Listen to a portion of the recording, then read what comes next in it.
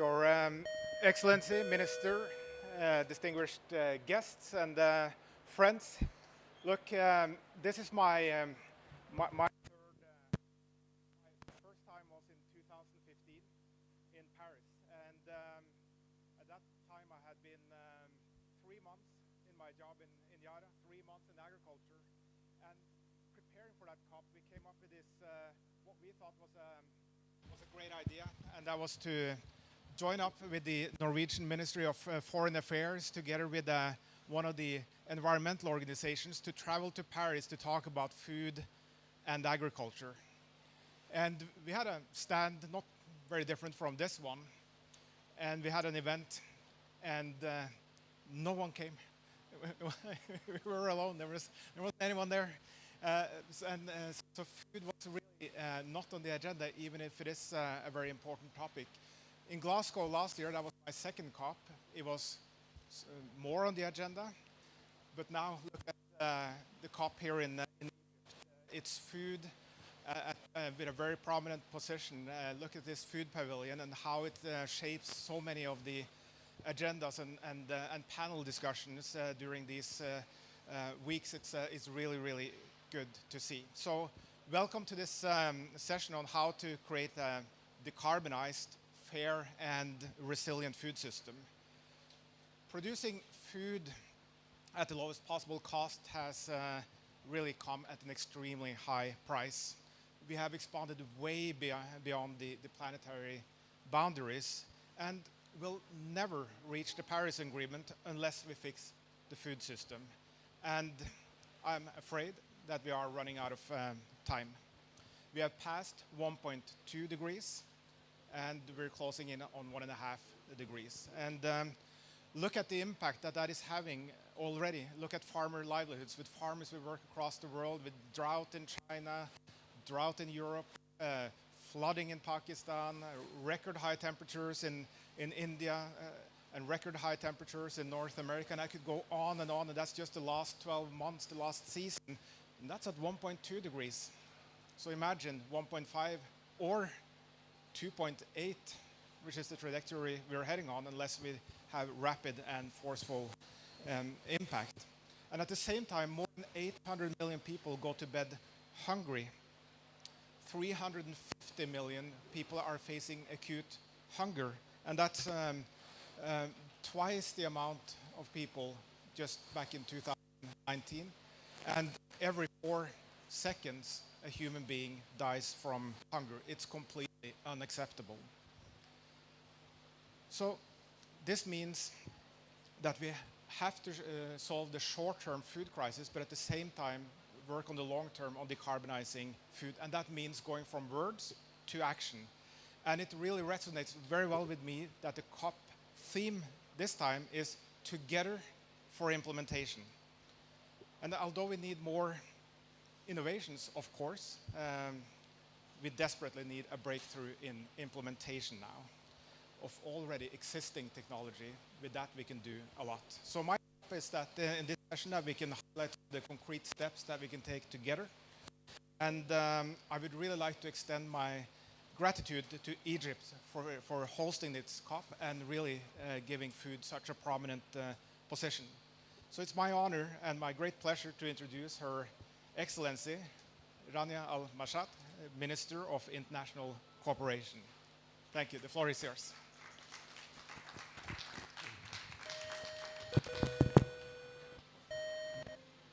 Well, good morning, and it's a pleasure to be here, opening Adaptation Day, very important. Thank you. A very important part of COP27. We're in Africa, and that's why particularly food security and water security come hand in hand when we're just in front of the water pavilion. So it says a lot. And in this event today, we aim to ensure that there is this engagement when it comes to climate adaptation and resilient activities. Very, very important, particularly for the messaging of COP. Also, climate change continues to be one of the most threatening global challenges for all of us, and that's why it requires the work of governments when it comes to policies, the work of private sector when it comes to finding opportunities to be able to overcome many of these challenges, but with innovation. And also partnerships. Partnerships are extremely important. And here you are responsible for one of the key aspects that affect all communities and all citizens of all incomes. And therefore, if we are able to have innovative solutions, we will be able not only to have better climate, but also to have better livelihoods. And I think this is one key message of COP as well. In our case, and let me speak about Egypt a little bit, adaptation and food security play a very important role in government vision and policies. And everybody's been talking about country platforms. How can we actually find projects that avail financing that are able to push forward when it comes to climate and development? And when we talk about climate, we should not think that it is an isolation of governments and citizens and private sector development plans. And this is a message that we're also very keen here at COP to be pushing. And that's why in Egypt's country platform, we called it the nexus of water, food, and energy. And that's because the three are very much interconnected. If we have clean energy, we might be able to desal water, and that desalinated water would be used for agriculture. So this nexus of water, food, and energy to us is extremely important, and we're also trying to push that message in other countries. And since we're in a COP of implementation, going from pledges to implementation, nexus of water, food, and energy, NWFE is pronounced NWFI. NWFI means fulfilling pledges. So when we talk about food systems, when we talk about water systems, when we talk about fertilizers and trying to also produce them as clean as possible, we're saying let's NWFI together. Let's try and fulfill our pledges together. The other important aspect related to this is sustainable food. And I think that how we are able to recycle some of the food systems is also something that we focus on within this COP. I don't want to take too much time, but I just want to say I'm very happy to be with you this morning as we are starting Adaptation Day. There is going to be, and yesterday there were several pledges for adaptation, and an adaptation center is going to be set up in Cairo with partnership with the United States, and this should help actually disseminate solutions to Africa as well, train policymakers, train citizens, and create this synergy with the private sector. So I look forward to our discussion, and thank you for inviting me this morning.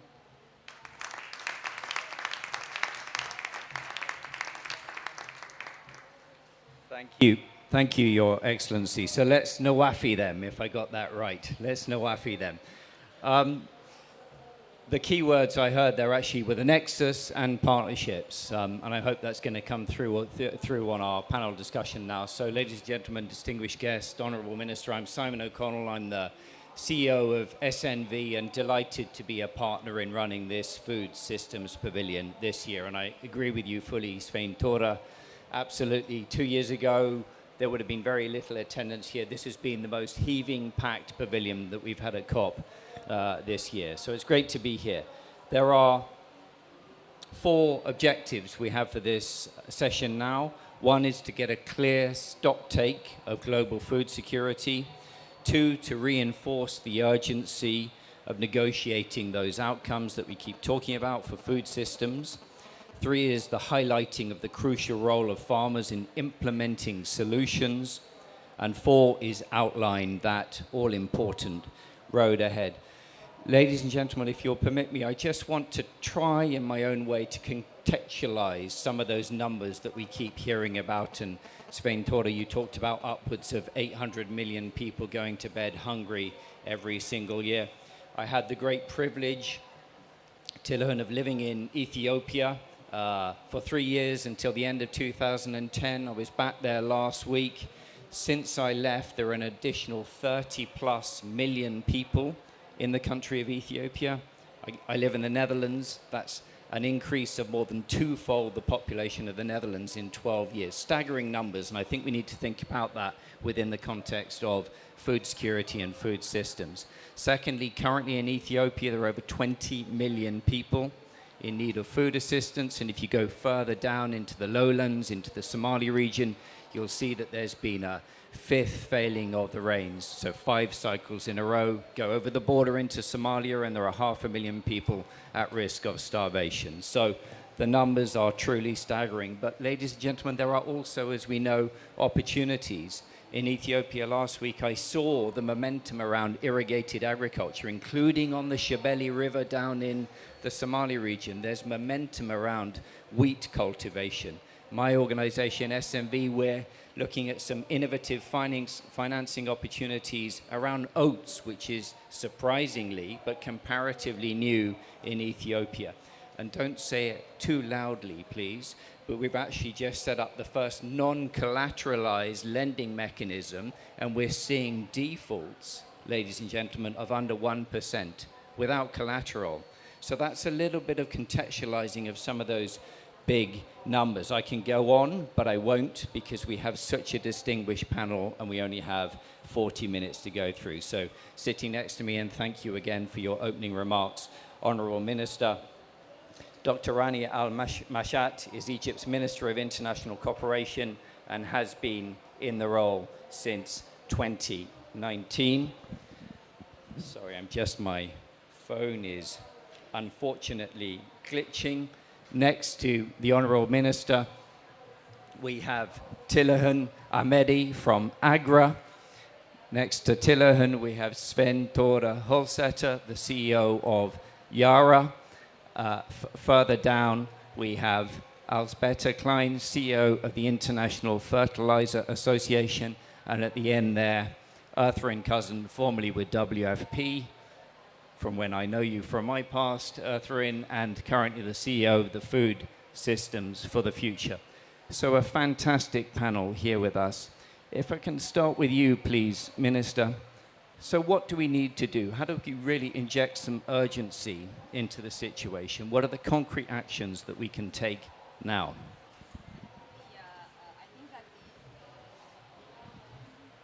I think that the urgency is pushing itself on us. I mean, there are certain aspects which nobody can deny or even ignore, but trying to work together to find solutions is important. And just looking at the panelists here, the complementarity between what each institution with its people is doing, I think that is one key aspect to the solution. If I think about World Food Program, for instance, trying to look at very localized projects which have solutions for farmers, which help with respect to improved crops, resilient crops, trying to make sure that there is efficient use of water systems, not just in big land, but also in the smaller lands. And we're trying to encourage consolidation as well. So there is an aspect of the solution which is at the government level, putting the regulations, the policies and the incentives, and try and make that trickle down all the way within the very local community. So I think that each and every part of the ecosystem has an important role to play, and trying to explain more and highlight more successful examples in different countries is the only way that we can save time. Because if something is working well in one community, we have international partnerships that can help us replicate it in other places. So I think this is also very important. What we're trying to do here in COP is make adaptation a focus, and food systems, food security, and the link with water is paramount to that.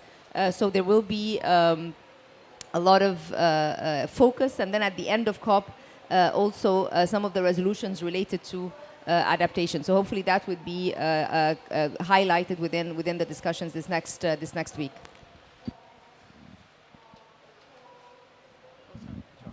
Thank you, Minister. Tilahan, turning to you then.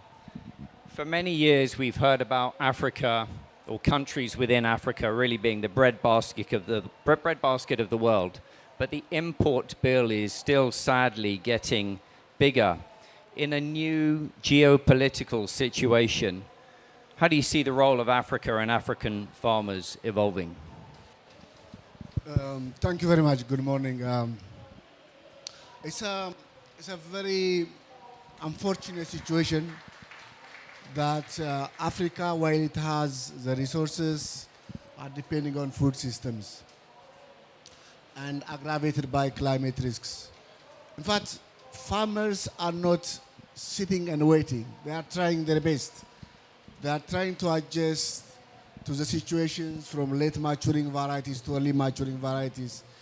They are trying to diversify their systems, responding to climate, changing their herd types, from cattle to goats to camels. They are trying to bring in, landscape restoration, planting trees. But the issue is the farmers, the communities in Africa are not yet getting there for three reasons. One, the type of technology and practice we are pushing from the research, the government, is usually top-down. It's not appreciating diversity and variability, so it's not context-specific. For two, farmers didn't have the incentives to adopt some of these practices. These are resource-intensive practices. These are long practices. They may not see the benefit in the first year. So unless farmers have the market opportunities, the market incentives, even cost sharing, risk sharing mechanisms, but also making sure that, farmers are operating at a scale. So you cannot solve a climate problem by working on a plot. It's a landscape, it's a basin issue, it's a community issue. So that organizational setting is lacking. But also, appreciating Africa's diversity. Africa is not one. We have at least 13 distinct farming systems in the continent. Each farming system will require its own solutions, will need targeted options. So I think we need to operate at that level. Thank you.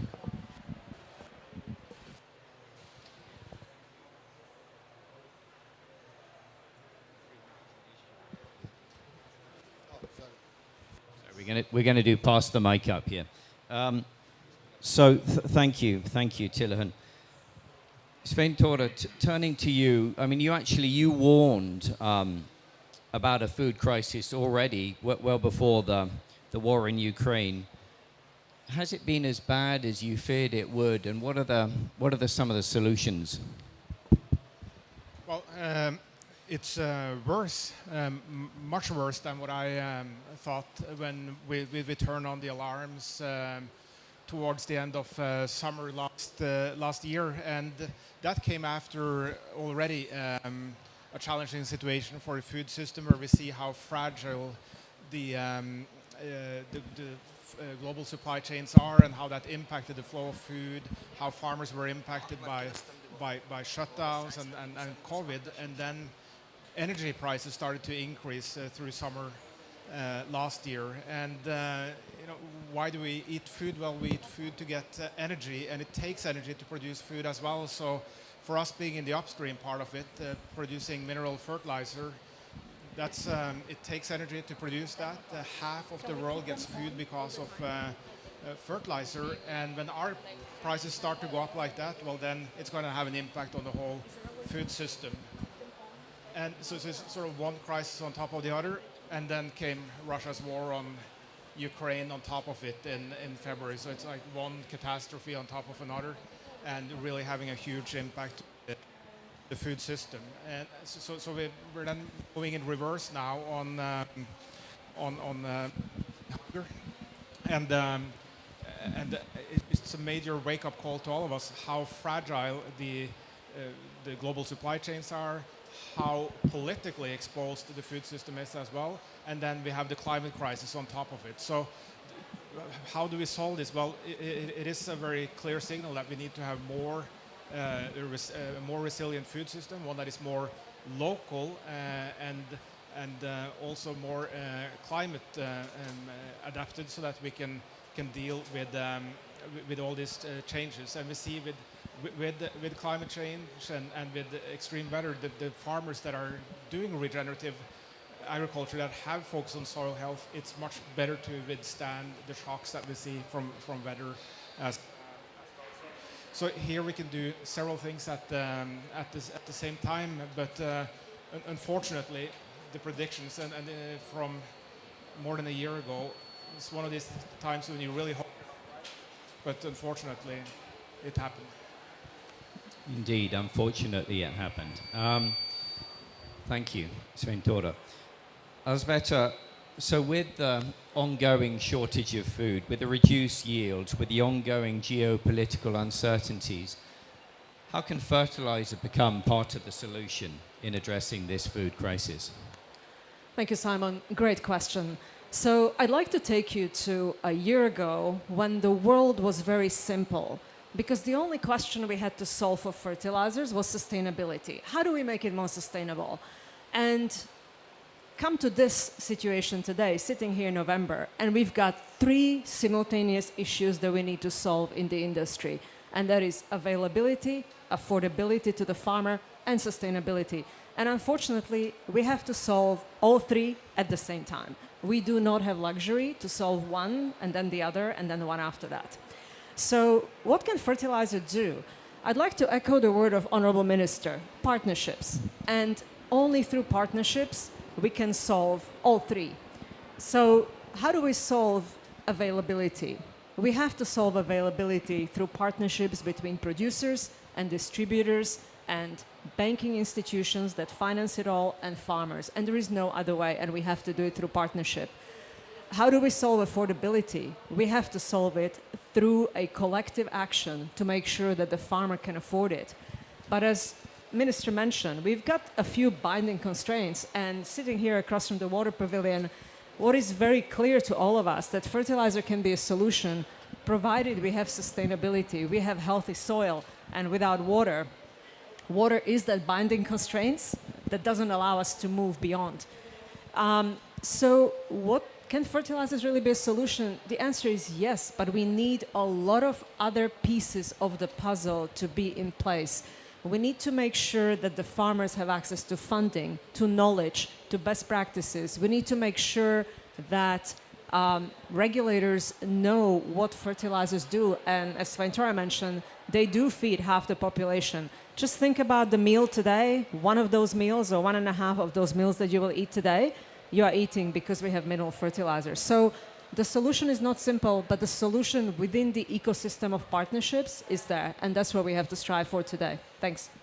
Thank you. So availability, affordability, sustainability, and partnerships. Thank you. Ertharin, turning to you down the end. From your perspective, what are the barriers that we've got to remove here? What barriers need to be removed to help mitigate emissions, improve resilience for agriculture? What are the barriers? What's a question? As we sit here on Adaptation, Agriculture, and Food Day, in a COP where we fought for this day in COP26, because at the end of COP26, you had a 5,000-word declaration where food and agriculture were not included. And so one of the barriers is ensuring that we have the public will to support the work that is necessary for us to achieve a food system that can support our agricultural, our environmental needs, our health needs, and provide the financial return to farmers that is required. And that means that we need to scale up the things that are working. The reality is that there's a lot, and everybody here has talked about different programs, different partnerships, but they're all too small. They don't involve enough people. We have 500 million small family farmers around the globe. Our inability to ensure that the programs and projects are scaled into not programs and projects, but businesses and systems that work without intervention at scale is the challenge in front of us. I'll just end by saying, when the COVID epidemic happened, we created a vaccine. And many people said, I don't want a vaccine that they created in 8 months. The reality is that vaccine had been developed over decades. And what COVID gave to the science community was the public will and the financial capital to scale up their work and to produce the products that were necessary. So this work that we are doing here now is critical to ensuring when that catalytic action occurs, where the world begins to recognize that 1.5 means that the food system, which is the most vulnerable system to the climate crisis, that we must act, and they look to those of you in this room who are leaders to say, what do we do? Those partnerships, those plans, those programs, pull them out, scale them up, make them work, because the time is just a matter of time. And it's just a matter of, and so the question becomes, will we be ready? Thank you, Eartha. And if I may, I'm just going to play with those words you just said, because as a reminder, ladies and gentlemen, we're not in a food pavilion here, yeah? We're in a food systems pavilion. And what I heard from you, Eartha, in there was the projectitis, or the projectization of development is holding us back. We need to defragment, yeah? We need to get those projects to talk better to one another. We need to focus on the wider system. So thank you, Eartha, so much for that. I'd love to just go along the panel now, if I may, to ask, so what is success going to look like for you all from COP27? Starting with you, Your Excellency. I think being Minister of International Cooperation, the financing for adaptation is one important point. This 50-50% split when it comes to mitigation and adaptation, some of it is not fully fulfilled across different institutions. So I think the push for more financing for adaptation, so that the system itself, as was mentioned, the 1.5% cannot be met if we're not able to tackle one of the key sectors that is vulnerable, but also it can actually add to improvements in the climate change. So I think that is one, the financing that goes to adaptation, the experience sharing and knowledge sharing, and that's where centers like the Adaptation Center that will be in Cairo is an important one. And then number three, for the case of Egypt particularly, if our country platform for NUEFI, and I'm seeing it being mentioned everywhere, and we got financing for our adaptation projects, this could be a very live example to be replicated in other countries. So it has mitigation as a platform, but it also has adaptation. And that is the message that we are pushing.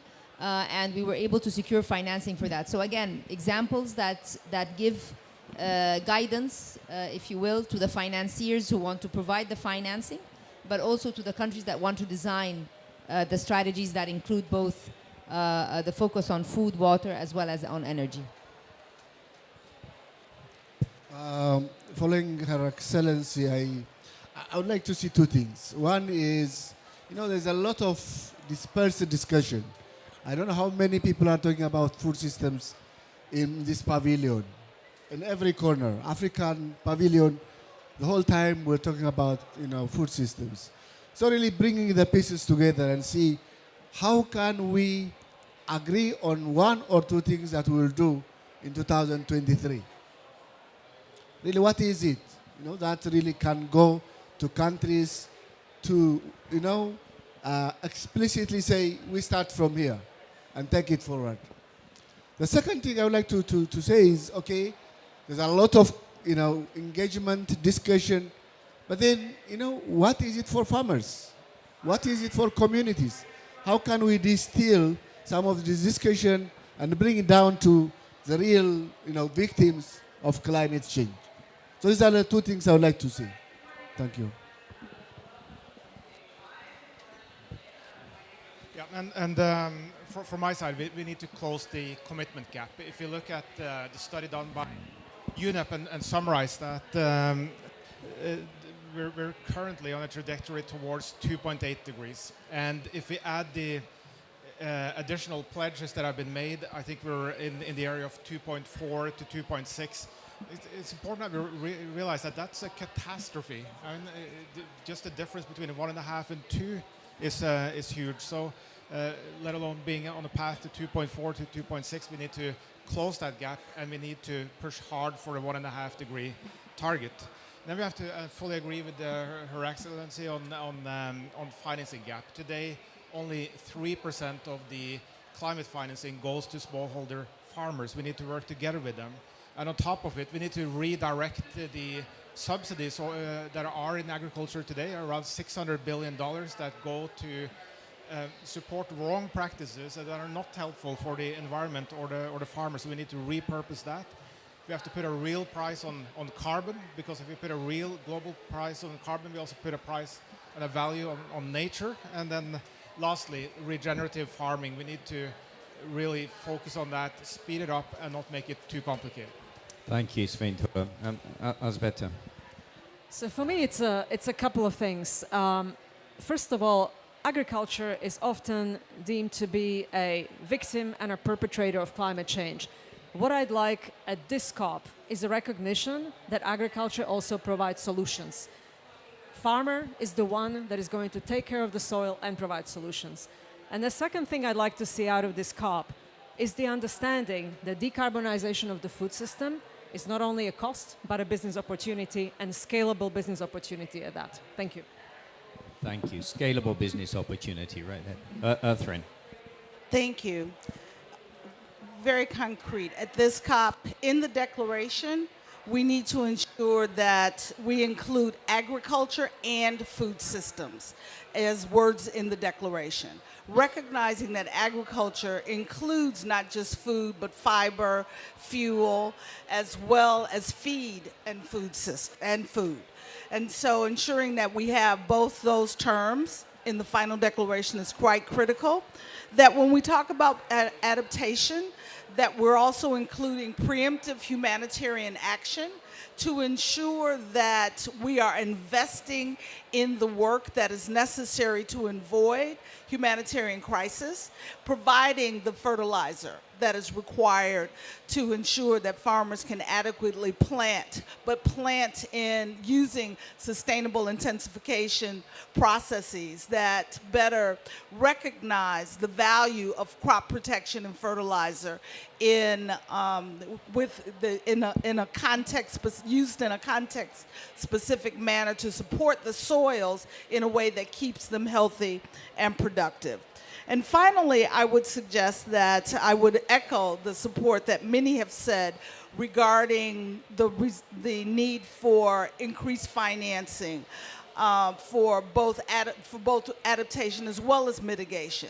It is difficult to hear that the negotiators are still arguing over whether we should include adaptation and mitigation in the document. But we must recognize that in places like the United States, where the Mississippi River is so low that barges can't go down the Mississippi, that mitigation is as important in those places as adaptation to other parts of the world. And so let's not get into a fight about what's more important. Let's embrace the reality of the world that we live in and ensure that we are including them both. And the last, I said that was the last thing, but I'm sorry, one more. We talk about understanding a way forward. We had a UN Food Systems Summit where countries put forward their pathways that included farmer action, that included the knowledge of indigenous people. What we need to ensure is that we begin the dialogue for including those pathways in the NDCs of countries. So it becomes part of what is reported on at the COP, as the pathways become what is part of what is reported on at the COP for the progress that countries make. The reality is we probably won't get that in this COP, but we need to begin the conversation towards ensuring that that language is embedded in the declaration for COP 28. Thank you.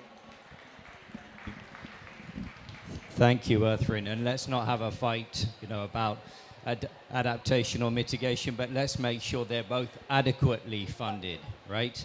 And then secondly, on that preemptive humanitarian action, what do we need to do that? We need data. We have a lot of data, right? But we also need information getting into the hands or the heads of the right people, and the right people in that context are those smallholder farmers. So we have the tools to do that, but they need that information themselves. Thank you so much. Ladies and gentlemen, we've got probably time for one, possibly two very, very brief questions. There's a lady at the back there, but please, just a question with a question mark at the end and not a big statement, if you don't mind. And welcome. Thanks a lot. I'll try not to make a statement. My name is Parvin Gala. I work with Oxfam as the regional director for Eastern and Southern Africa. Thank you so much for the presentations. I think this is very appropriate. And as you mentioned, Mr. Amede, that food systems is being discussed in very many pavilions. It is important. It's our biggest manifestation on the African continent in terms of food insecurity. So just two questions if you don't mind.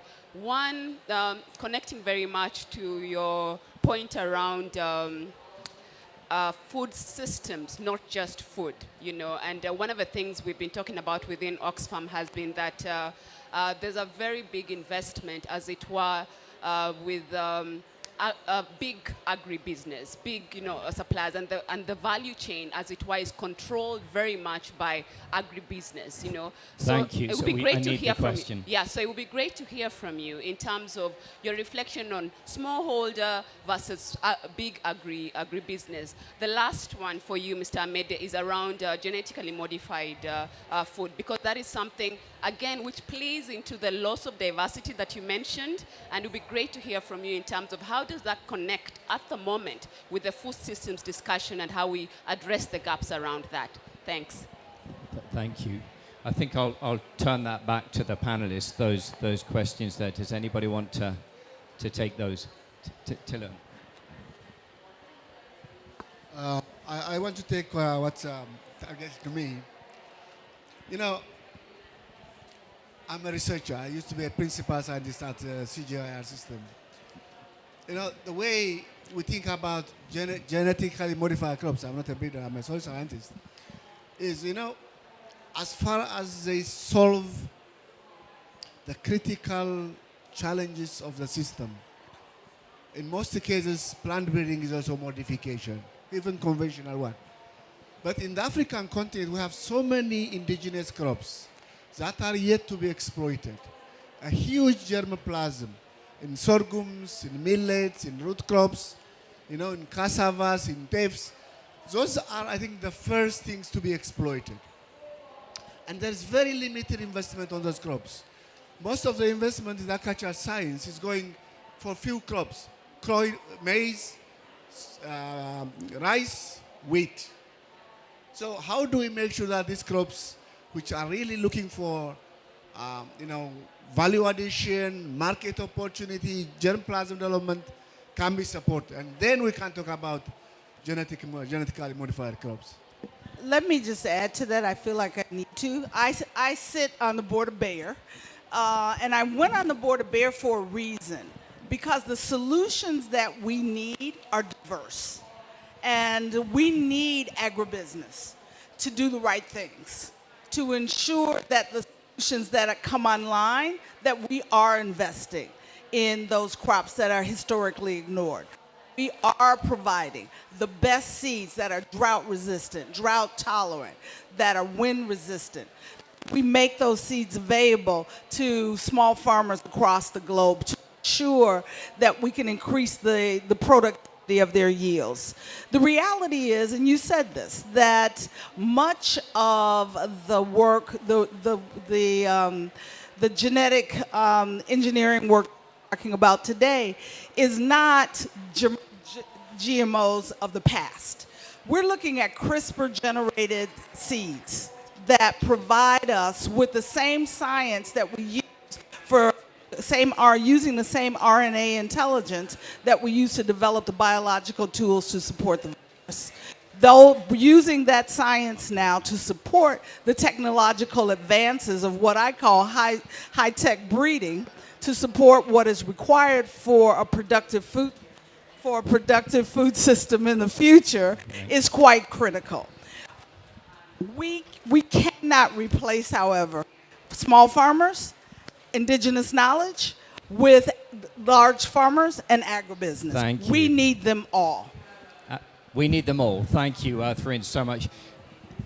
We're extremely tight on time, and Honourable Minister, I know you need to run, so I'm delighted now to welcome Marcel Bokenboom, who's Dutch permanent representative to the UN FAO in Rome, to give some concluding remarks. Marcel, welcome and thank you. Thank you, Simon. And one conclusion from this panel is that you need to be good in microphone juggling. Let me try this one. And just to make sure that I give you a little bit of a coherent conclusion to this panel. And let me just start right at the beginning, where it was said that this indeed was a fight of several years. I need to keep on juggling, don't I? So, is this good? This is good, good. That this is a fight of several years to actually get inside of the COP with food and agriculture and everything that we have been talking about today. That illustrates to me that it's possible, that if we put our minds to it and if we start putting pressure and if we start uniting as sector and as foodies, as I sometimes say, we get there. So that is, I think, a hopeful signal from today, but also from this COP and the run-up to this COP, the Food Systems Summit that we had. So we are marching in the right direction. A second conclusion from this same panel is that we're definitely not there. And if I just look at the title, and I have listened to all of you, transforming the food systems to become climate resilient is not the full story.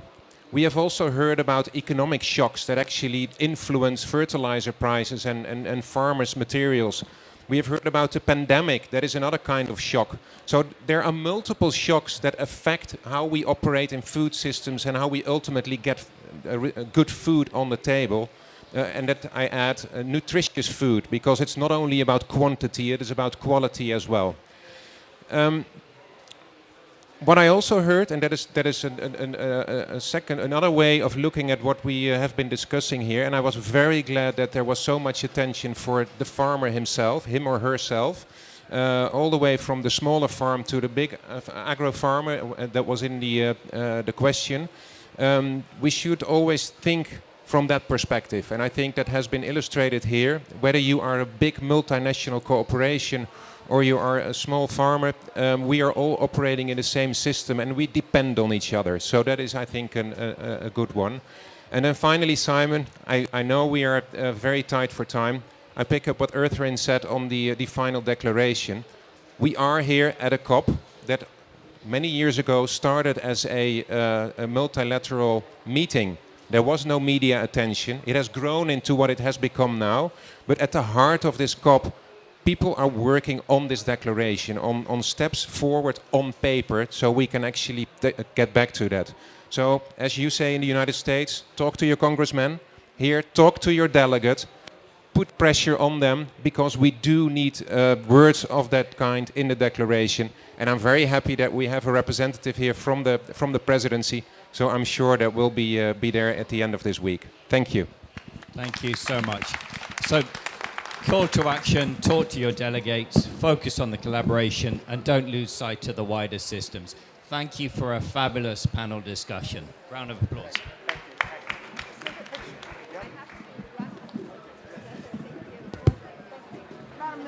So much.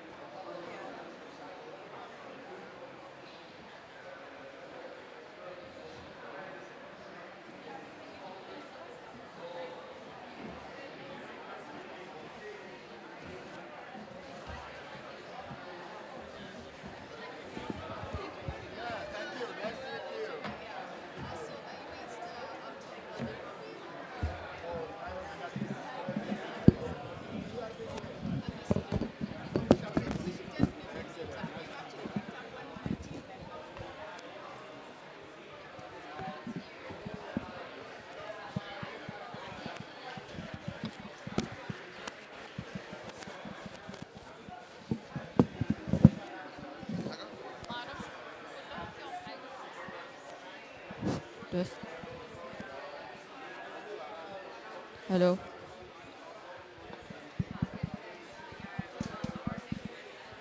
Check, check, check.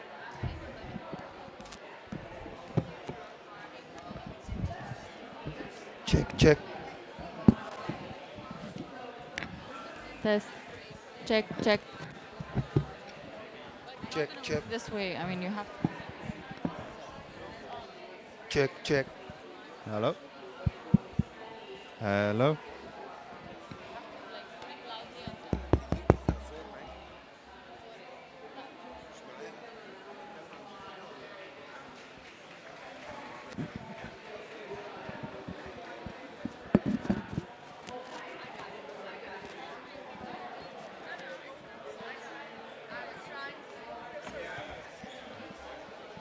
Check, check. Check, check.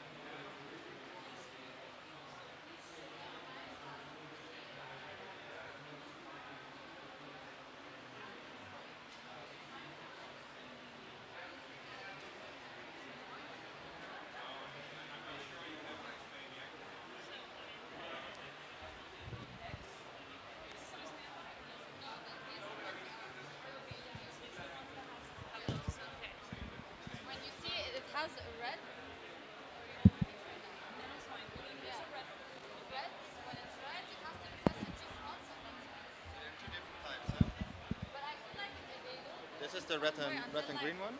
Yeah, these are the ones that go on standby. If you press, yeah, when this is in red, Then it's then you use which button? press mute. Which The button? power Just button. mute. Yeah, power Okay. one, and then it just, yeah, it's just, okay. And the other one is just like this is like down is off. You Yeah, just have to exactly. go beyond Yeah, it. it's super easy. It's just a matter, yeah. Of course. Test. Good. Works. Great. That's fine.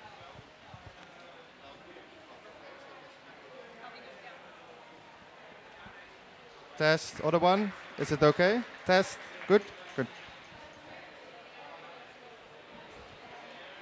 No, no, no, no. Apparently this one's off.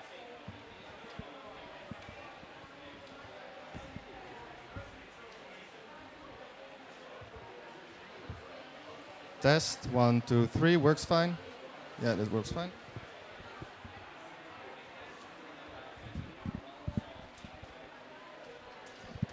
Last test. 1, 2, 3. Works. Okay, good. I'm basically one of the main organizers.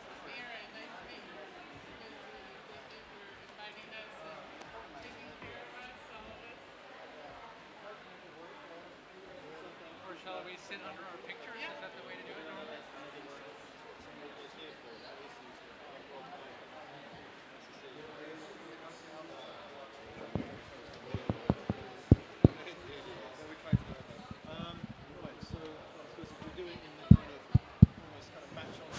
Huh. So you got one of those that have like a button, or there you go.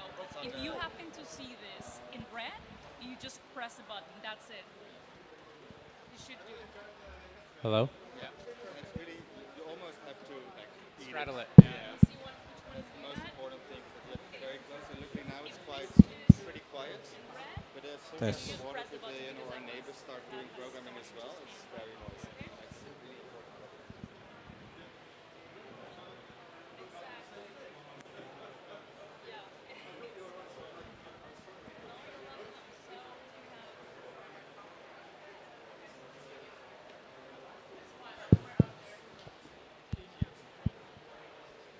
Oh, look, look, look, look, look. It works.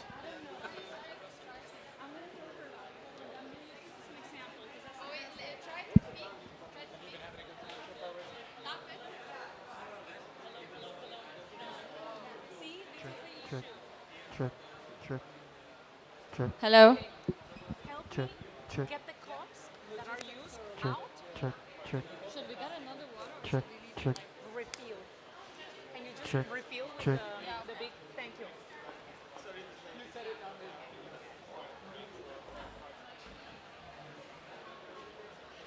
So I just wanted to explain you the real trick with the mic, so you don't have any issues there.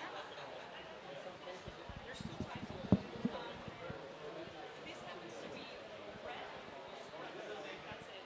Make sure you just turn it on.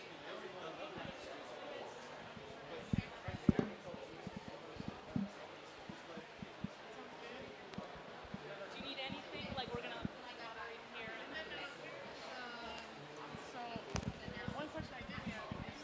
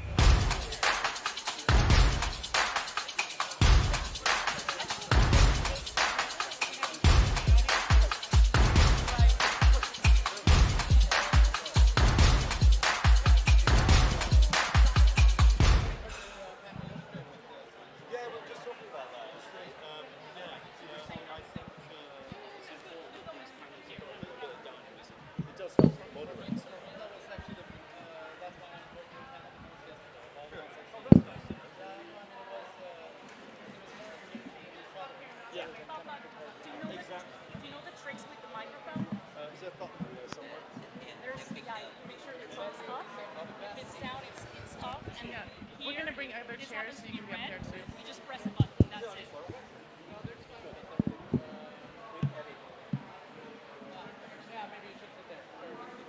So row 0, hello, good morning, welcome. There's already. He can be up on stage, I think. Yes.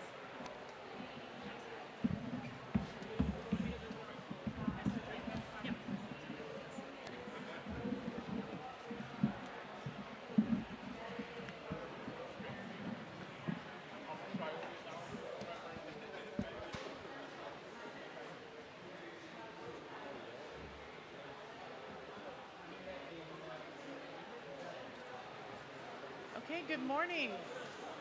Should I get started? Okay, good morning. Hi, I'm Happy Ag Day. This is the day where every farmer, every acre matters. And I hope that you will all engage as leaders in actions today. We're here to kick off the panel on agriculture and really this idea of decarbonizing the food production system. I'm Erin Fitzgerald. You can't hear me? Is that better? We got to get really close, FYI. Okay, so I'm Erin Fitzgerald. I'm with U.S. Farmers and Ranchers in Action. We lead a coalition of farmers and brands to co-create the sustainable food system of the future, and we're leading a decade of agriculture. So it is my privilege. We're going to open right away. We're limited time with a video from one of our guests who couldn't be here today. We can show that. Hello, my name is Magnus Kagevik. I'm the Group President and CEO of Lantmännen. Lantmännen is a cooperative owned by 19,000 farmers with businesses across the entire field to fork value chain. We have more than 10,000 employees in over 20 countries around the globe and an annual turnover close to 5 billion euros. Our industry is facing a dual challenge. We need to feed the growing population on the planet while at the same time reduce our climate impact and fulfill our climate targets. To succeed with our ambitions, we have developed a vision for farming of the future, which is an integrated part of our business, where we address activities to increase the yields and biodiversity at farm level, as well as reducing the carbon footprint from our food value chain at a pace that will meet the targets set in the Paris Agreement. In 2015, we started to develop our cultivation program for more sustainable farming, climate and nature. In 2020, we introduced a requirement to use biofuels as the only energy source. But in order to reach our ambitious goals, we need to strong partners to work with both downstream and upstream in the value chain. Lantmännen and Yara has a strong and successful partnership, and we are now working together to create the world's first fossil-free food value chain. With Lantmännen's strong position in the food market, we have what is required to launch a new, unique product offering of fossil-free grain, flour and other food products. And here, fossil-free fertilizer is the key enabler. That's why we are very happy to work with Yara, who has the technology, the competence and the production capacity. As a result of our joint efforts, a part of the Swedish harvest will next year be fossil-free. That makes me, as Group President and CEO of Lantmännen, very proud of what we have achieved together with Yara, and I look forward to continue driving the transition in the food value chain going forward. What an exciting opening presentation. Today is Implementation Day and Better Together, and so it's quite fitting that we're having a conversation about collaboration and partnerships. It's my privilege to introduce Sven Tore Holstetter, President and Chief Executive Officer of Yara, to give comments to this partnership.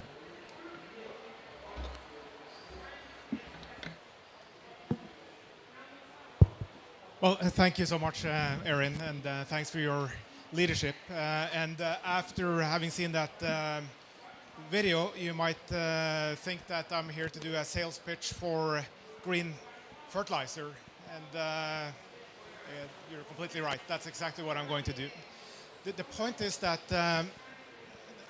really low carbon, fossil-free fertilizer, that's not a distant future fantasy. It is really a reality, and it's a great example of global solutions that require local implementation.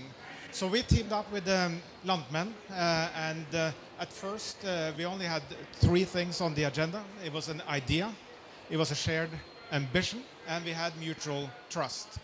So now, a little year later, we will be on the market with decarbonized products in the Swedish supermarkets. And here's the sales pitch. This is possible to replicate and scale all over the world. In Yara, we're scaling up now with clean ammonia capacity based on investments in hydropower, solar, or wind in Norway, Netherlands, and Australia. But there are roadblocks. The food system is very fragmented, and the barriers mean that there's a cost-plus thinking throughout. And here's where Landmen is quite different, because it's, as you heard, a farmer-owned cooperative, but with consumer-facing brands. So all the way from the farm and the field of the farmers to the supermarket, and with a brands that they can demonstrate what they're able to do and where they can reduce the carbon footprint. This is what we need to do at more scale and across the food system as well, so that these are not small-scale examples. So for me, it's very clear that this starts with the farmer and the soil. Farmers are really the stewards of the soil, and they must be rewarded as such with green new revenue streams. So we need a shift towards regenerative agriculture, but it has to be locally adapted. And in the last few months, I've been able to talk with farmers, whether it's in Rwanda, in Brazil, US, and Spain. And the clear message back from them is that they're business people. They will respond to incentives. So we need to put this in place, and they will respond to that. But we need to do this with the farmer, incentivizing the farmers, not put additional burdens on the farmers. And we are running out of time right now. We are very close to the tipping point for climate. So I'm really looking forward to, in this session, that we're digging deeper into the solutions and also the implementation. Thank you.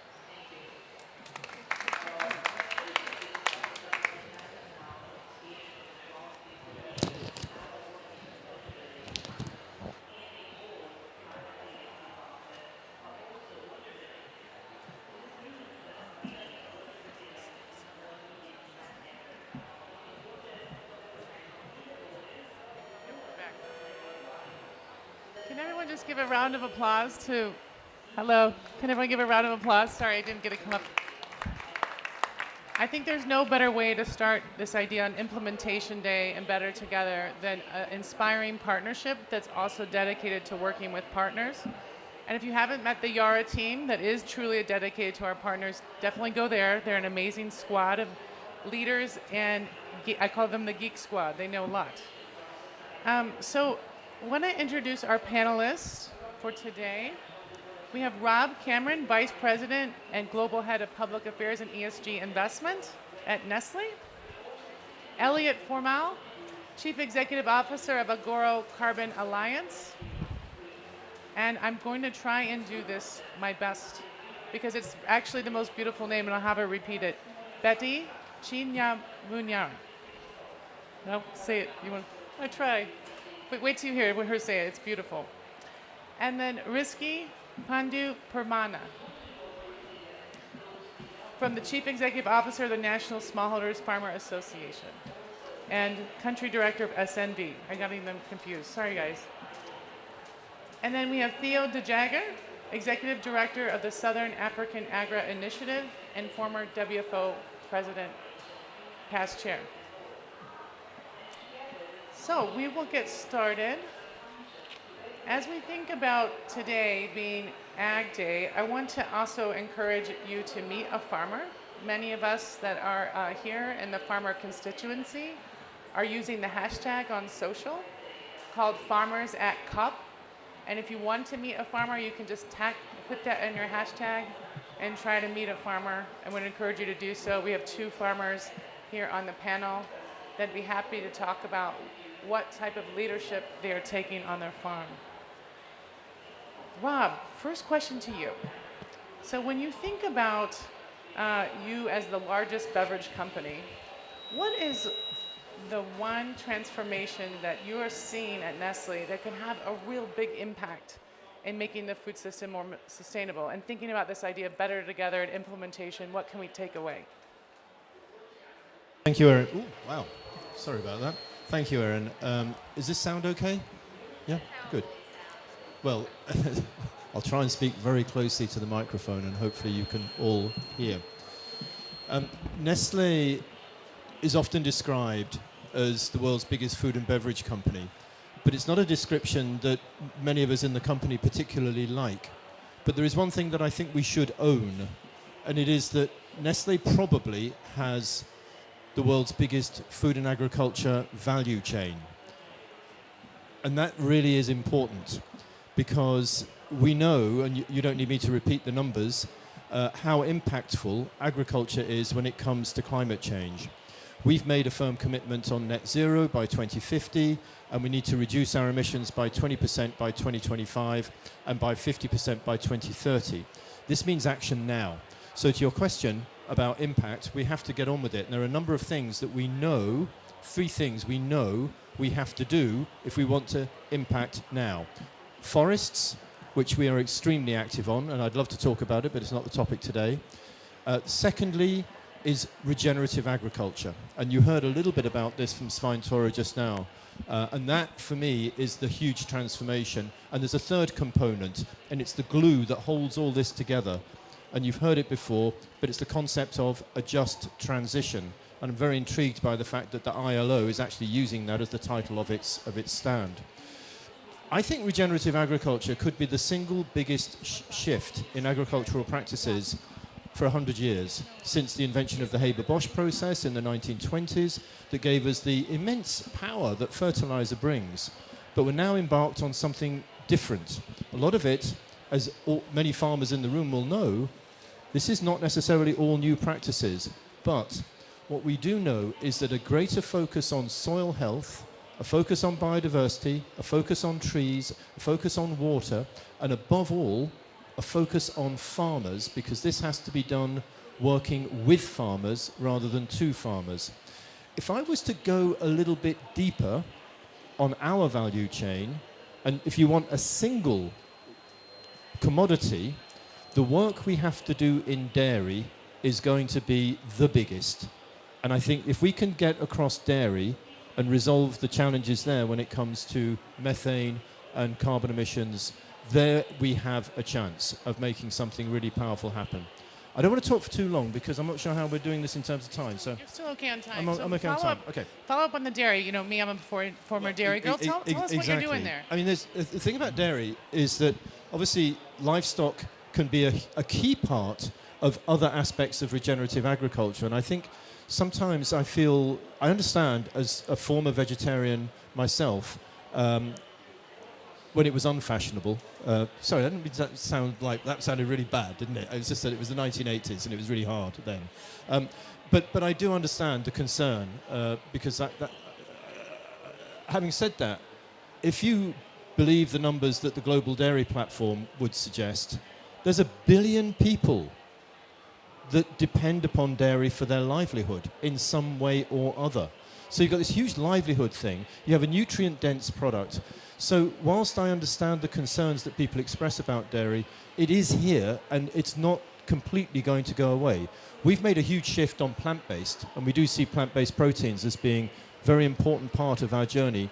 But we're also deeply committed to dairy, and many dairy farmers that we source from are smallholders. So we need to work with them very, very carefully around how we manage pasture grazing, how we move cows around, how we think about fertilizers and reducing the use of fertilizers, how we protect watercourses, how we introduce trees, agroforestry, silvopasture. This is all making a substantial difference. How we think about feed additives.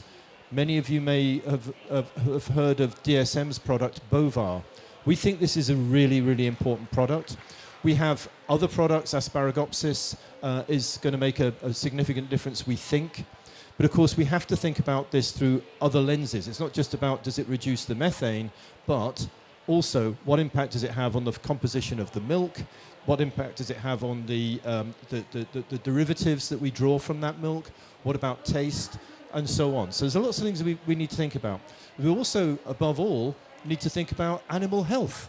And so one of the reasons why we've, in our research centre in Switzerland, we've created the Institute of Agricultural Sciences, because we know there's a lot of great work going on in field, in universities, but we need the practical application. So we've created an Institute of Agricultural Sciences that's focusing on regenerative practices in general, on dairy, and on animal health in dairy as well. Because, again, another example is if you can reduce your veterinary bills by better animal husbandry, you can increase the productivity of the cow over the long term. Again, you're reducing the carbon emissions per litre of milk. So these are all interventions that can be made that can improve farmer incomes, both in terms of yield and indeed in terms of potentially insetting of carbon emissions within the farm. For us, it's going to be all about insetting, not offsetting. So you can improve yields, you can improve incomes, and we can do that with farmers. We also understand, our chief executive calls it the Valley of Tears. Once you start embarking on regenerative practices, many of you will know that there is the possibility that yields will decline in the short term, and so we need to help farmers go through that. So access to insurance, access to capital, and frankly, above all, access to technical assistance and to pilot farms. So we have in the USA, for example, Trinkler Dairy Farm, which you may know, Erin. In South Africa, Skimmelkrans, particularly Skimmelkrans in South Africa. We actually think more or less, we're not going to say scientifically it's proven, but more or less, Skimmelkrans is a net zero dairy farm. Think about that. If you can do it in South Africa, where else could you do it around the world? Where else could we have net zero dairy farms? Go back to my earlier point. The biggest transition in agriculture for 100 years, and we need to get started. So we're on it. I could show you the 36-page booklet that we've published. We're getting on with our own model, and we need to do that because we've got to move fast. But I'm also aware, and I mentioned farmers, that others are moving slow, and that's good. It's good that others are taking the time to consult with indigenous peoples, local communities, to consult with farmers. And what I'm hopeful for is that over time, what will happen is those of us that have moved fast will have gone on with making some things happen, whilst at the same time, something slow is happening. And around 2025, my expectation is there's going to be a huge convergence, and it will be based on strong foundations and the learnings of the fast movers. So that's where maybe I'll leave it there for now. Thanks, Rob.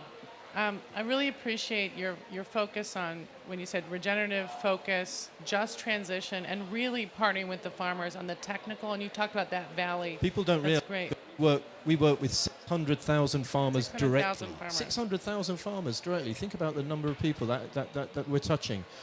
Something like 1,200 agronomists working That's closely. great. Indeed, actually, often we're working directly with Yara. Yara has did you know Yara has 1,000 agronomists out in its value chain? We've got something like 1,200, something like that, plus a lot of contractors. There's an army of experts out there that are working, getting into farms and working closely with farmers. Thank you. And thank you for being a leader in action for the Decade of Ag. Really appreciate that.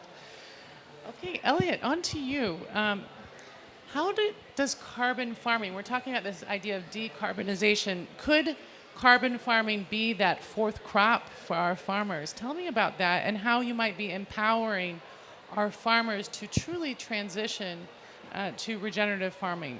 What is your motto? Good morning, Erin. Good morning, everybody here. Thank you for the opportunity. Rob, really appreciated your speech as well. I think you provided a very good segue into the benefits of regenerative agriculture and a few points that I'll try to touch on during my presentation as well. So, carbon farming can support to reverse the effects of climate change by empowering farmers to transition to regenerative agriculture practices that will build better soils and sequester carbon in the soil. Our program at Agora Carbon is focused on the dual agronomic and financial benefits of regenerative agriculture.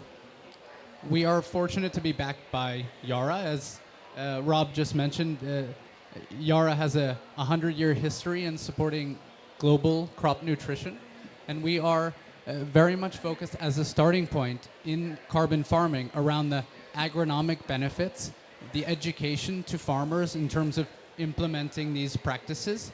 And then on one hand, you have the agronomic benefits from regenerative farming, which come from better soil health, more climate-resistant crops. And on the other hand, of course, a new financial revenue stream for farmers in the terms of the carbon credits that can be generated from the carbon in their soil. Very happy to be rewarding farmers who are engaging in practices that will improve their own soil health, improve their farms for the future, and get us on a better track into the global climate goals. In terms of the model, we are committed to partnering with farmers and ranchers. We are a global company based in the US. Aaron, we are working all over the US with different farmers and ranchers, talking about the benefits of soil health and encouraging them to progress into regenerative practices. These include reduced tilling, biodiversity, seeding, cover crops, managing nitrogen, rotational grazing. We are also looking to explore new areas, like Rob mentioned as well, in terms of methane production. We look at Yara's Bolifor. We look at Bovaer from DSM as well, to reduce the methane emissions coming from cattle. And you know, at the end of the day, there is an additional financial incentive to farmers working in the carbon space. But as a starting point, it really comes down to the agronomic benefits in these practices. I had a nice conversation with Risky earlier at the coffee bar. What we try to promote, first of all, is not necessarily the financial incentives. It's really the benefits to the soil health for the farmers and ranchers. We work a lot with degraded pasture lands in both the US and Brazil, restoring these to better conditions, where instead of, for example, one cattle, a farmer might be able to have 7 on their ranch. And we look at both large and smallholder farms. And finally, I'll just end with one topic that comes up a lot in terms of regenerative farming is the implementation costs. It's true that financing for these programs can be quite challenging. We are very fortunate to have the opportunity to offer financial incentives to farmers and ranchers to support them in this transition as they implement into regenerative practices. To date, we've already paid out more than $12 million to American farmers and ranchers to support them in their implementation of these practices. And then, of course, the farmer will also benefit from the majority of the proceeds that are received from the generation and sale of these carbon credits. So really, our success in Agoro is the success of the farmer and the rancher. Thank you. Real quick follow-up to that. For many of our farmers in the room, the carbon credit thing seems like kind of new, right? And it's what promise do you think we're going to be having, coming back to your question, Rob, by 2035 on this notion of carbon credits? Where do you see the future? No, I'm sorry, back to you, Elliot. But Rob mentioned 2025, we're going to see some things. So I think what we are already seeing is an extreme demand from companies like Nestle. They are, of course, looking to reduce their own carbon emissions along their value chain. So as Rob mentioned, they are looking into programs like insetting, which we also look to explore in Agoro and in Yara. And then, of course, the pledges that we see in terms of SBTI from all of the different corporate companies out there indicate an extremely strong demand for carbon credits. So we are very fortunate to be supporting farmers to engage in the carbon markets, to be doing this in a way that is supporting positive climate change and also better agricultural practices in general, to build more resilient crops, to build resilience against external factors. And we see this market really increasing in the next 20, 30, 40 years, both within the food chain and also as companies look to offset their emissions. Okay. Okay. Well, I appreciate that, giving us a little bit of a glimpse into the future, particularly on this new product for our farmers. And also thank you for being a decade of ag leader. Appreciate that. Betty, let's go to you. You know, from a farmer's perspective, you just, heard a little bit about Nestle setting big goals, but also, thinking about how to work with their supply chain. Then this new market of carbon credits. How best can we really bring our farmers on board to implement solutions? We go around in this conference, we hear, I want to help farmers, I want to help farmers. What systems do you need, from your perspective, to really make an impact for your farmers? Thank you very much. And I must say that I was quite pleased listening to the presentation from Nestle, because some of the points that I was going to make, I think he's already touched on. And I think I'll just build on that to say, if others are doing it, there's more that other businesses can learn from and bring such things to scale. So my starting point is that farmers are a big part of the solution. We cannot leave farmers behind. But that doesn't mean that they're just going to come in at the end of the line or the receiving end. Farmers have to be involved throughout the processes. And also when you're looking at the partnership, when you're looking at supply chains, farmers must be considered as an integral, as a key part, sustainable business partner to businesses. And therefore, just as much as businesses want to do good, farmers also want to do good. In fact, the environment is the source of livelihood for the farmers. Therefore, it is in their best interest to ensure that they're taking care of the environment and that they're part of the solution. However, there are things, especially when you're talking of technologies, that are actually at the moment not really helping farmers to adapt as quickly as we'd want them to do so. And I think the first point I'd want to make is on farmer involvement in research and development and innovation, and how farmers are taken most of the times as beneficiaries or users of the technology and not an integral part, in the sense that they are developed.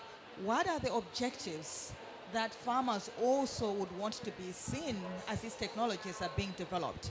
There are triple, I would say, to begin with, triple objectives that have to be achieved. Doing good for the environment, for the business, and for the livelihood as well. So they have to be economically viable, they have to be environmentally viable, and also they must build resilience, because it is only resilient farmers that are able to adapt. Farmers that are on the verge of survival do not have time for experimenting, do not have time to move from what they know, their comfort zone, because the risk, the danger of losing livelihoods is just too high for them. So I like the point that he made as well on insurance. Insurance is a critical element that needs to be integrated in any climate smart innovations that we're looking at, because there's that risk that it may or may not work. There are a lot of these technologies. Sorry, am I looking one side? There are a lot of these technologies that have been developed for a homogeneous group of farmers. And that's not the case. Farmers are not homogeneous. They are different in various ways. They're different in terms of the regional context, in terms of the value chains, in terms of the processes and all that. Therefore, it is very important that technologies are tweaked so that they work within the various contexts. In addition to that, there are a whole range of communication and how we interact with the farmers is very important. There's a lot of terminology that is used. When you talk of regenerative agriculture, for example, it's easy. You can say that in English, you understand what it means. But when I now have to bring it down in my local language to a lot of farmers in Africa who don't really speak English, it is a very complex idea to explain to the farmers. So how do we bring down these terminologies in a way that it makes sense and also in a way that is harmonized, because there are a lot of initiatives. When you look at now, it's businesses are coming up with initiatives, NGOs are coming up in initiatives, all these initiatives targeted at the farmer. And if I'm one farmer, I'm hearing various messages coming from different angles, and everybody is trying to convince the farmer that this is the best, this is the most important thing that has ever happened. Can we look at harmonizing some of these messages? Can we look at harmonizing some of these technologies so that the message that we're bringing to the farmer is, one, complementary and not contradictory? Because the moment you bring in contradictions, again, I talked about resilience, farmers will be like, we cannot experiment. These guys are contradicting amongst themselves. It's not an area that would go into. So I think in summary, I'd want to say that farmers are a big part of the solution. They need to be involved, but not only involved as beneficiaries. They need to be involved as sustainable partners that will help with the identification of the solutions, will help with the communication, implementation, and throughout the process. And when businesses or governments and NGOs come, we need to work together. I cannot emphasize enough the whole area of collaborating, learning from each other, sharing best practices. And when you're talking of sharing examples, we also need to be bold enough to share examples of things that have failed, because that's just the reality. Some things have been tried and we found that they have not worked. We need to be open enough to say, this doesn't work in this context. We've tried it and it's not successful. We need to share that as well, because it is from those learnings that farmers are able to gain confidence that this is something that we're working together. This is something that is in the best interest of everybody. I think the whole issue of mutual benefit, the whole issue of inclusiveness, we must consider that everybody must be a winner. There should not be winners and losers. Mm-hmm. We all must win together, because if we do not win together, we are all going to lose and lose together. Thank you.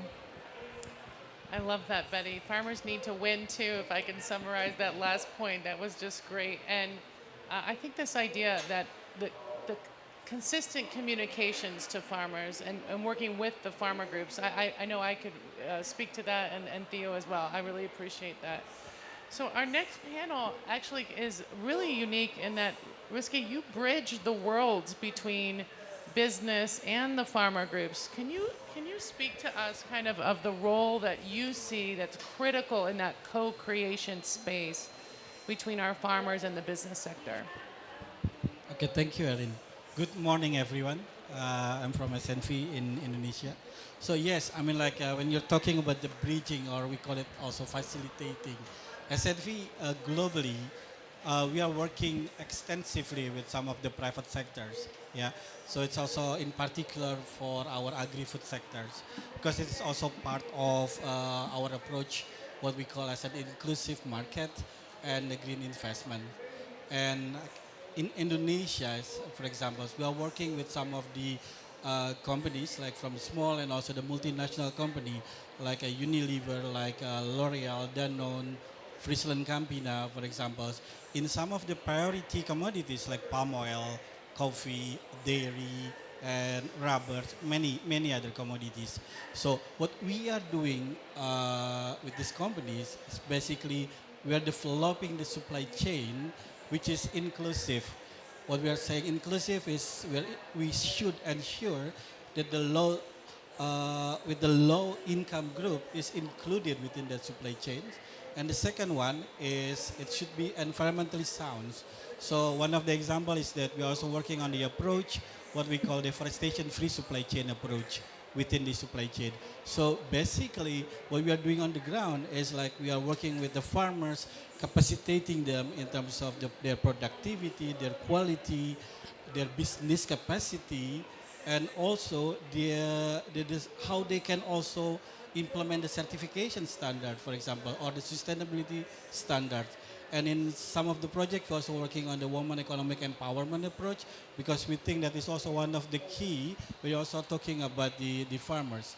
And I agree with Rob. I mean, like the interest for this regenerative agriculture for these companies is also increasing. We are currently also working on some of the projects implementing this regenerative agricultures in some of the commodities. And even we combine it also with the agroforestry approach. It's still in early stage, but I mean, like we see the promising result. I mean, for example, like the soil biodiversity, for example, and which we think that's a very important for the farmers because I think we know that for farmers, seeing is believing. So it's the key for us that to show them that this approach can work. So that's why I mean, like, yeah, working with them in this kind of approach is also very important. But I think it's also important for us to create kind of like incentive. What's the incentive for the farmers to implement such approach? I mean, like I agree with Elliot. I mean, like this carbon approach, for example, can also be one of the options. Yeah, not only to implement, but also for additional income for them. So I think that's important. So just to wrap up, I mean, like for SNV, I mean, like I just want to say one. The role of private sector is very important.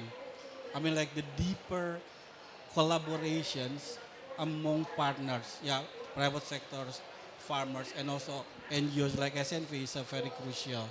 And we see that a lot of business cases showing that actually the financial part is very important, in particular for the impact-driven financial. So that's also the role that the private sectors can play, not only from the public or from the institutional financial. I mean, like I don't think that private sector should wait for it. You guys can also just do directly for that. And last but not least, I think it's also the farmers or the smallholders is another important key. I mean, like we should see this as an opportunity for investment, in particular if we are talking about the decarbonizing food production, we see that the opportunity to invest in farmers for implementing that. So, thank you, Erin. I couldn't agree more on that last part. Decarbonizing is farmers, right? And it's a huge opportunity for economic empowerment, coming back to your first statement. So, Theo, on to you. There's this theme about how do we empower our farmers, work with our farmers. As past chair of World Farmers Organization and working in Africa, what are you hearing today, and what does this mean? Are we at an inflection point on this better together and implementation for COP between farmers and many of the actors here that you've seen this week? Thank you. It's wonderful to have farmers in this discussion. It's wonderful to have so many farmers here at COP this year to take part of it. As farmers, we appreciate that you talk to us and not only about us. And in this talking, the language we use is of utter importance. We talk here about decarbonizing food production, and as a farmer, it comes to my ear as de-agriculturing food production. Because carbon is not bad. Carbon is part of who we are. Our whole planet is full of carbon. It's about where the carbon is. The language is wrong. It should be, how do we restore the balances? Because if we strip it of all the fancy detail, we must acknowledge to each other that agriculture has never been in harmony with nature. Never. Because nature does not provide surpluses. Nature always seeks a balance. This is why we do weeding in our orchards and on our fields. This is why we are doing predation. If you're a livestock farmer, to produce surpluses, you need to take out some competition. And this is where the imbalances came about, which we are now trying to restore by doing it in a wiser way than it has been done for centuries. So to start off, we must get the ear of the farmers through the language we use. No use you say to farmers, we are going to close all your businesses. You can no longer be profitable. And it's good for you. Farmers will simply not hear that. They will not do it. And if farmers do not buy into the narrative, we can talk as much as we want. We will not move the rock. So how to do that talking? There is no one size fits all. Aaron, how often have we seen that because solutions in Africa will never be the same as solutions in North America, solutions to Asia will not be the same as solutions to South America. We need tailor-made solutions, and the tailor-made solutions must come from the farmers. Hence our Climate Makers campaign, in which we partnered up with the industry bodies for fertilizer, for crop protection, even for financing and insurance. And we asked farmers basically these two questions: whether they were in the Caribbean or the small islands in the Pacific or in Europe. What can you do on your farm to both adapt to climate change and also to have mitigation co-benefits? What can you do on your farm? And every farmer knows exactly what he or she can do better. And then secondly, what will it take to get it done? What do you need to do it? Knowing that these answers, when we pool it and we distribute it, the farmers in Africa will learn a lot from the farmers in New Zealand and Australia. And the farmers in Asia will learn a lot from farmers in the Americas. And we can save each other a lot of school fees by exchanging these solutions. And then we found, the moment you talk about climate smart agriculture, our colleagues in the USA, they hear politics. They think of elections and stuff. And our colleagues in Southeast Asia and Africa say, if I do my level best, but my neighbor does nothing, it will all boil down to nothing because the climate covers us all. And even if the Netherlands would cut their cattle population by half, and we do nothing in Ethiopia, we will not have an impact on the climate. We will just have less efficient cows and more inefficient producers. So we decided to change the language on that too. Knowing that more than 90% of what a farmer can do, he does in the soils. The soils go nowhere. What you invest in your soils, you have the direct benefit of it. And it's about how we work with our implements in the soil and how we irrigate and fertigate and how what we spray on it. So we decided that we will set up the kind of a farmers to farmer pledge based on peer group pressure.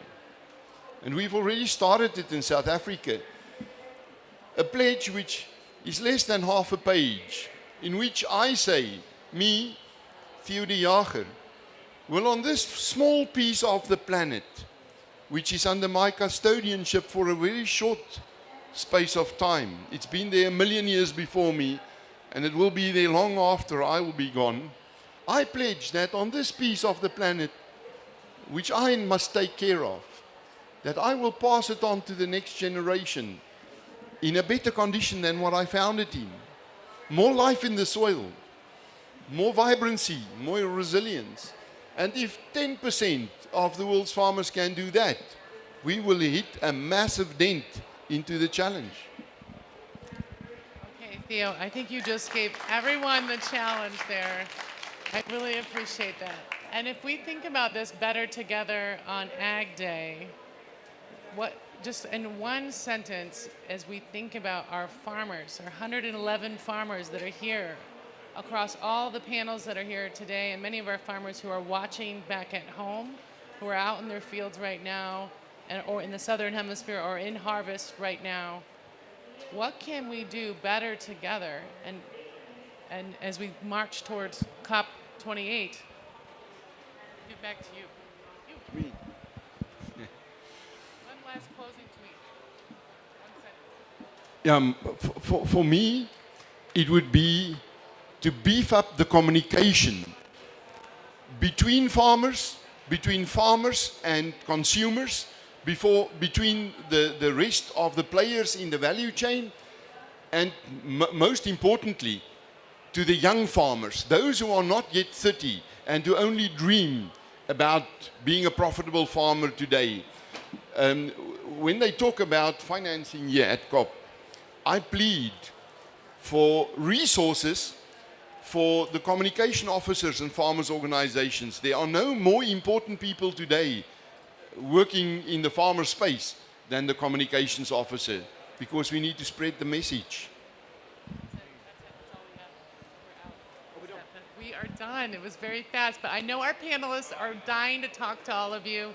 I encourage you to find a farmer, get out there on social media, and definitely talk to the farmers today. It is Ag Day. Get out there, enjoy, eat something, honor the harvest, talk to our farmers. Thanks.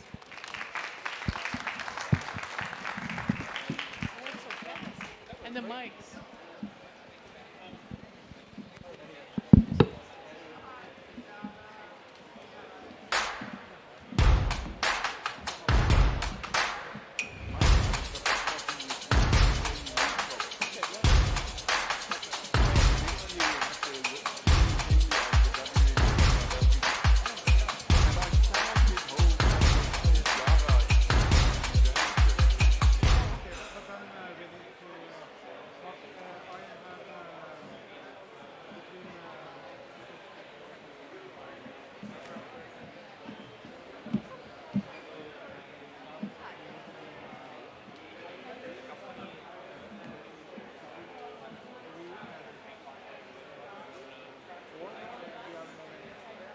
I see the Australians from 3 to 4.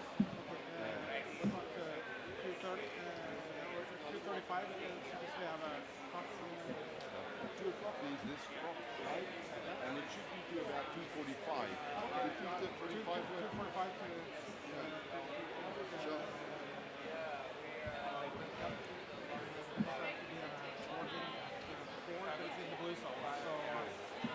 If you meet for 5 minutes for a coffee, then we just sure. 2:45 here. Sure. Okay. Thank you. 3:45.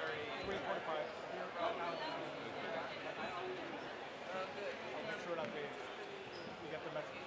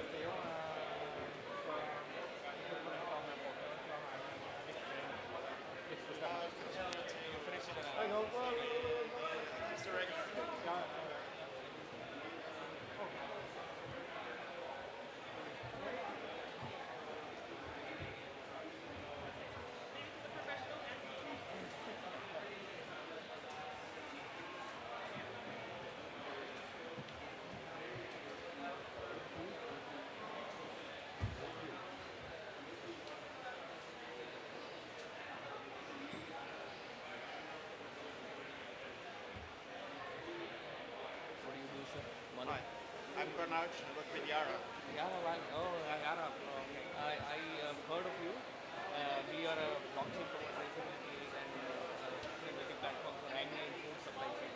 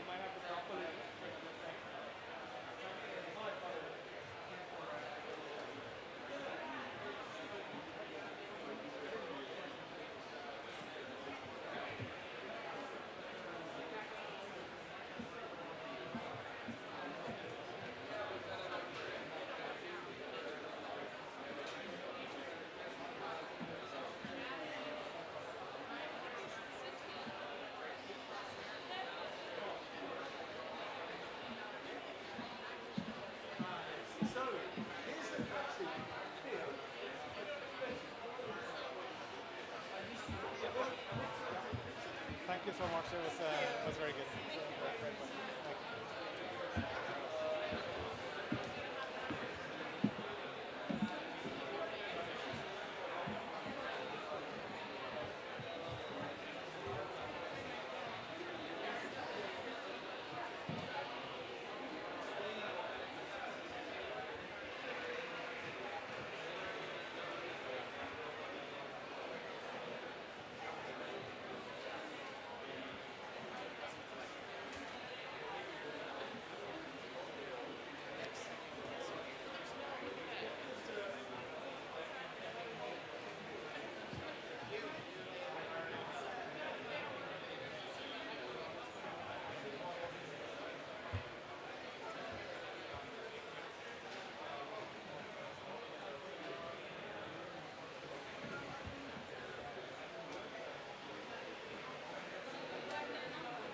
Yeah?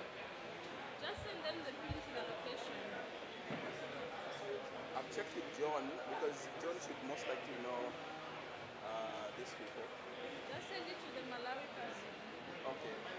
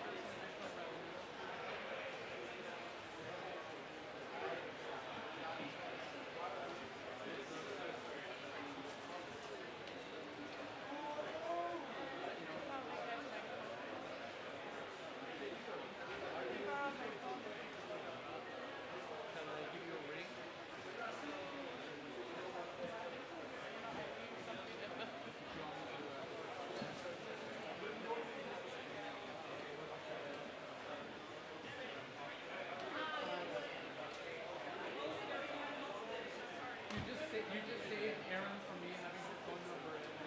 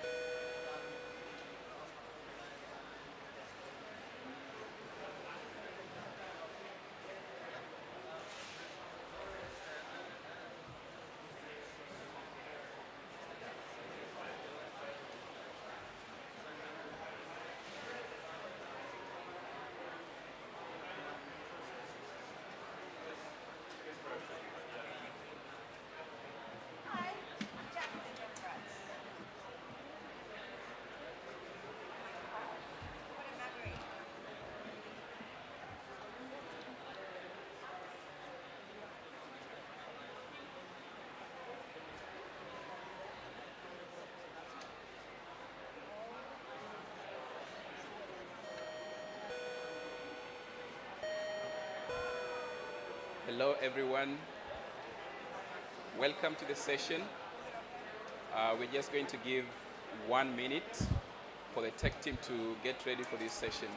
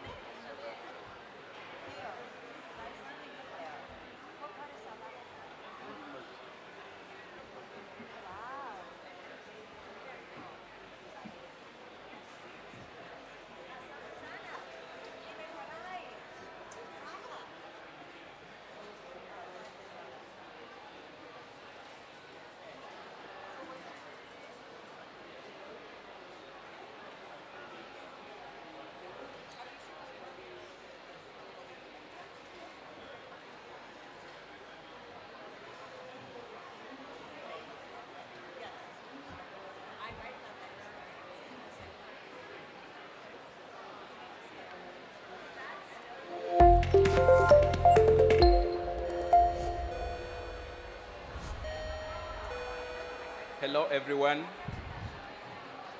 It's amazing to have all of you here.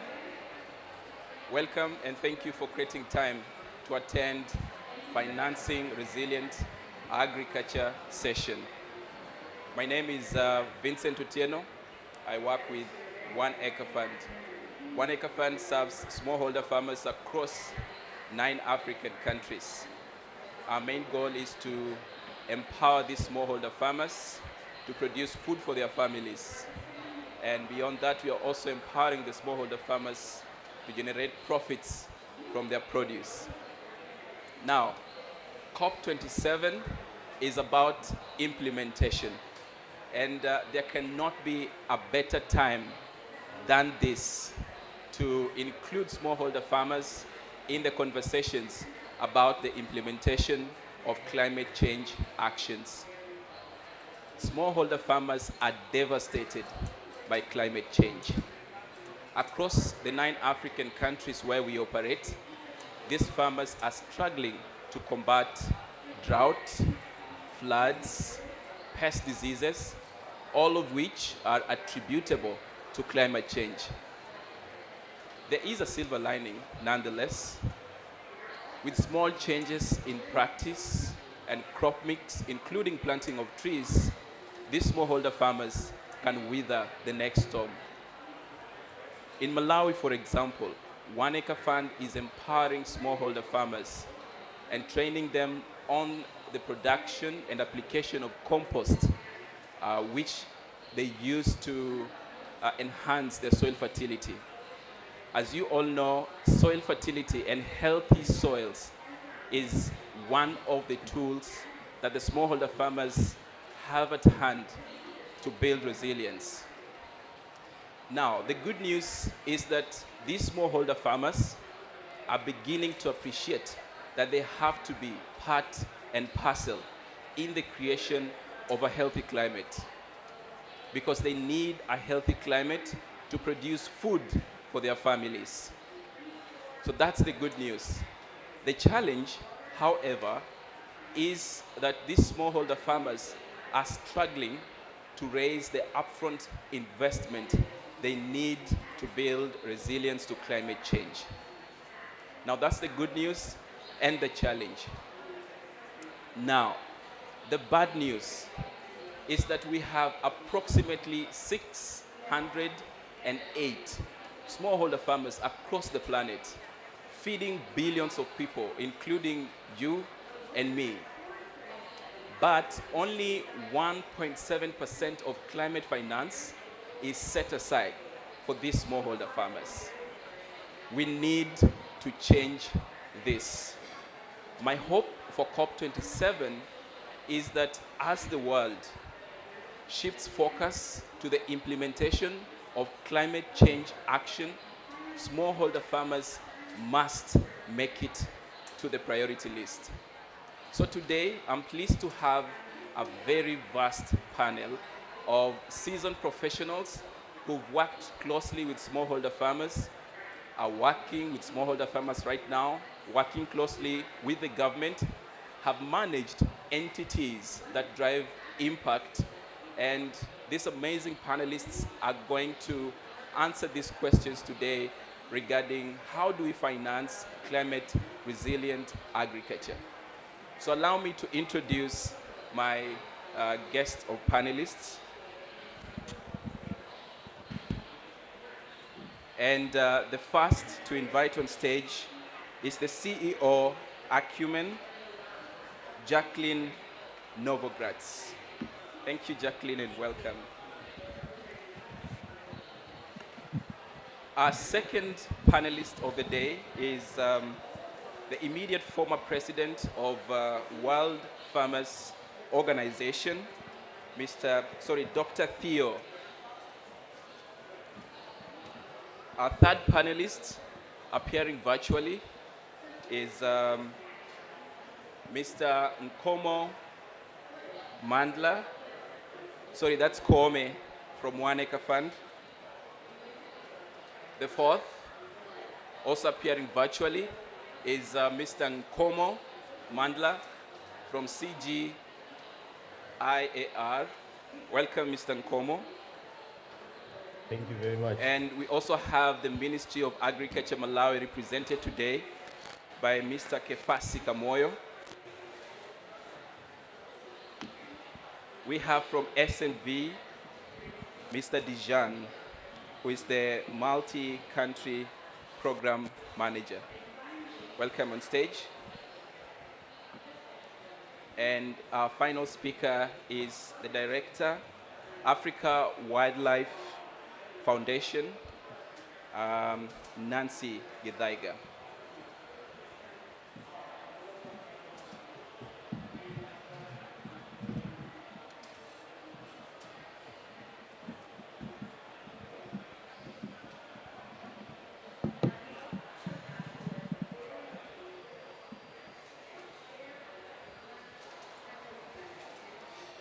All right, so thank you so much, panelists. I'd love to begin by the CEO, Acumen.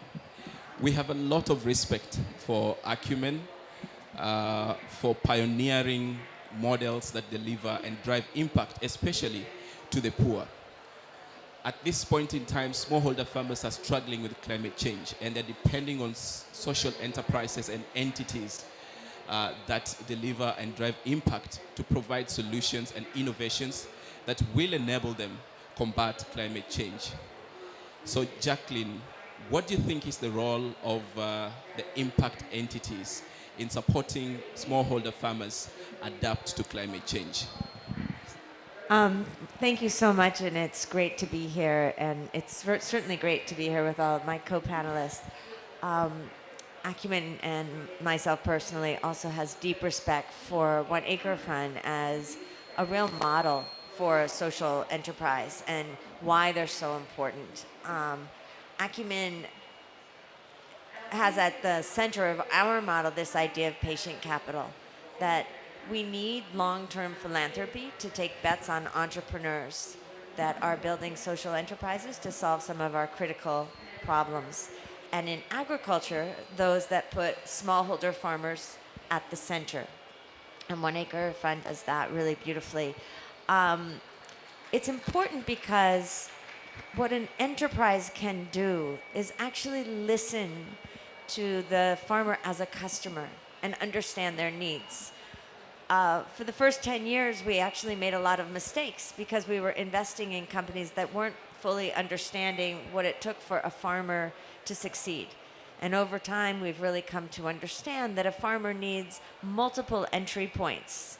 And when it comes to resilience, a company, particularly one that has that flexibility of patient capital, can really navigate with the farmer. I want to give you just two quick examples. One would be a company called Keti out of India. They've developed a greenhouse in a box. And it's a greenhouse that goes on a very small, 1/10 of an acre. It can be that small. It costs about 60% less than conventional greenhouses, but it saves 90% of the water that a conventional greenhouse would cost. But more than that, when they sell to the farmer, they also give them inputs like seeds and starting fertilizer, and really provide the kind of assistance that allows them to buy the greenhouse. And they make sure that they get affordable financing and market access. And so we're seeing not only real resilience from these smallholder farmers who are now able to reduce the temperature by 10 degrees Fahrenheit, but you're seeing a profitable company and significant income, more than the farmers were making even 10 years ago, using this greenhouse. As just one example. And another, you hear in social enterprise a lot of stories of aggregation. Ethiopia had a broken chicken industry when we made a very early stage investment in an entrepreneur that understood what kept smallholder farmers from raising chickens effectively, particularly when they were given one-day-old chicks from governments that would inevitably die. Keeping it short because we have so many panelists, but by building an aggregator that could sell the chicks to agents and also, again, provide the inputs and the domestic market access. In Ethiopia, that company has now reached 20 million low-income people through the smallholder system. And that then allows our for-profit impact fund, AREF, to take it to the next level. And they're now taking that company under the name of Izuma to 10 African countries.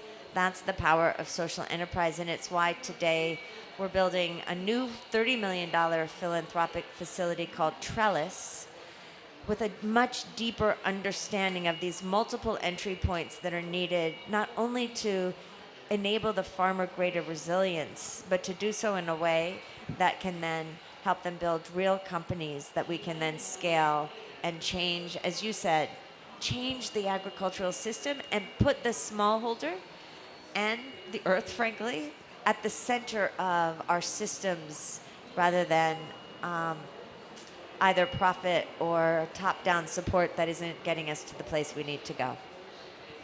Thank you so much, Jacqueline. And I like it that you began by mentioning that we have to listen to the smallholder farmer, because this is the only way we are going to tailor our solutions to the needs and the challenges that they're currently facing.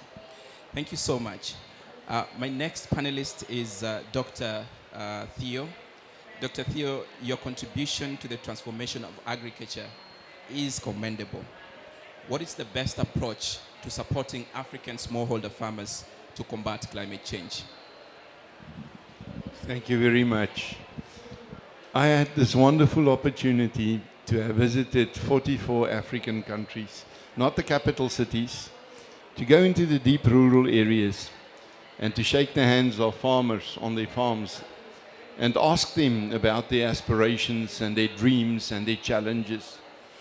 And the problem with smallholder farmers is not the size of the land on which they farm, because elsewhere in the world, for example at the Netherlands, what profitability farmers get from small pieces of land. Our problem is with small turnover farmers and small profit farmers. Farmers who are caught up in a poverty trap and have no way to get out of there.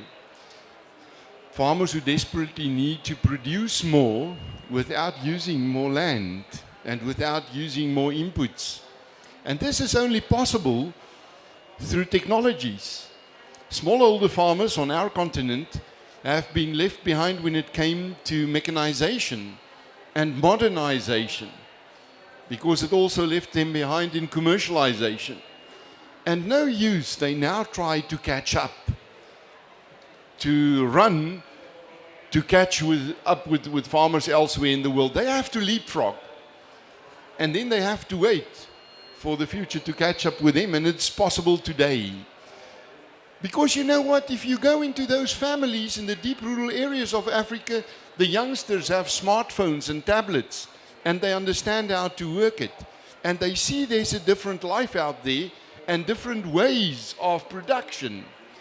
So during this COP, during 2 of the sessions which I attended, where people spoke about digitalization and dreamed about a revolution in agricultural production, I said to them, don't do that investment in Europe. Come to Africa for it. Because nowhere has the time been so ripe for this leapfrogging as right now. So if you would ask me, what is the key to unlocking the wealth of agriculture on a continent which has everything which money cannot buy, the soils, the climate, the people, the water, I would say it is bringing the technologies of tomorrow to those young farmers who have stars in their eyes of making a good living from agriculture. If agriculture is profitable, then young farmers will flock there. Thank you so much. African farmers are catching up, and we have a lot of weight to lift to support these smallholder farmers to catch up with the modern technology. He's also mentioned that the small farmer is the future of Africa. So if we can incentivize the smallholder farmers and the young farmers, then they have a reason to take part in more climate resilient activities. Thank you so much, Dr. Theo. I'll move to Nancy. You work closely with communities in Kenya and across all the countries where you operate. How do you work with these communities to build climate resilience, and how does it link to your work in wildlife preservation? Thank you very much. Maybe I correct you, it's not wildlife preservation, but wildlife conservation. We are not preserving wildlife. But that said, I think looking at the challenges that have been mentioned and what we are talking about climate change, I just want you to imagine adding human-wildlife conflict to that climate change. So we have this farmer with little inputs. I have planted my tomatoes, I have planted my cabbages, I have tried to adapt, and so I'm doing some little irrigation, and just before I harvest that small crop, I have an elephant visiting my land. So how am I supposed to adapt? So do I adapt to the wildlife? Do I irrigate? Is irrigation enough? And I think that is what, as the African Wildlife Foundation, we are contending with. So we do have young, small-scale farmers needing to adapt, but in addition to that, the wildlife in the wild is also adapting by visiting our farms more often. So they are moving from where they are because there isn't enough food, there isn't enough water, and where can they get it? Where the small-scale farmer is striving to adapt. And these are the communities, as we always say, that are stewards of the natural resources that we visit when we come to Africa. We come and see a beautiful lion, you come and see, the elephant, but the community that lives with this wildlife, how are they going to adapt during these times? So our work then is to say that the wildlife needs to survive because they also need to adapt to climate change. And unfortunately, we haven't done enough in land use planning, so we are either occupying their land or occupying the corridors they would use to move from Kenya to Tanzania to Zimbabwe. We have occupied the land. And therefore, as we adapt as small-scale farmers, the wildlife is also seeking to adapt in some way. So at the African Wildlife Foundation, we work with partners that support us in ensuring that the communities themselves can actually do better small-scale farming. They are not maladapting, because that has also happened. Because more often than not, I see we respond by doing a borehole or providing a water pan so that farmers can irrigate their land. But is that the only way they could adapt? Because once you create that water pan, then you invite the wildlife to come and use that water. So what we are doing is, how do we ensure that where they can farm, they actually farm in the right places, and leave the corridors open in the right places, but they also get better value for their production. And the other thing is land use planning, and it's something that we are working very closely with the government in terms of land use planning. If I can benefit from an elephant visiting my land without my growing avocados on that land, why should I grow avocados on that land? Can wildlife occupying my land be a form of land use so that I benefit from it and then avoid, growing crops in the wrong places? I think these are the discussions that we are having, and they are difficult because the communities need to adapt, but they also need to diversify. And maybe the diversification is not just in more crop and more land and more water. It could be in getting benefits from the wildlife that they steward. So that is the mix that we have. Work with the communities to intensify what they are doing, but in the right places in terms of land use planning, in terms of value addition, and this is work we do with partners, because as an organization in conservation, we know we can't conserve if the livelihoods of the people do not improve. We are now in this season having more, we call it bushmeat poaching. People are eating more dik-diks, people are eating more antelopes, people are eating more giraffes. And sometimes we don't know that's what we are eating because it's provided in our butcheries as meat, as cattle. But is that how we are going to adapt? Can we diversify? Can we do more on nature-based solutions that support the wildlife, support climate, and that are supporting people? And that is what at the African Wildlife Foundation we are doing. Thank you so much, Nancy, and I like it that you touched on diversification. I think one of the things that we must do for smallholder farmers at this point in time is to provide a diversity of options as a way to help them adapt. I'm going to move to one of our virtual speakers, Mandla Nkomo. I know there's so much research that your organization does to help inform our decisions on how we can support these smallholder farmers. So this group of people here are curious to know what tools are in the pipeline to enable farmers to build resilience to climate change. Thank you so much, Vincent, and really excited to be part of this panel and to see old friends like Dr. Theo Diaga on the panel. And I think to echo Theo's words, the challenge that we are facing is to the need for us to rapidly and forcefully, reverse, the fortunes of farmers that are trapped in this poverty cycle. And when we look at our work as the CGIR, we've got over half a century of solid scientific research that not only has developed varieties that can grow in pretty much any environment in the world.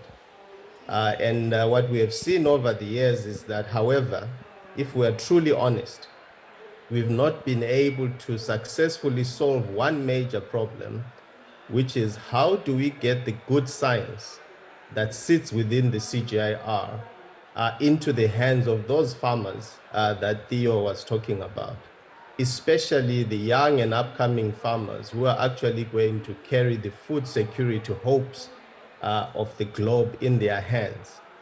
What we think is important is that we need to build very strategic partnerships that are able to place the solutions that are coming out of entities like the CGIR into the hands of farmers, but in a manner that the farmers are able to act on those solutions, to use those solutions, and to transform their agricultural operations.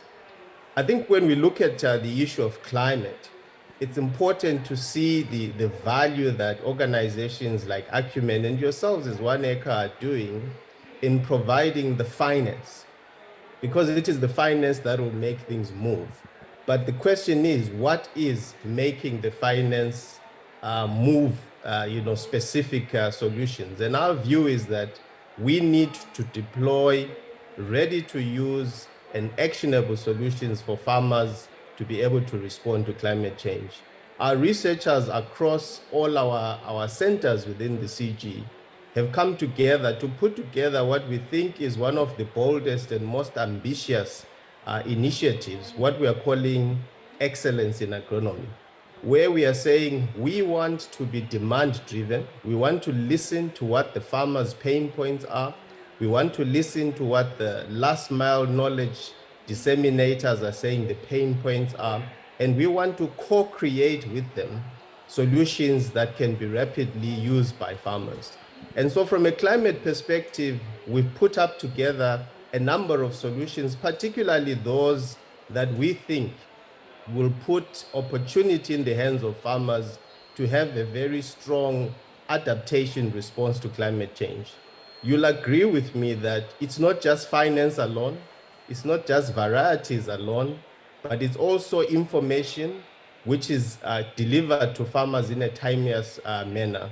For example, the value of farmers knowing to a certain level of accuracy when the onset of rains are going to be is very important. In India, for example, we've been able to support farmers in the Bihar state to be able to better be prepared for the onset of monsoons, which allows them to plant their rice on time. And because the rice was planted on time, the following crop of wheat will also be planted on time and not be trying to mature in the hot part of the year and therefore reducing the yields. Availing timely climate information is going to be critical, but this has to be bundled with inputs, which is something you as One Acre do very well. This has to be bundled with appropriate finance, with insurance services, and our view is that as the CG, we can contribute to putting these solutions together that will bundle solutions that farmers can rapidly take up, utilize, and break this cycle of low profit and low income farmers who make up the majority of smallholder farmers across the world. Thank you. Thank you so much, Nkomo. And you've mentioned that it's important that we partner in delivering the solutions to the hands of the smallholder farmers. I guess there's been proposals of multiple solutions. We now have to find ways of how we can work together to ensure that these solutions are actually getting to the smallholder farmer.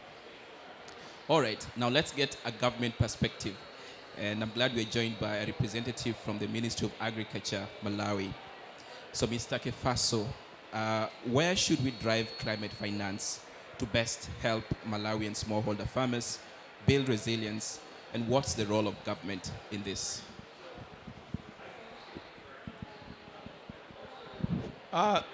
Thank you so much. Once again, I'm coming from the Ministry of Agriculture in Malawi, where we have around 4 million smallholder farmers, and we have challenges which these farmers are facing, issues to do with access to markets, but also land degradation. So all the programs that we are doing, we are trying to build the community resilience to climate change by offering climate resilient agriculture practices.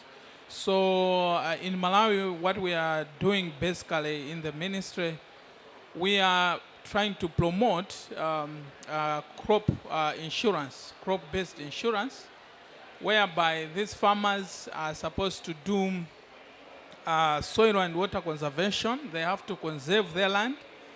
In return, as incentives, they are put on insurance their crop because we are affected by climate events, extreme events. For example, the past season, we had cyclones, tropical cyclones, Anna, Gombe, 3 of them. And this time around, we have been projected that about 5 of them, they are coming, which they are going to affect the farmers. So we are promoting that, even the organic compost making. Our farmers, as government, our role is to complement inorganic fertilizers with a compost making use. So as government, we are trying to make incentives that these farmers that are not even owning livestock, there should be programs like livestock person program. They should have livestock where they can benefit from food security, but also manure from the livestock waste. They make manure, compost, and apply them in their fields. So we would like to see that the climate financing is focusing on those programs where our smallholder farmers are able to produce more for income as well as for food security. In terms of government in a role, we are providing extension services. Across the country, we have what we call agriculture extension providers, which are providing extension services to our farmers. As I said, there are issues of agroforestry, promoting agroforestry, and we have realized that these soil and water conservation measures, their benefits sometimes they are on long term. So as farmers are conserving their land, that's why we're introducing these initiatives that I've said, issues of insurance, also issues of introducing grants, community farmer grants, so that they can do other business. So this is what we are focusing as the government of Malawi, but also we have policies in place that are directing towards our farmers to produce more in line of the impacts of climate change. Thank you. Thank you so much, Kamoyo. And I like it that you've mentioned some of the simplest practices that farmers can do. For example, the production of compost. So they say, feed the soils, for healthy people, for a healthy climate. Thank you so much for sharing the government perspective on this. I now move to Kome. Kome, you've worked extensively with smallholder farmers in the fields. How will financing climate resilient agriculture impact the population that is most vulnerable to climate change? Yes, thank you, Vincent, and also greetings to my esteemed co-panelists. I think one of the first things that's very important to flag is that there are very few people in the world that are as dependent on weather as the smallholder farmer. A simple weather shock could mean a total failure of their crop, and that can set up subsistence farmers for months of poverty and potentially also hunger. In fact, a recent UNICEF study indicates that drought is affecting over 4.3 million Kenyans across their semi-arid and arid areas. And this is something that's creating malnutrition that has been rising across the hardest hit counties. This is definitely something that we need to now prioritize and really turn our attentions to.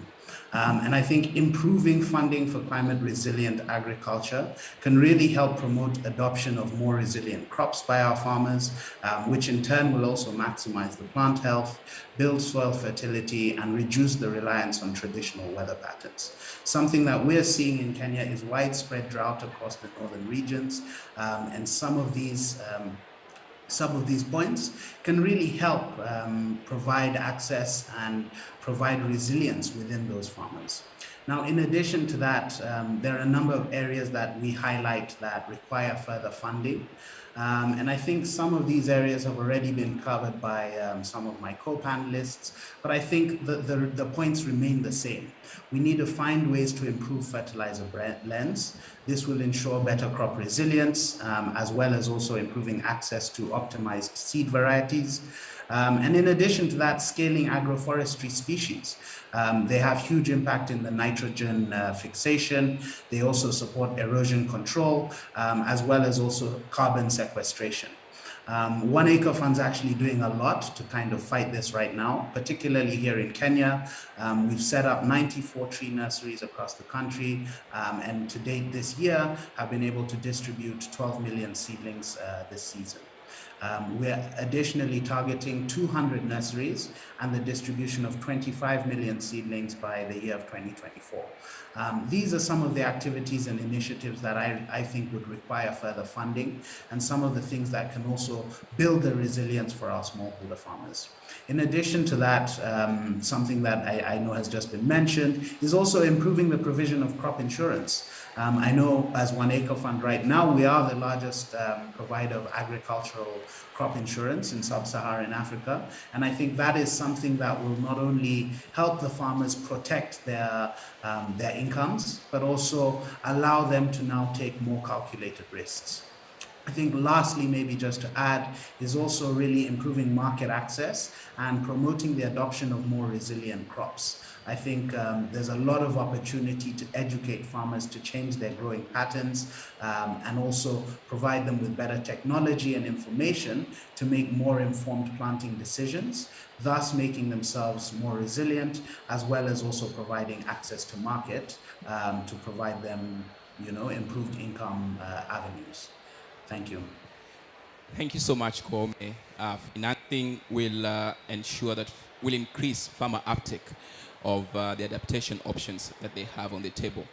Now, lastly but not least, on our panel from SNV, our speaker, Jean, the question to you is, funding climate adaptation for smallholder farmers is an incredibly efficient way to improve the lives of the global poor.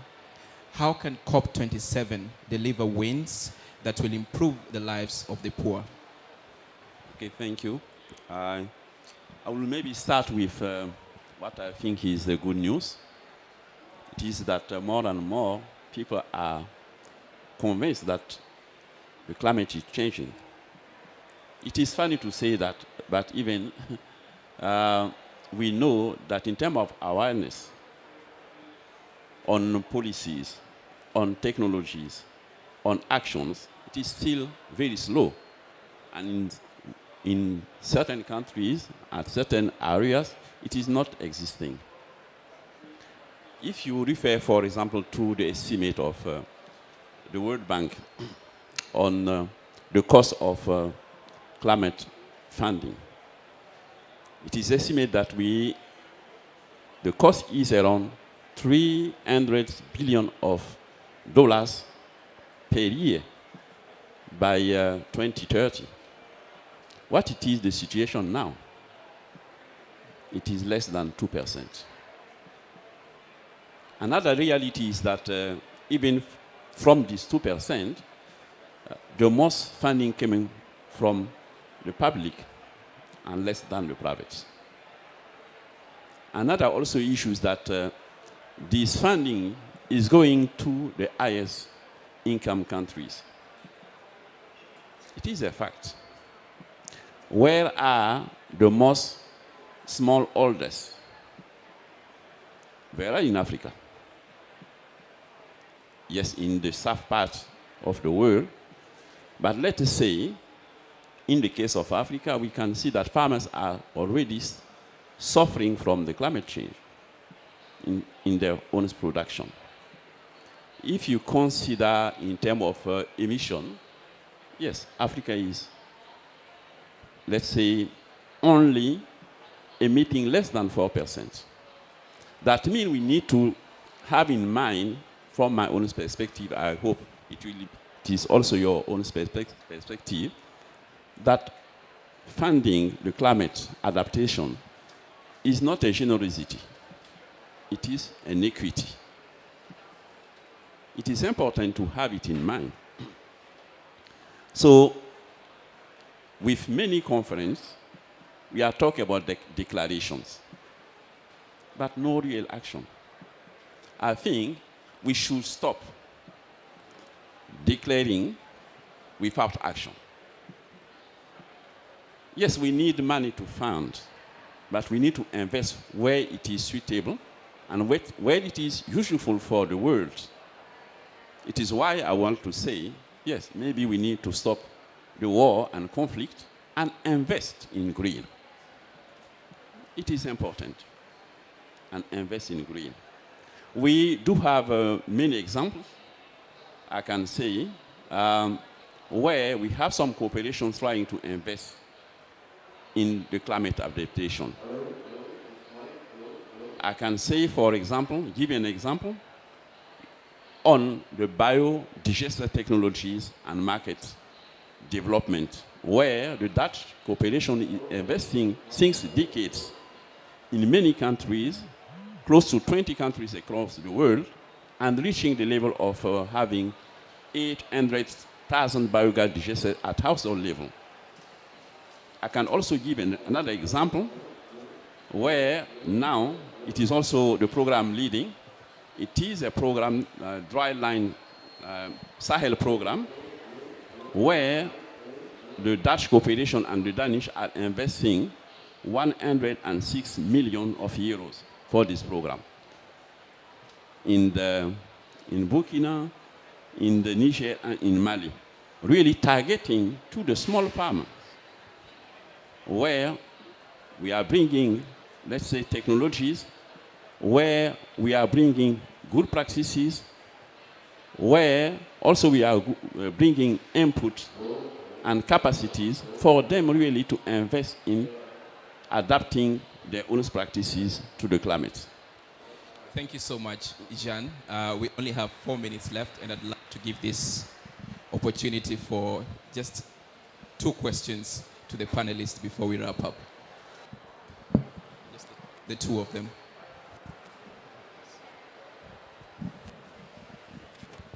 Thank you very much. Very interesting conversation. I think one of the keys, and I guess Acumen has been a leader in this, is to unlock capital. And you've started by unlocking patient capital. We ourselves are a new fund. We're the Climate Resilience Fund for the same geography, Africa, as well as MENA. But I think one of the keys now is to move our emerging markets from a grant-driven scenario to actually being investable, venture-backable, and understanding that actually we can make good money from a good cause.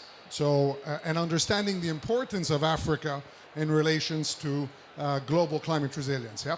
So one of the key things that I suggested also in other panels is unlocking also the legacy development organizations so that their research and their good work can be commercialized. And I think RF, for example, and other venture capital firms are a fantastic way to accelerate that, so to commercialize it and accelerate it, because we are on the ground. We invest in what is needed. So we understand very well we need to cluster small holders to make them bankable, to make them reachable, to make them insurable, and so forth. And it's just a matter of finding that mechanism between all the parties involved. Thank you very much. Thank you so much. Time is up. Just one question from her, and then we can wrap it up. Thank you. Lauren from Craft Project and ISNV Kenya. I appreciate the panelists, and I don't know if it is a question or just a comment, but there is need to really deal with the challenge of changing the mindset not only of the small-scale farmers, but also of the investors. Because sometimes the finances of the investors package the financing in a way that, as much as we say the future is in the small-scale farmer, we package it in a way that the small-scale farmer cannot have access. And for us to really optimize the potential in the small-scale farmer in Africa, we really need to think about how do we repackage financial structures in a way that the small-scale farmer can access and the potential can really be exploited. Thank you so much. So much. I'd love to take this opportunity to appreciate our amazing panelists. Please give them a round of applause. And you too for sparing time to attend this session. That was our time. Thank you. Thank you, guys. Thank you, everybody. Cheers.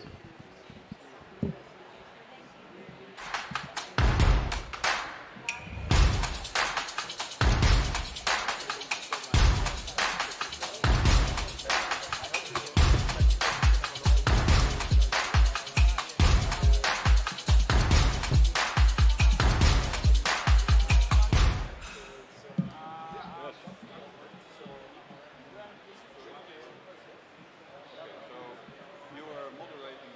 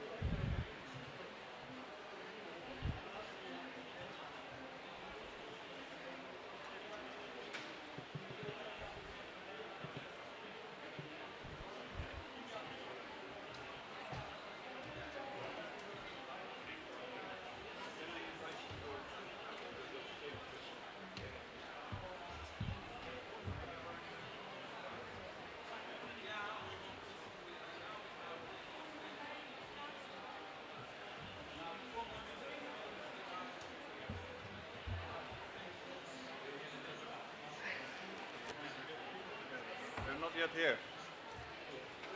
No, we only have the judges.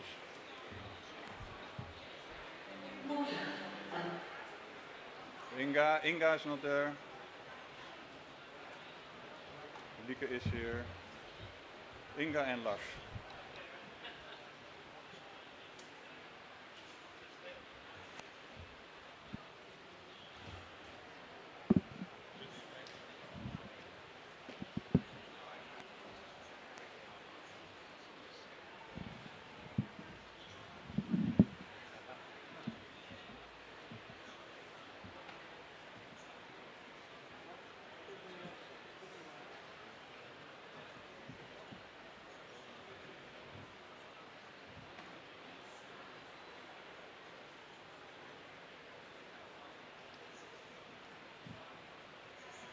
Tough judges. We have to look neat. I'll be the bad one. You know, this will be a good one. The bad one and the friendly one that doesn't have money. Yeah, doesn't have money.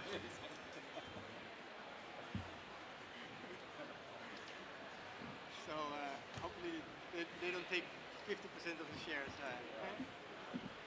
Well, I'm British, so we're usually the neat ones. Especially after Brexit. Are we sitting on the stage? I think so. Okay. Please join. Hi, nice to meet you. Nice to meet you again. We met yesterday. Oh yeah, of course. So,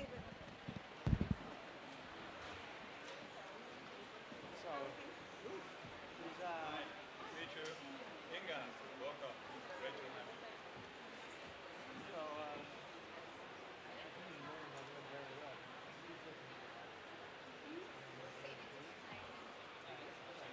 John Munn. I'm not even on there anymore. Are you on there? I'm a secret judge. there were some changes. I'm actually a spy. The little sheep that the dragon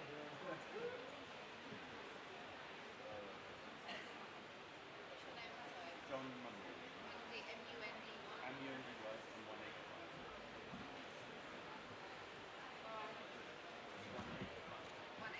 Are you in charge of this? No, I'm a journalist. Are you a So I journalist? just want to know what you say. One as in spell out, or Yep. in all one word. Have you got a card? I should have said that.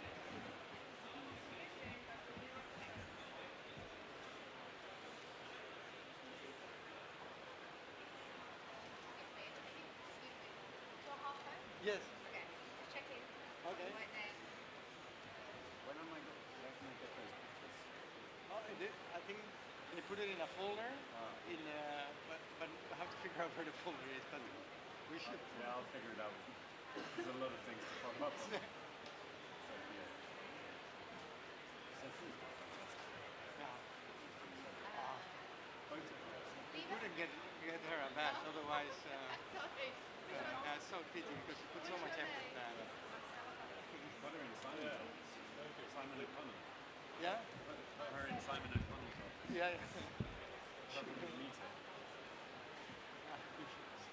As a personal assistant, she will run the whole office. Exactly. She becomes CEO. Yeah, how you call it in the US, the chief of staff. Can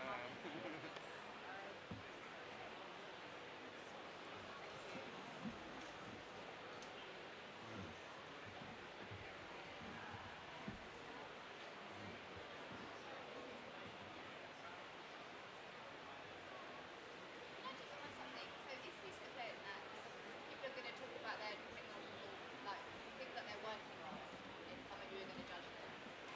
Yeah, basically. I was asked last night. Hardcoding. Hard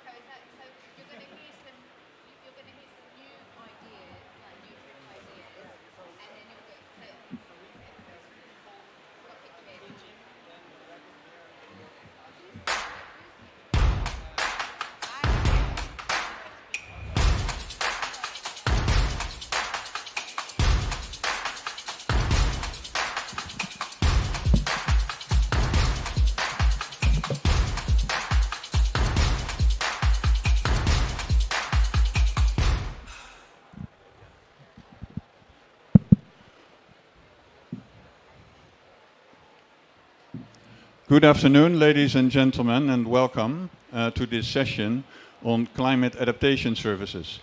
We talk a lot about the big picture, the big policies, but we also talked about local solutions and the need to bring these local solutions to scale.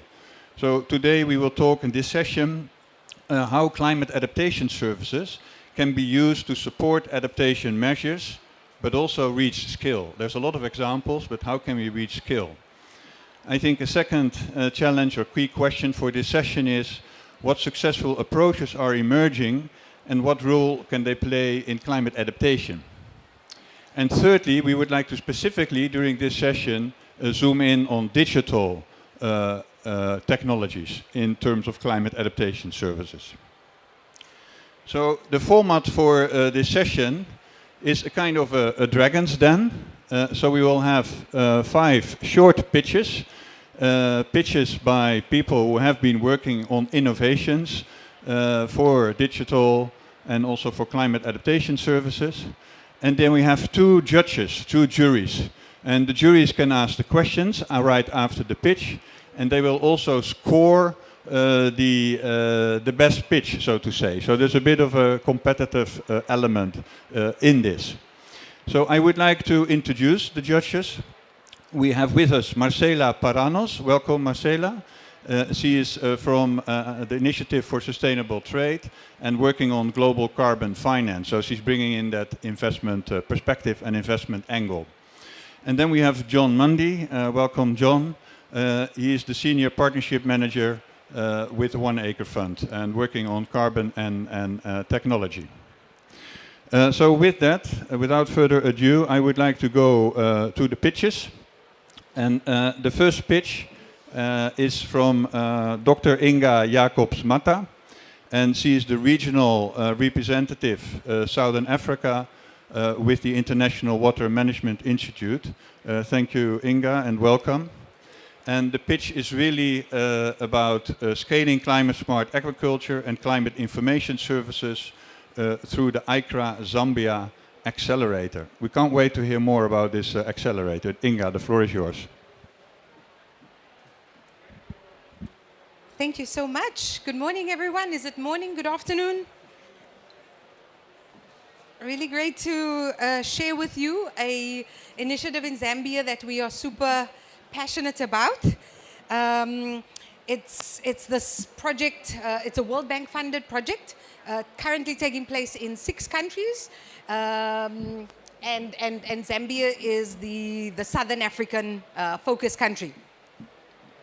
Now, what ICRA is trying to do, it's trying to scale climate-smart agriculture technologies research, and specifically scaling climate-smart agriculture with climate information services. So it's this kind of bundling of innovation, bundling of partners.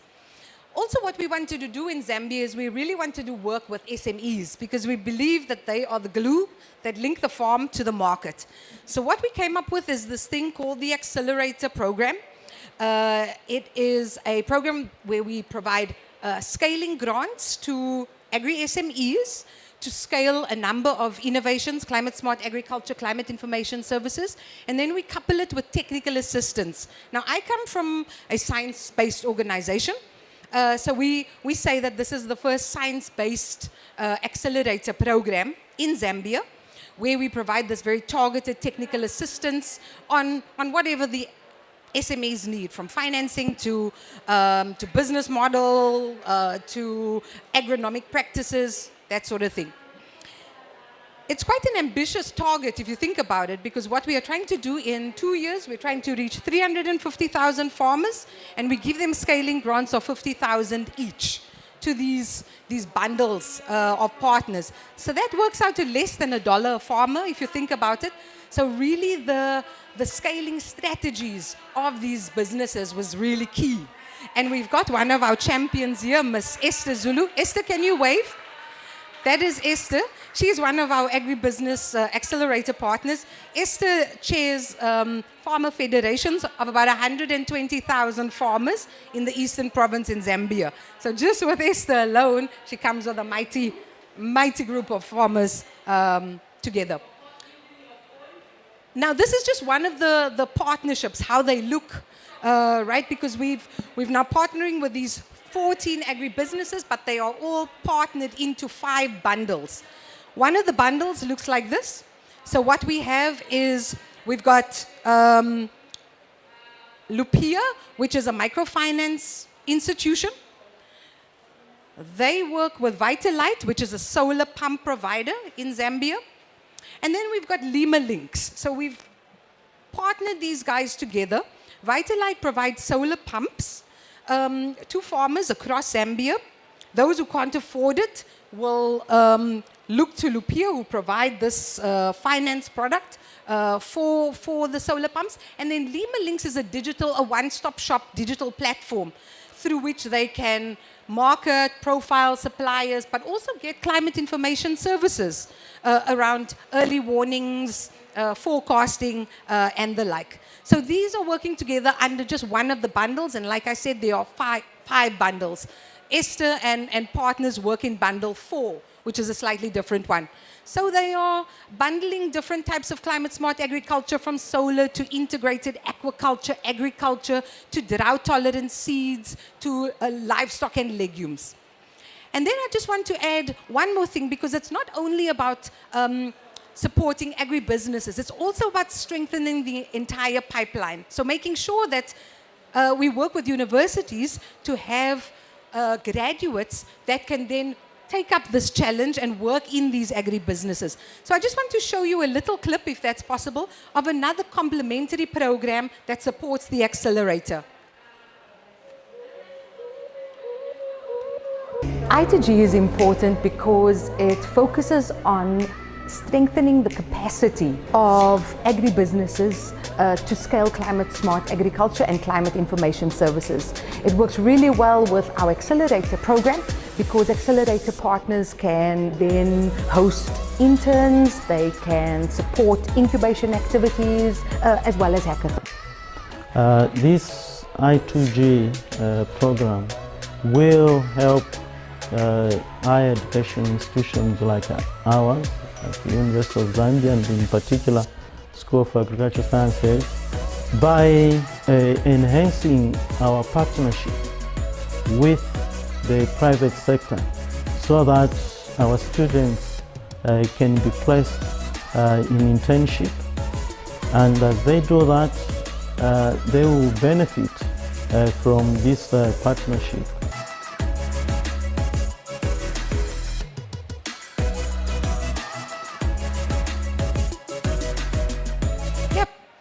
So as you can see there, that really is it's a complementary program that supports the capacity strengthening through curriculum development, through hackathons, through internships of students with these SMEs.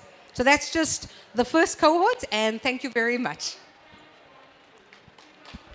Thank you. Big hand for Inga. Thank you, Inga, for this inspiring example, which building in skill from the start. We go to the next pitch, and that's a pitch from Abraham Andreas. He is online.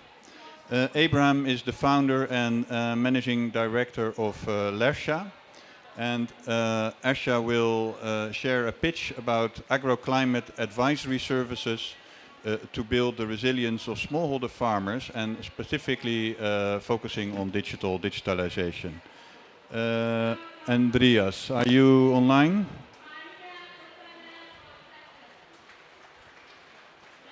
From Addis Ababa, Ethiopia. Thank you. We can hear you. Go fire away. Thank you. My name is Abraham Andreas. I'm a managing director of Green Agro Solution PLC. We have been working directly with the smallholder farmer for the last 8 years by providing different agricultural needs to smallholder farmers. And leveraging from our experience, we have developed a digital platform, which is called LERSHA. LERSHA is an Amharic term, which is equivalent to for agriculture. And it is our desire and interest also to provide multiple service to smallholder farmers. To give you a profile background of Ethiopian smallholder farmers, the majority of the smallholder farmers own less than 1 hectare, an average of less than 1 hectare. And from our experience, we demonstrated that providing only one service to smallholder farmers that do not guarantee productivity. And we also strongly believe that climate change is affecting smallholder farmers. And it's difficult to make climate service or agricultural climate advisory as a standalone product. So we bundled agro-climate advisory with farm input and then mechanization service. And to do that, NERSHA is a digital platform that has a mobile application, a call center, and a NERSHA agent on the ground. A mobile application is an offline and it's locally customized with multiple local language. And the call center is also, because of connectivity, because of literacy of a farmer, we want also to develop this call center. And more importantly, we're not expecting farmers to download from App Store or to complete transaction using a call center. Rather, these young people, agriculture graduates, but unfortunately unemployed, who are located on the rural area, they are recruited and trained as a NERSHA agent. They serve as a bridge between the platform and the smallholder farmer in the rural area. They use a mobile application and a call center to register a farmer, to aggregate demand, and also to disseminate agro-climate advisory to smallholder farmers. The theory of change for us is the role of private sector is very important. And in Ethiopia and in most African countries, agro-climate and extension is a public commodity, it's a public good. Ethiopia also has one of the populous extension agents in the world with more than 70,000 development agents. But most of the contents are not dynamic and their linkage with market is very limited. So in our mobile application and in our NERSHA digital platform, we link the aggregated demand of smallholder farmer with a service provider like tractor owner and combine harvester, and also the aggregated need of a farmer like seed, fertilizer, and agrochemical with the closest or with the nearest input shop. But these two services are bundled with the agro-climate advisory. And the agro-climate advisory contents are generated from EDICAP, that is a consortium of CIMIT, CIAT, the Ethiopian Agriculture Research Institute. They have a very good model that generates agro-climate advisory. We work closely with CIMIT under the ICRA program, and the role of CIMIT is mainly to customize the agro-climate advisory at a farm level and not at Kabale level. And using our mobile application, we disseminate using mobile application. We also send SMS to smallholder farmers. We also have a voice plus that is because of most of the farmers are not in high literacy level. They also prefer to receive a voice. And also we regularly, every 10 days, we disseminate agro-climate advisory to 79,000 farmers in 5 regions of Ethiopia. But sending the climate advisory is not ultimate goal. We want smallholder farmers to make a good decision to build their resilience. And for that, we also provide training to development agents, the NERSHA agent in smallholder farmers with the collaboration of CIMIT and the ICRA program. The NERSHA digital platform, as we speak, we have more than 642 NERSHA agents that serve as a bridge between the platform and the farmer. We work with 29 farm service centers. These are input providers, and our NERSHA agents on the ground aggregate demand and link with them. We also provide agro-climate advisory to... Sorry to interrupt, Abram, but can you please wrap up? Okay. Yeah. So after sending the agro-climate advisory, coupled with input and mechanization, we also realized that smallholder farmers also need agricultural insurance as a shield mechanism. And we also focus on the gender responsiveness. Most of the women farmers prefer to receive the message differently, so we also customize that. And 30% of our NERSHA agents are women, and we aim to reach at least 50% of our smallholder farmers to be a women smallholder farmers. So we are very grateful for our partnership with ICRA, CIMIT, and others. And also thank you for the opportunity to present our idea here. Thank you. Thank you, Abram. Big hand for our virtual guest. So next we have a pitch from my colleague, Harko Koster. He's the global lead on climate and food systems. And this pitch is really about climate information services in the Sahel. and that is based on satellite data for water and agriculture purposes. So Harko, can I invite you to take the floor? Thank you.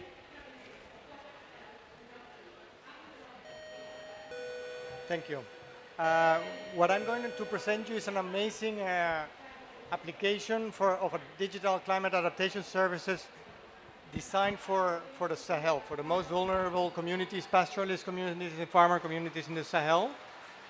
It uses satellites to guide pastoralists and help them to cope with the challenges of climate change. I will start with a short video that was prepared by the team in Mali, Niger, and Burkina Faso.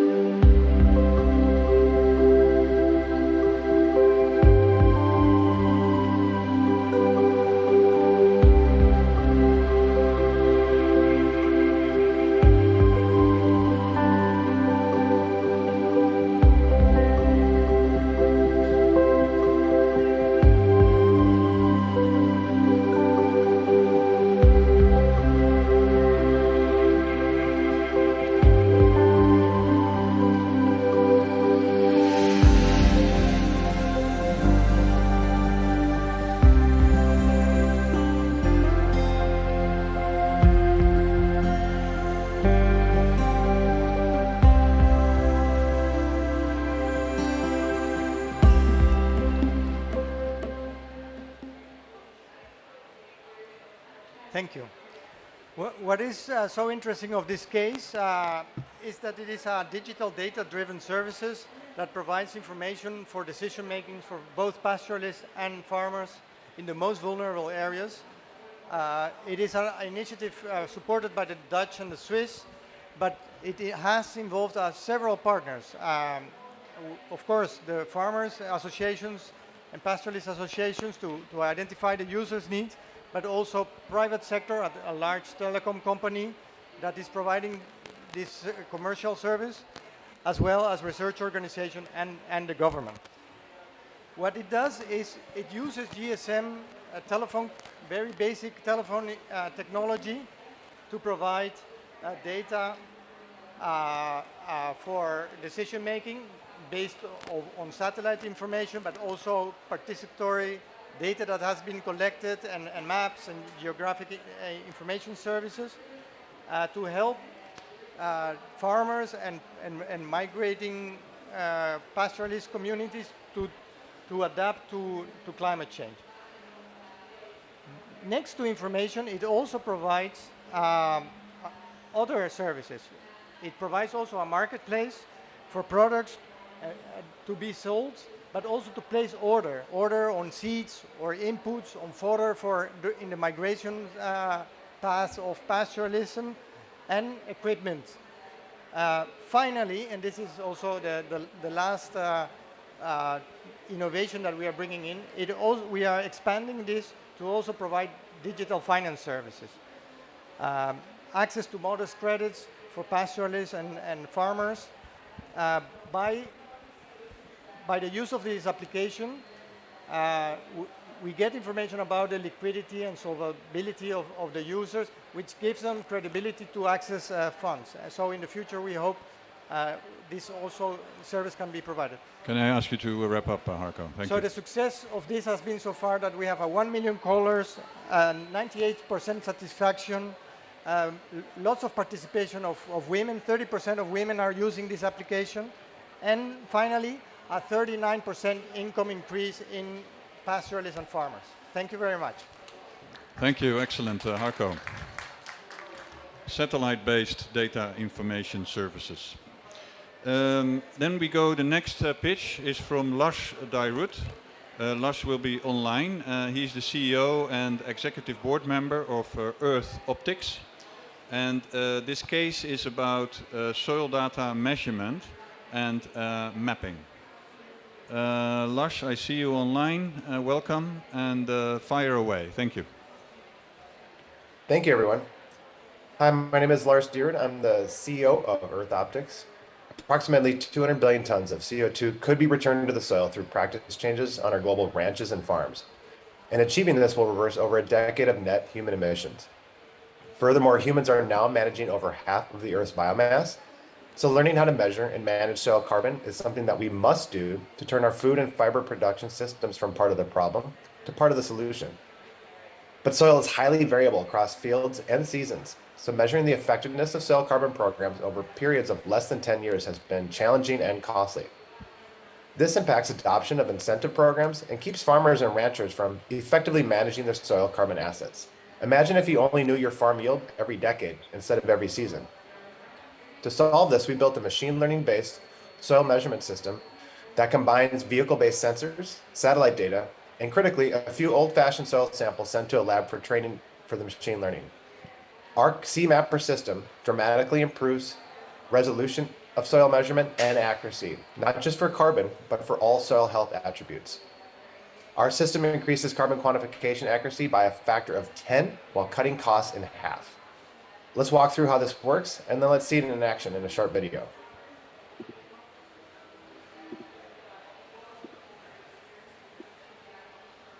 So this is an example how the system works. On the left side of the screen, you see a bunch of colored squiggly lines and a bunch of colored dots.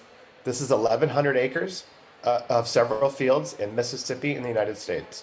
We took 36 carbon samples, which are represented by the colored dots. Yellow is high carbon, soil carbon value, while blue is low.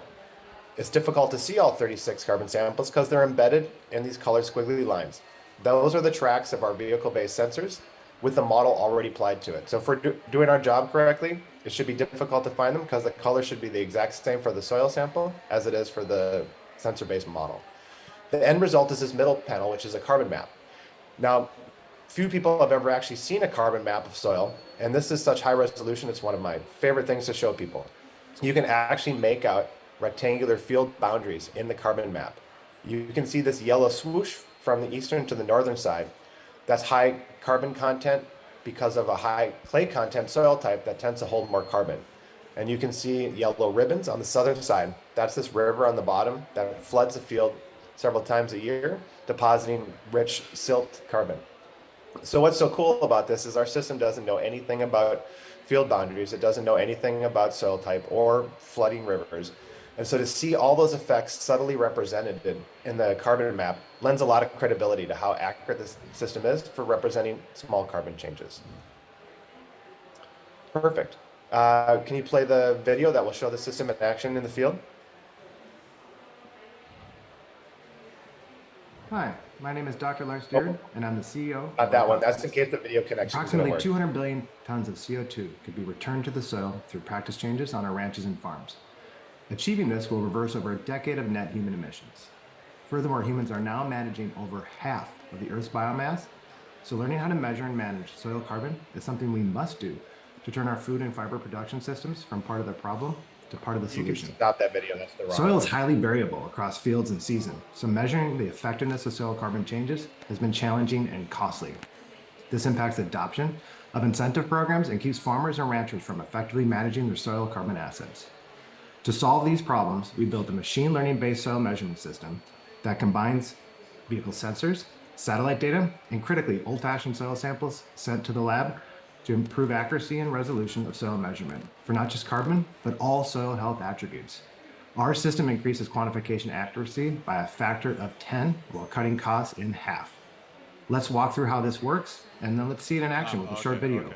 These example maps show you how our CMapper system works. This is a carbon quantification on 1,100 acres in the state of Mississippi. On the left-hand side, we're measuring carbon.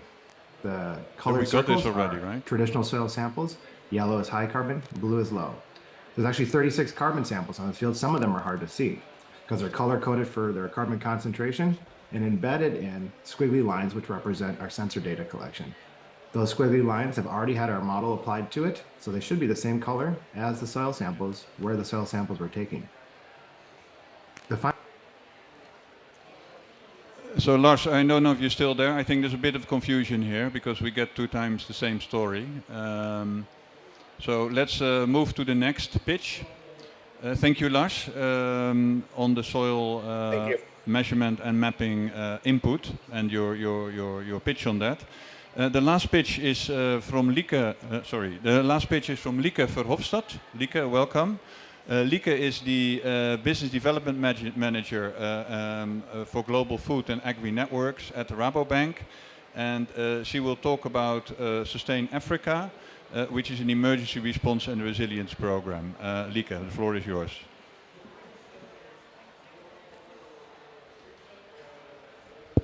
Hello? Yeah. Thank you very much. In the background, you might not see him. My colleague Ben Valk, Executive Director of Sustain Africa, is also joining me if there would be any questions. We have a very nice movie for you to show, but to introduce that movie, I would like to say that we all see that smallholder farmers are in the front line of climate change.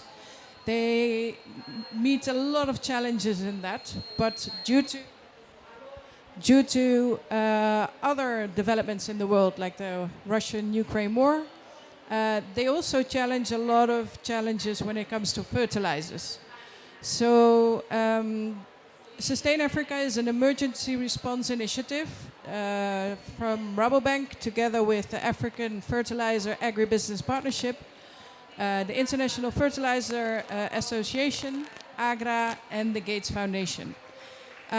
Please enjoy the movie, and I will be back together with Ben if you would have any questions afterwards. Thank you.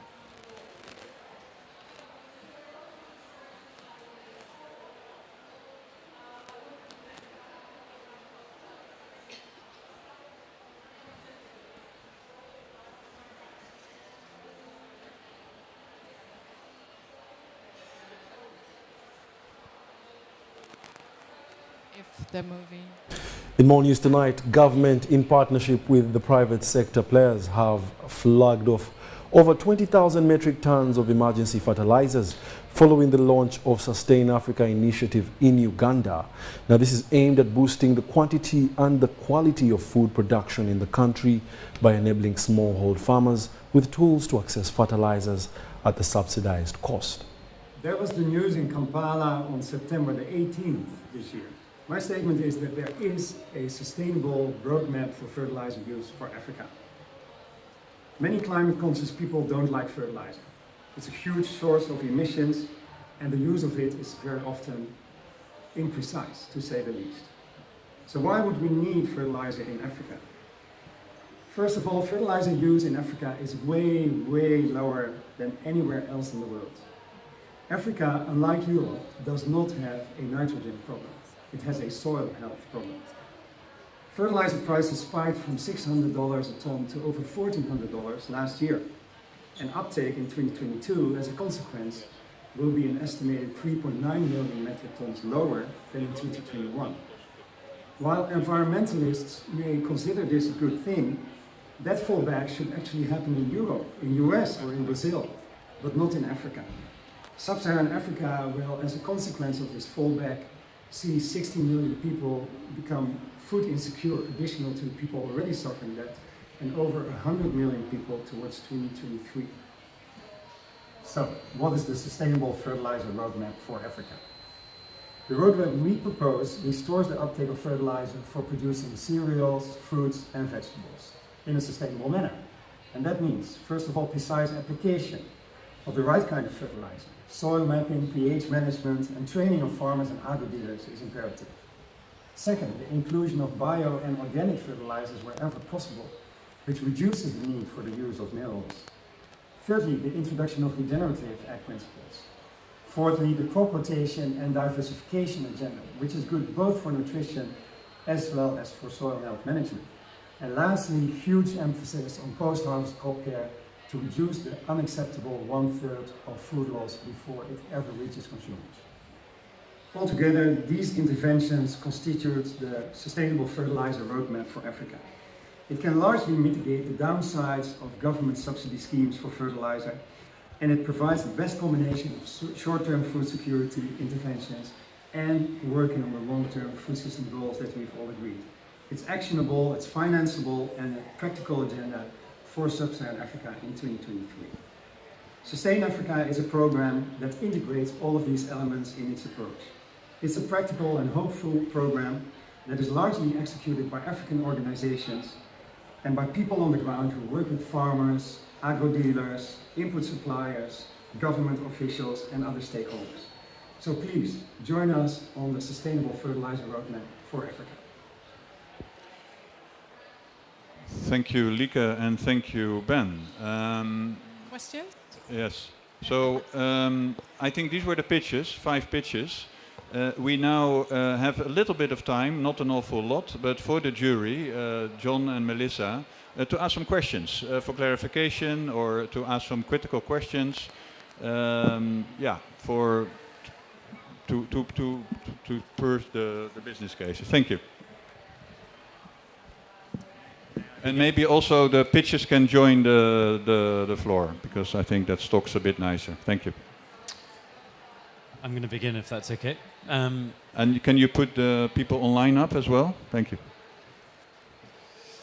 Very interesting pitches. Dragon's Den usually has a good cop and a bad cop, and so my goal is to be the bad cop, if that's okay, because that's fun. I'm the British guy. Usually the British guys are the bad guys on these TV programs. Anyway, I thought overall it was striking that there was no mention of a business model in all 5 pitches.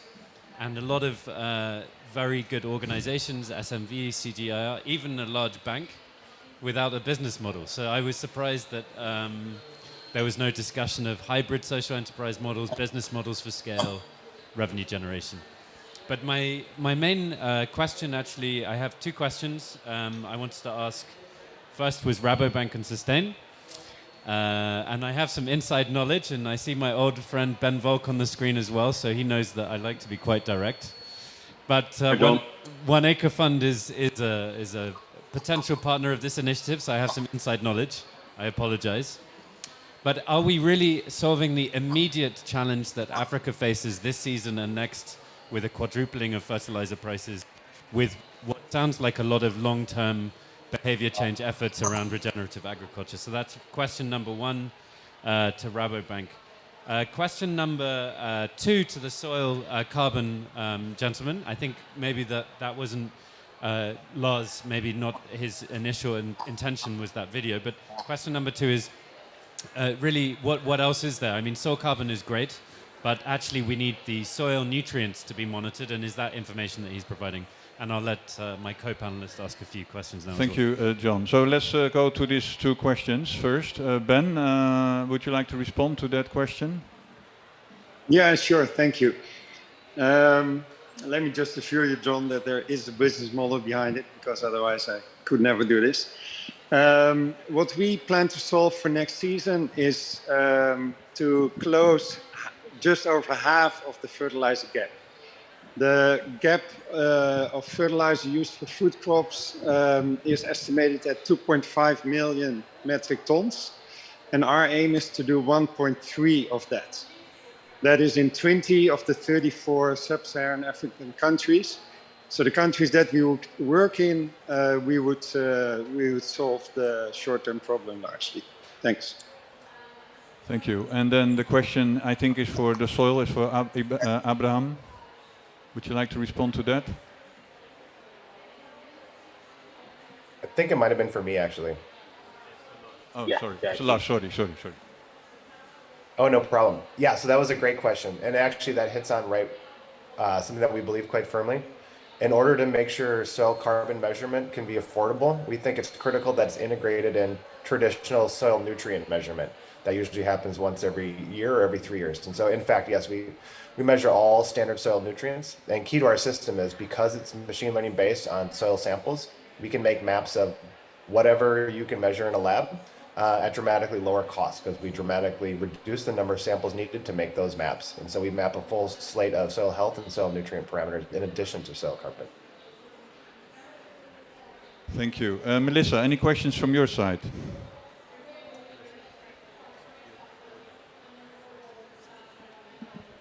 Thank you. And thank you for the nice presentations. I think in terms of solutions and technologies, we really have good solutions being put out here. But I need to echo my colleague here, because most part of my notes and my comments will also lead to the same level of what I'm missing here. And when we talk about scalable solutions for addressing climate change in the long run, it's when we are assessing the alternatives and opportunities with the impact funds that IDH is partnering with, we look essentially to what is the business model, who are the value chain actors involved in this model and participating on this, which are the financial mechanisms to make it happen, and which is the long-term vision, so how this solution will survive in the long run. So based on that, I have just two main questions. One for the first project. So that's great to bring scalability to the heart of the research and etc. But more to understand how the value chain actors, companies, banks, and governments are also participating on the selection and implementation of the selected books that you are selecting. And the other one is for the fourth project in terms of satellite data and measurement. Exactly how we can differentiate the business model for other data solutions that we have in place right now, to really insert this as part of the commercial relationships between these actors. Thank you. So Inga, I think the first question is for you. To what extent other partners getting on board? Yeah, that's a really great question. Thank you. So we had representatives from different groups, banks, government involved, not only in the selection, but also even in the co-design of these bundles. And I think that was the interesting thing. The refinement was SMEs as well as representative groups. So that we knew that these are really, needed by different stakeholders, needed in the agribusiness ecosystem. In terms of the business model, I mean, that's a really interesting question, because they are so varied across the different, we've got seed suppliers, aggregators, digital platforms, solar pump providers, so they all come with different business models. But of course, I think on finance, you're right there, that is the key that we're working on. No amount of acceleration can happen successfully, sustainably, if you don't have that kind of... So that's something that we're working on now. Not all of the companies are investor ready, I'd say. So that's sort of a next step. How do we have this kind of blended finance support, bringing in commercial banks now in the second phase? Thank you. And I think the second question is for you, Harko. Okay, thank you for the question. I think in terms of the business case, there is, I mentioned this is a commercial. So we are working for a paid service, and from the beginning and in design, there was a telephone company involved. And of course, it's not the business of a telecom company to do the satellite and research and all setting up the thing. So there was a need for public-private partnership. So the public part was providing the structure and collecting the data, but there's a 30% investment of the private sector, and the services revenues are being used to increase the service to different countries, and also increase the type of services, because it's not about just information, it is about helping them have decision making and giving them several options, like options on access to inputs, access to finance, access to information and choices. Thank you. Thank you, Harko. So we've almost come to the end of this session. Of course, you're all dying to hear the results of the jury. They voted. We have a runner-up and the second prize, so to say. And that goes to my colleague, Garbal case, business case we just discussed. Congratulations, Harko. And the first prize is for Lesja. Abraham, thank you. Now, in this digital age, we will not have a physical prize. You will have a digital prize. And this is not bitcoins. It is a digital reward or award certificate, which you will receive shortly. So, thank you very much. Just a final closing remarks from my side. I think on the one side, there is this enormous need for climate adaptation services for farmers, smallholder farmers, and pastoralists. And on the other side, there's all these opportunities in terms of digital information services. And I think we touched lightly upon the different models, but I think what became clear of this session is that sustainability, scaling, if we really want to pursue that, there need to be that clear business case and an investment case. I think that is key. It is emerging. I think there are emerging and interesting examples, and let's build on that and scale what is working and what is not working. I think it was a great session in terms of real action on the ground, in terms of digital adaptation services. Thank you very much for all your contributions. Also thank the people online, and enjoy the rest of the day. Thank you.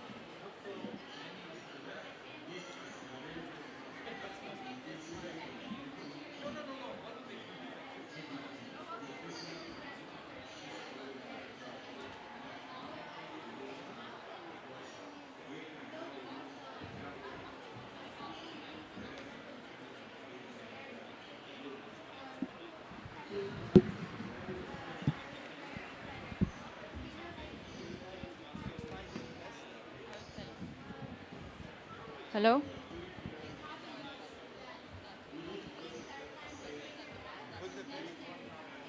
Okay. The first chair?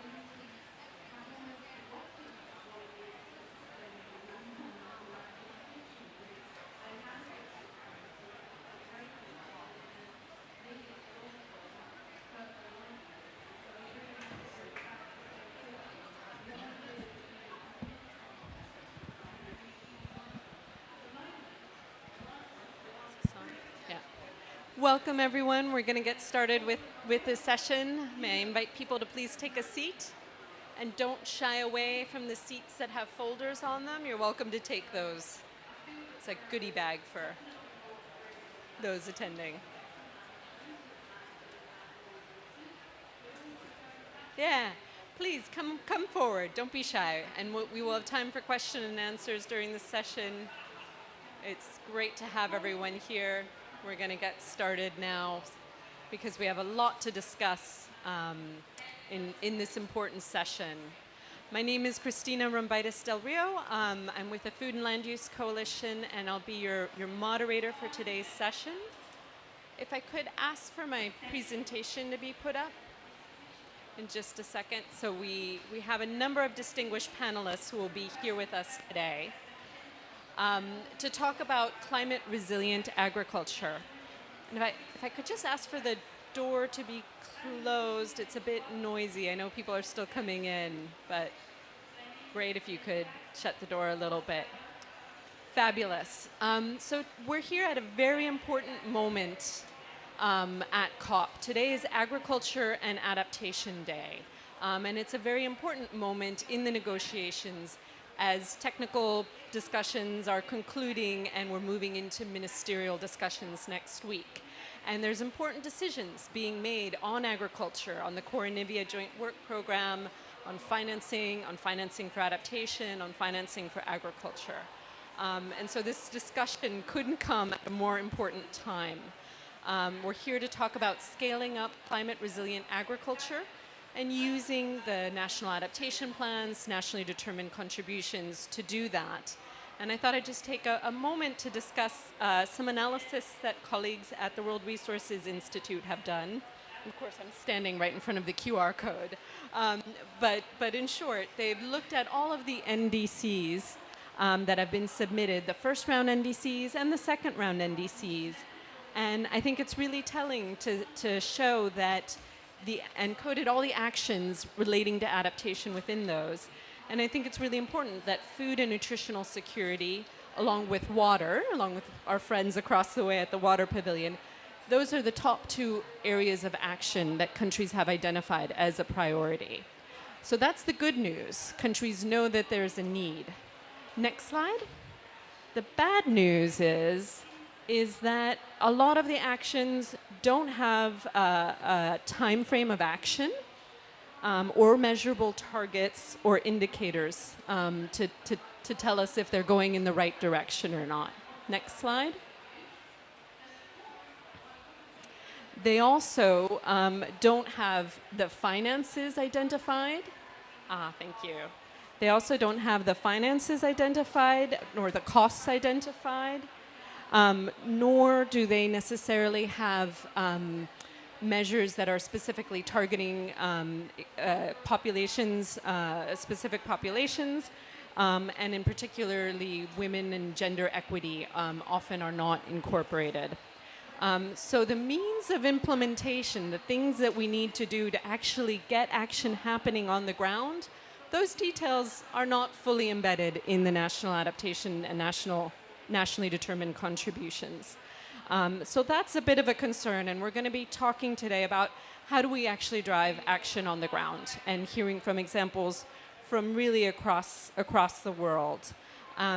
You can take my slide down and bring the next slide up, if you don't mind. And it's my pleasure to really take this conversation from the world of charts and graphs and data to the ground level. And it's really my pleasure to introduce Sabrina Alba, the actress, activist, and IFAD Goodwill Ambassador. If you wouldn't mind, please come to this stage. We're really honored to have you here today. I don't know if you'd like to sit or stand. Where would you be more comfortable? Great. We'll give you a microphone here. And I know you've recently... Hello. Sorry. Thank you for joining us. We're really honored to having you here today. Thank you. I know you've recently been in Kenya and Zambia with Farm Africa, traveling to the ground, meeting with communities. And I'd love to hear two things. What did you see? What did you learn from those visits? And also of all the causes that you could dedicate your profile to. You've chosen to focus on agriculture and climate change and smallholding farmers, and we're really honored that you've done that. And I'd love to hear why. Why is this important to you? You know, it's funny because a lot of people ask me, why agriculture? It's not necessarily the most sexy topic, but I actually learned so much about what agriculture means for rural communities from my mother. She grew up in a rural community, and they depended on the land for their food security and all their other needs. So she was really, really influential in my life as a young girl and introduced me to IFAD now, of which I am a UN Goodwill Ambassador. So when I do field visits and I get to see the work that organizations like IFAD are doing, I'm extremely humbled, because I think we can all probably say in this room how important that work is. I was also recently, like you said, at a Farm Africa field visit, and I actually cried, which is really embarrassing. I was probably at my emotional peak, and in true Kenyan fashion, everyone was like, "We're so sorry." I'm like, "No, why are you sorry? I'm sorry. I'm an emotional mess." But what I do enjoy most about those visits really is to be able to speak to people on the ground about what their concerns are, what's affecting them most, and secondly, to be able to have confidence and trust that programs like Farm Africa and IFAD are doing the work that helps people in these rural areas really get through the crisis that they're facing now. I'm Somali, and I don't know if you all know what Somalia is going through. I mean, it's coming to a 5th consecutive drought, an imminent famine. The situation on the ground is dire. So we talk about climate change in these rooms and we have these big board meetings, but what's happening on the ground every day, it's adapt or starve for rural people. So it's something that I am extremely passionate about, because I feel as a global citizen, we should all have a moral duty, not only to educate ourselves on what it means when this funding does actually get distributed and how little of it actually reaches rural people. I'm talking 1.7% of climate financing only reaches the people on the ground. And I mean, that's just unjust. These are people that feed the world. And you know, I grew up as a young African with kind of a stigma around Africans, and whether or not they're hard workers is because they're looking for aid. You know, a lot of the rural people I speak to don't want aid. They want investment. There is a time and place for aid, especially when we're going through things like famine and drought. But we need to look at long-term solutions, because we've been in these situations before. We've had these problems before. We've had drought on drought, famine after famine, and we are still finding ourselves in the same situation because I believe the funding that's being given out is actually short-sighted. If we're not including adaptation as part of the conversation, we're leaving out a huge sector of people, billions of people, and rural women who are really the face of climate change. So I did just want to say that today. I also want to thank Farm Africa for having me here, because I think some of those visits were really life-changing for me, and to be able to speak to the farmers on the ground and hear them say the same thing, it was amazing. So I just want to thank you for having me as well, and I hope that answered your question. Absolutely. Thank you so much. And I hope your message also reaches the negotiators and decision makers that are in the negotiating rooms not too far away from here. Yeah, we'll be meeting with quite a few. So. Good. Thank you so much. Thank you so much. Thank you for joining us. Thank you so much. Really appreciate it. So next we're going to be moving to our panel. I will invite our panelists to please come up to the stage and join me here in these seats. I'll introduce them all at once so that you can meet them. We have Alessandro Cruvinel Fidelis, who is the General Coordinator. Please have a seat, Alessandro, who is the Coordinator for Bioeconomy and the President of the National Council for Bioinputs and Bio-Based Agriculture, and he's with the Ministry of Agriculture, Fisheries and Livestock of Brazil. We also have Dr. Carolyn Mwanguera, who's from the CGIAR and the Accelerating Impact of Climate Change Research for Africa initiative. Welcome, Caroline. We have Dr.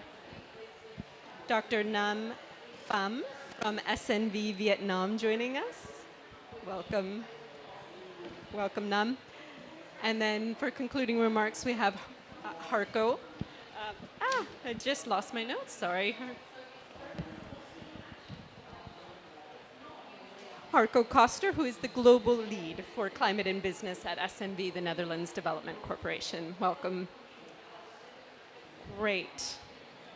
Well, we've been grounded in the settings from Sabrina Elba, and now I want to transition and hear from each of you about experiences that you've had in the countries where you work.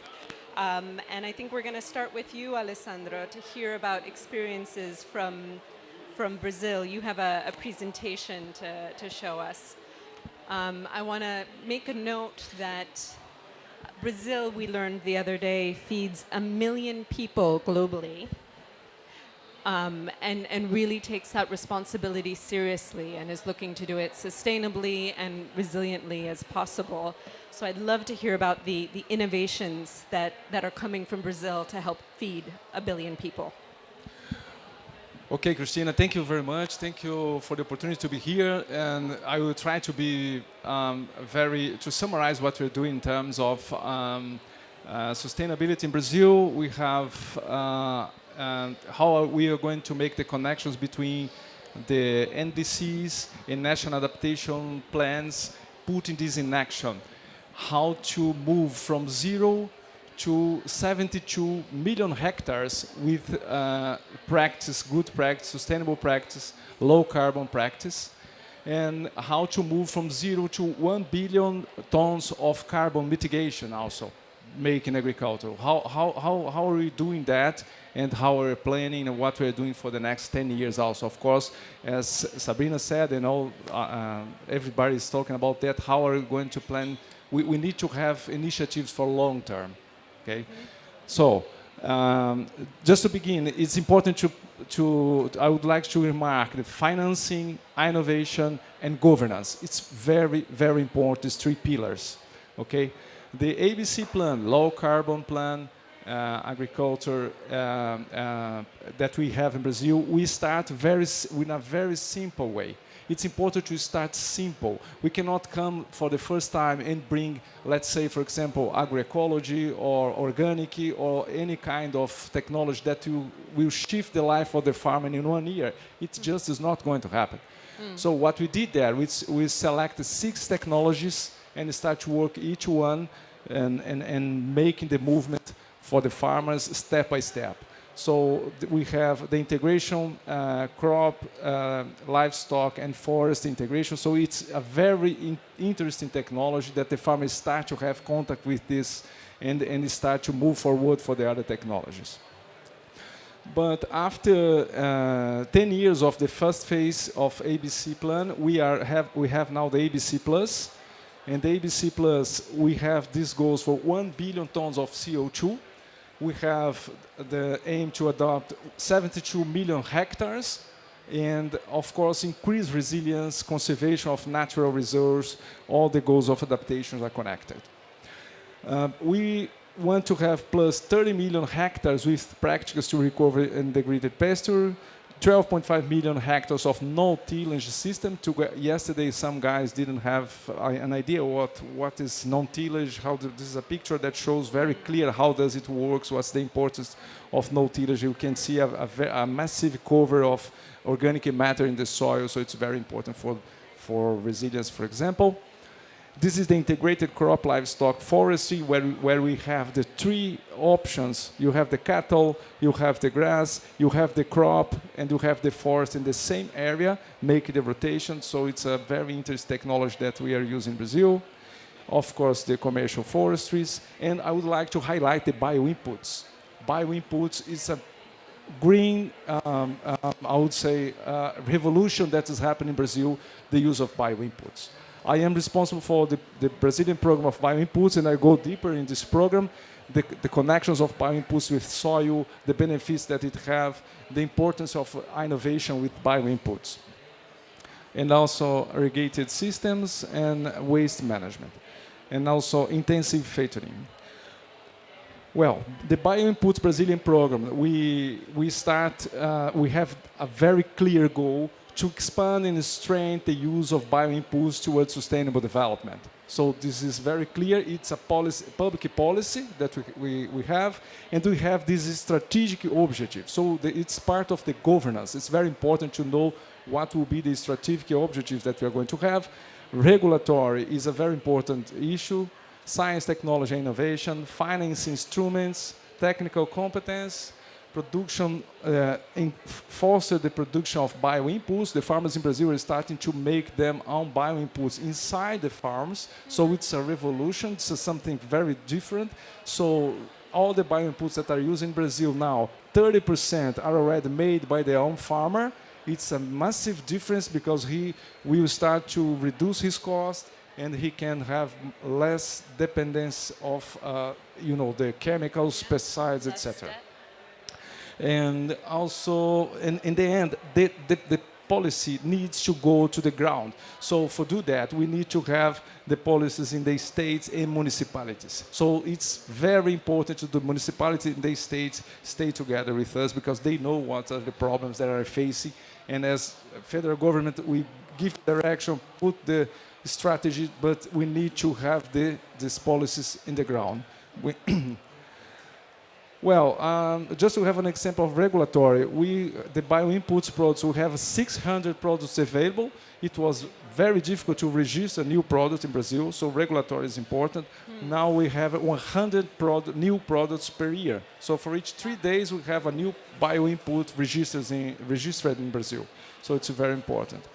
This is the pesticides market increase around 30%, but when we see the bioinputs market, it's growing at 82% per year. So we are expecting in 2025 we will have around 20% of the chemical pesticides replaced by bioinputs. So it's a revolution that is happening in Brazil also. And of course we need to talk about money. This is a public call of 72 million reais for slow release fertilizers and also for bioinputs. We launched this in the Ministry of Science and Technology in Brazil this year. Those are grants to develop innovation, and science and technology institutes can get the money and develop new products.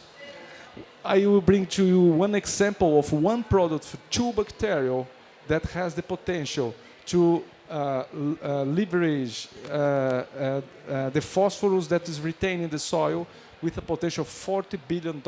So it's just one product has this whole potential, of course, making the roots more strong, etc.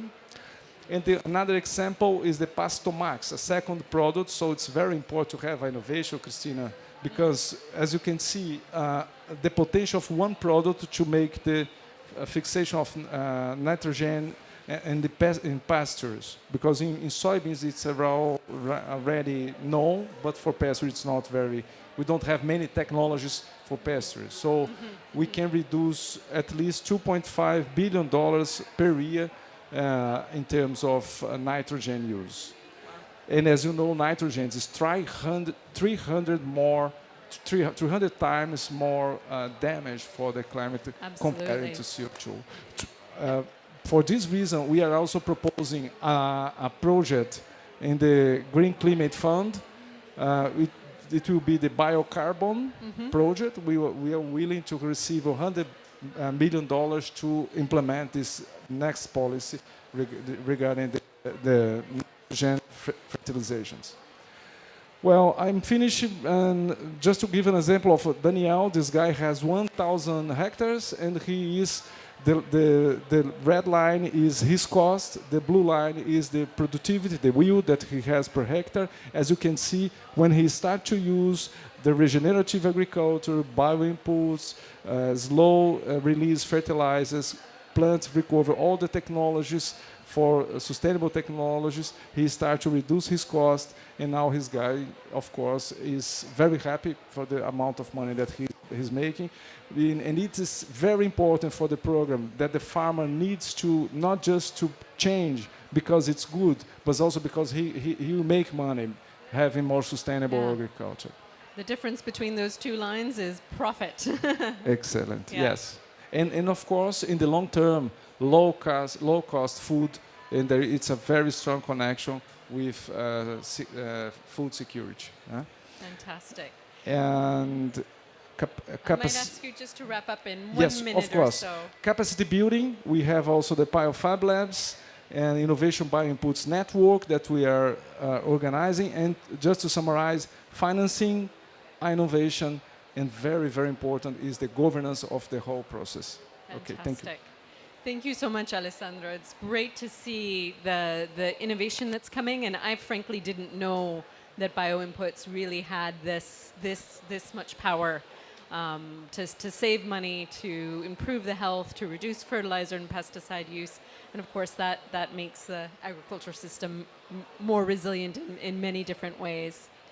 We're going to go next to Dr. Nam to hear from Vietnam, where you've been involved, from what I understand, in taking the national development, the clicker, yes, the national development, the NDCs, and making them more implementable, and of course bringing in a very important lens on gender, which we saw was missing from the global picture. So over to you. Thank you. Thank you so much, Christina, and ladies and gentlemen. Today I'm very happy to share with you Vietnam experience on the mainstreaming NDC into the provincial level, and this go directly into the action on the ground. That is all about this COP27 is all about. This is the together for implementations. And I just want to share with you the good news that the government of Vietnam has just updated NDC 4 days ago. And then you know that they have like a double of emission reduction, and then they have a long-term strategy on adaptation. And the most important part is the increased participation of the youth and the women in all of the area on the mitigation, adaptation, and climate policy. So you may want to update your slide about Vietnam NDC. Absolutely. So all of these, how to translate all of the commitment, international commitment, and like for the net zero, the methane, the just energy transition into the national policy and to the provincial. I think that is crucial for the partnership that we did last year to show the complicated issue, because you know there's a lot of partnership with SNV and NDC partnership together with the World Resource Institute and the government of Germany and Netherlands. This make possible. And when you see the Vietnam greenhouse gas emission, you can see a lot of sector like energy, agriculture, waste, industrial process. They emit a lot of CO2. But the only sector that sequesters carbon is the forestry. That's why I think it's very important to how to translate those targets into the priority province, where the forest area is have like a 50% of cover. And that's where we partner with the World Resource Institute and some of the very genius scientists to develop a green economic model to show, okay, what is the net zero 2050? Tell me what is the result for 2050 look like. So basically you can see on the graph here, that's very simple. This is GDP growth rate 2050, and at the same time greenhouse gas reductions. This is the business model that already work in 25 countries that you heard from the graph before. And the main contribution of the Lâm Đồng province is where you have like potential for renewable energy of the wind and solar. And then you come to the agriculture and food system, you will have like zero emission vertical farming, a lot of high-tech farming that reduce emission. You want to have agroforestry system and nature-based solution that promotes the food system transformation. And lastly, you see there's a lot of sector. In the most important one is the forest. 3 words only: protection, management, and restoration. Those action is really crucial to contribute to the net zero target. And the most important part of all of the land use planning, they have every universally, there's a 5 activity, 5 step, any planning. So when you want to have the gender sensitive in framework into this land, you have basically the 5 steps, and you have the analysis, you have the set data disaggregate, and you have like a stakeholder responsible for gender, and you have like the budgeting for the gender. This is budgeting is not everybody is talking about, and that is the missing link in the NDC. And then the final one is to how to measure and measure the outcome. And then the cycle is continue happening, and that is this great about this gender sensitive framework. And the final message I want to share with you about only 2 things. So basically, what you develop a national plan. There's 200 countries already make a commitment, and then you have to translate that into the subnational and to the local action. So that you need impact-driven finance, and you have to be very specifically for the how much for the agriculture, how much for the food system with the gender sensitive, and what is for the vulnerable community. Yeah, and I said again that's the partnership between the public, the private, and also the producer, the farmer who is be engaged and in the designing and implementing the project. And the final message is that when you order your next cup of coffee, please order the responsible and deforestation-free coffee, like the coffee you have every morning here. Thank you very much. Thank you, Dr. Nam. A memorable final message there, but I really appreciate how you talked about bringing this national policy document down to this subnational and local level, and really grounding it in the means of implementation and finance and budgeting. And more importantly, gender is not an add-on, it's key to implementation, which I think is something we need to appreciate. So I think might have a protest coming by, or some singing. Great, awesome. Next we're going to go to you, Carolyn, to hear about, we've sort of traveled the world today from Latin America to Vietnam, who has long been a climate and agriculture leader, now to Africa, to hear about some of the work that you've been doing on both combining the innovation front, but also policy and policy engagement to scale up climate resilient agriculture in Africa. So would love to hear how you're doing this, especially the acceleration part, because we need that. Thank you, Christina. So maybe I'll want to take up from where Alessandro stopped, because Alessandro was pointing to a case of a farmer in Brazil with 100 hectares. For us in Africa, a lot of our smallholder farmers have less than 1 hectare. So it's a really very different scenario. So paint a case of Eastern Africa, an example, where you have a smallholder farmer. On average, the male-headed household farm is going to have 0.4 hectares. Your female-headed farmer is going to have 0.2, half of that. In 1 year, your male-headed household could be having incomes of around $500 from selling about 800 kilograms of grain through that year. And your female farmer is going to have maybe $166 in the whole year. So, and Sabrina started and said about we are in the 5th consecutive drought in the Horn of Africa. So how do you sustain livelihoods? How do you foster climate adaptation in such context? One of the things we see in especially sub-Saharan Africa, where most of our work, I come from the CG, and I'm based in Kenya, but our work is across the whole region of Africa. So what we are seeing is that one of the reasons that we see very high impacts of climate change is because of lack of sustainable and scalable climate responsive solutions. And that's what we are trying to address.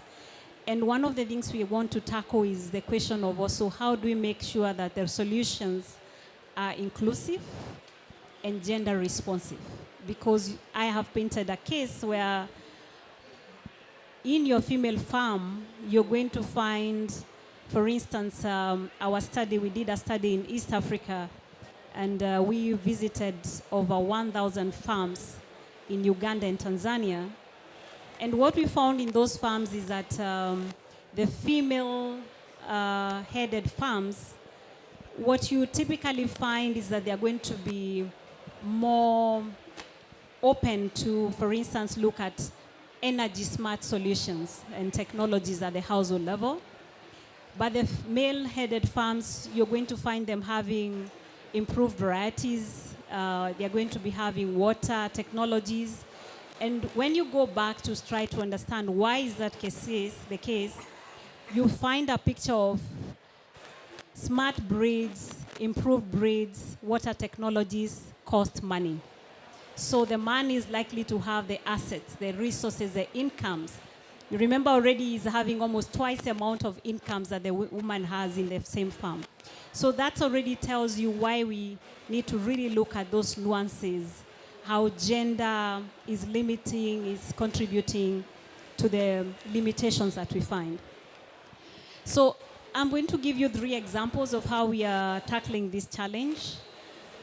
We have now, we are just midway, we have a 3-year project where we were challenged by the World Bank to look at how do we accelerate the impacts of research to adapt to climate change in Africa. So we have been looking at 3 concrete examples. And one of them has been looking at sustainable financing. And what we are doing in this case is looking at how we can be able to link smallholder farmers with the financing through, for instance, SMEs. So the model we are using is working with SMEs. And SMEs because we found that in the food markets in Africa, typically if you want to have transformation, the most and easiest and most rapid way of fostering transformation in terms of livelihoods is through SMEs. So typically you find your SMEs in the food systems in Africa have a cascading effect because they are working with a group of farmers or cooperatives. So what we are trying to do is also make sure that we link them with the financing, but this financing is going to go through investing in climate adapted technologies for the cooperatives they support. So in this case, what we do is that we make sure we, for instance, have the SMEs onboarded and taken through a boot camp where we are training them about climate smart agriculture technologies, how they can invest in those technologies, how they can also have gender smart investing so that they're investing also in women businesses. And so that is one of the things that we are doing. And some of the things like was being presented in the session before was also like the accelerated grants that are also being given to those SMEs to foster the adoption of climate smart agriculture practices.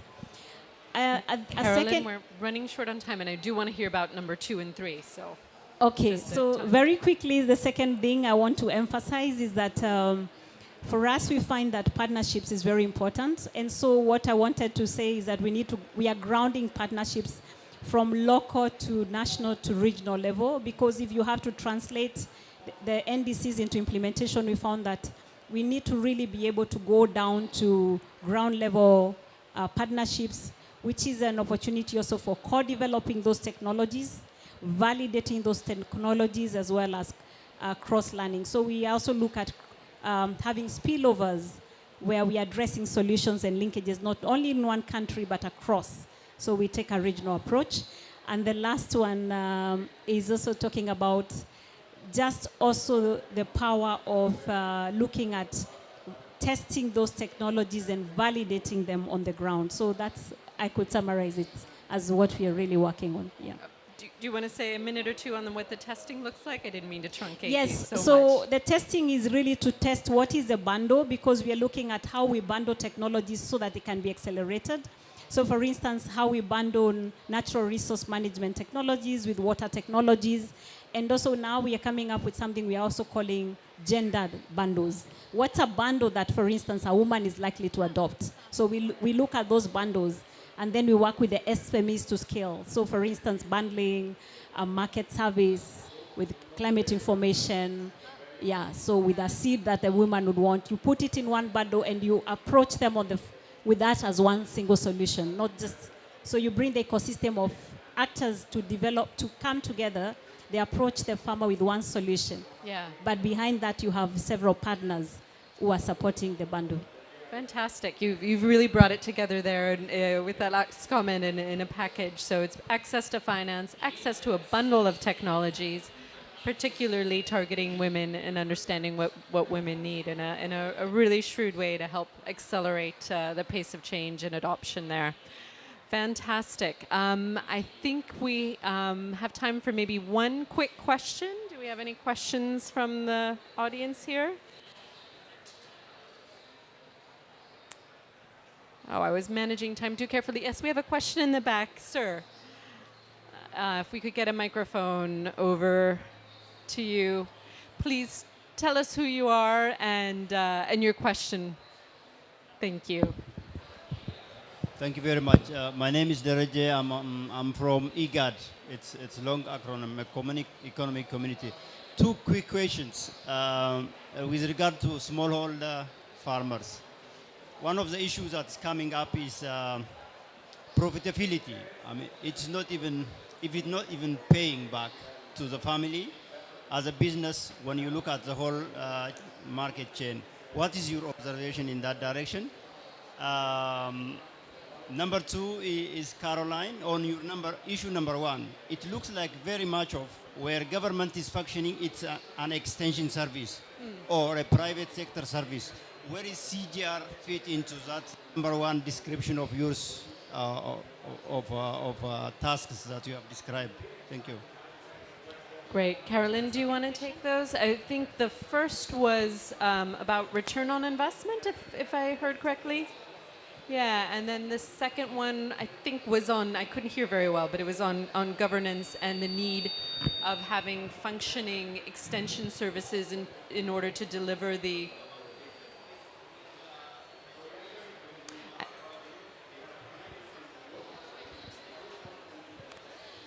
Sorry, linking SMEs. Sorry, say it again and hold the microphone very close to your mouth because it's quite loud.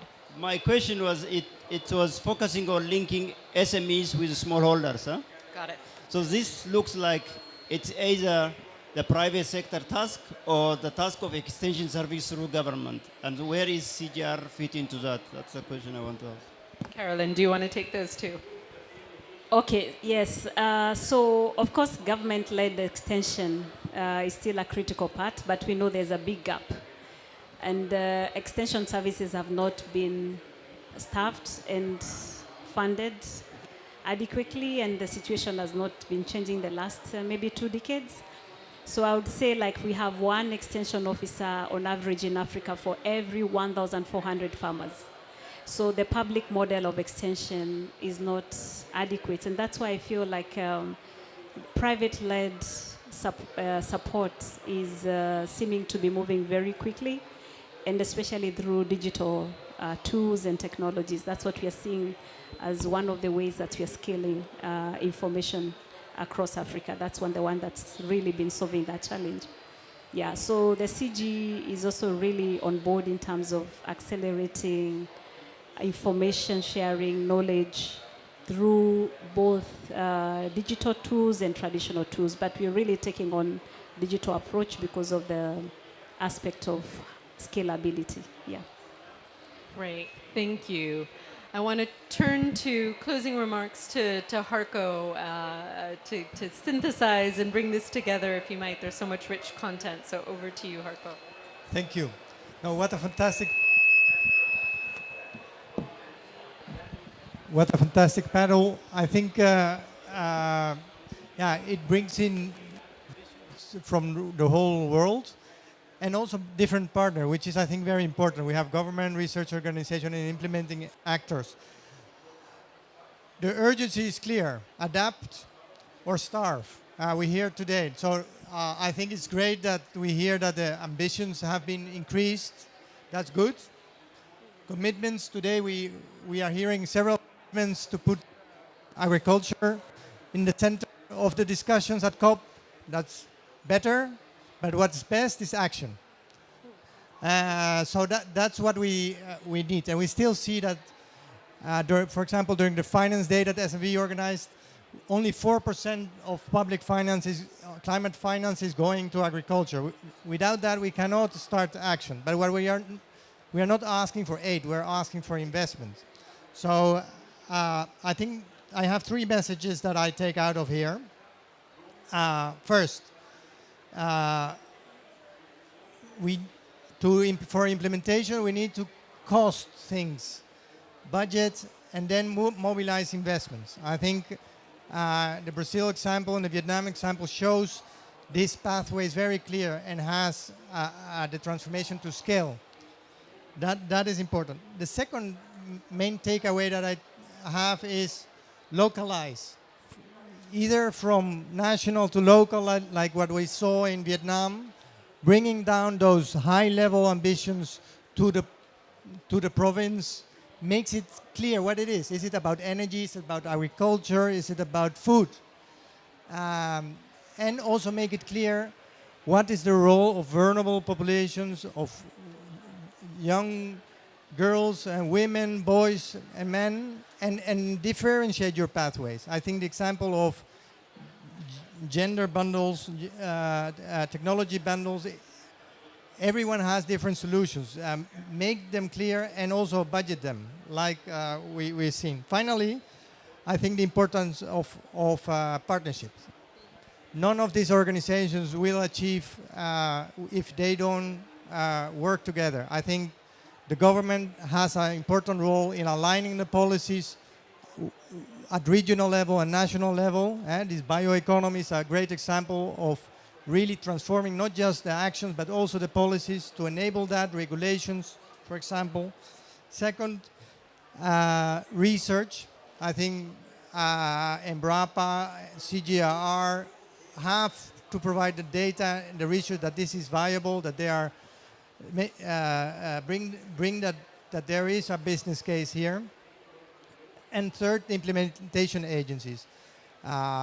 Roll out, to mobilize investments, and really attract also private sector participation and may ensure that it goes to the farmer, to the SMEs, and so on. So I think, well, these are my 3 takeaways, and thank you very much. Fantastic, Arco. I hope you wrote those down so we can copy them. I want to thank the panel for incredible presentations today. I want to thank SNV for incredible partnership in coordinating and co-organizing this session at the Food Systems Pavilion. And last but not least, in my excitement earlier at seeing Sabrina Elba, I forgot to mention a report that is on your chairs from the Food and Land Use Coalition and UN Sustainable Development Solutions Network.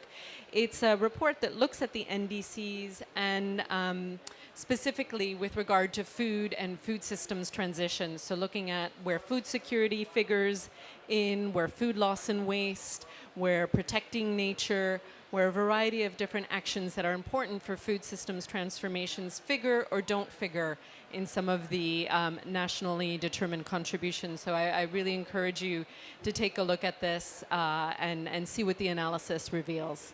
Thank you very much to all of our panelists here and to our participants. Have a good rest of your day.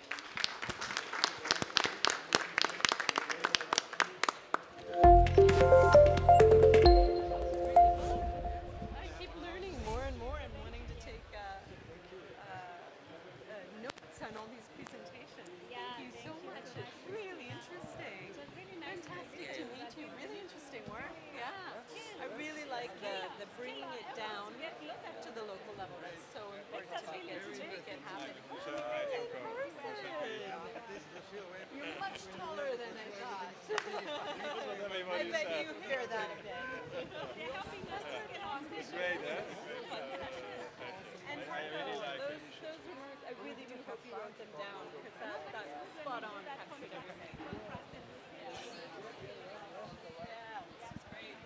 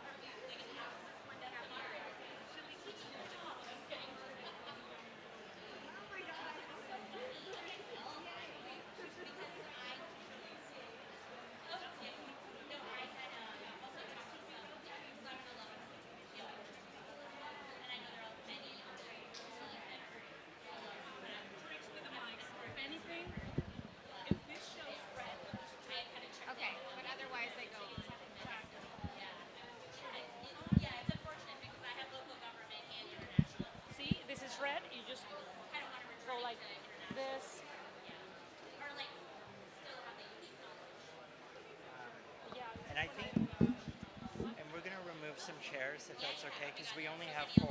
Yeah.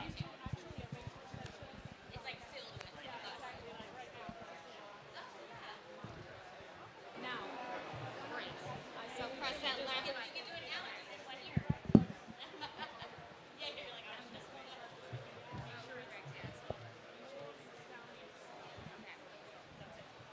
No tricks. If you need the clicker,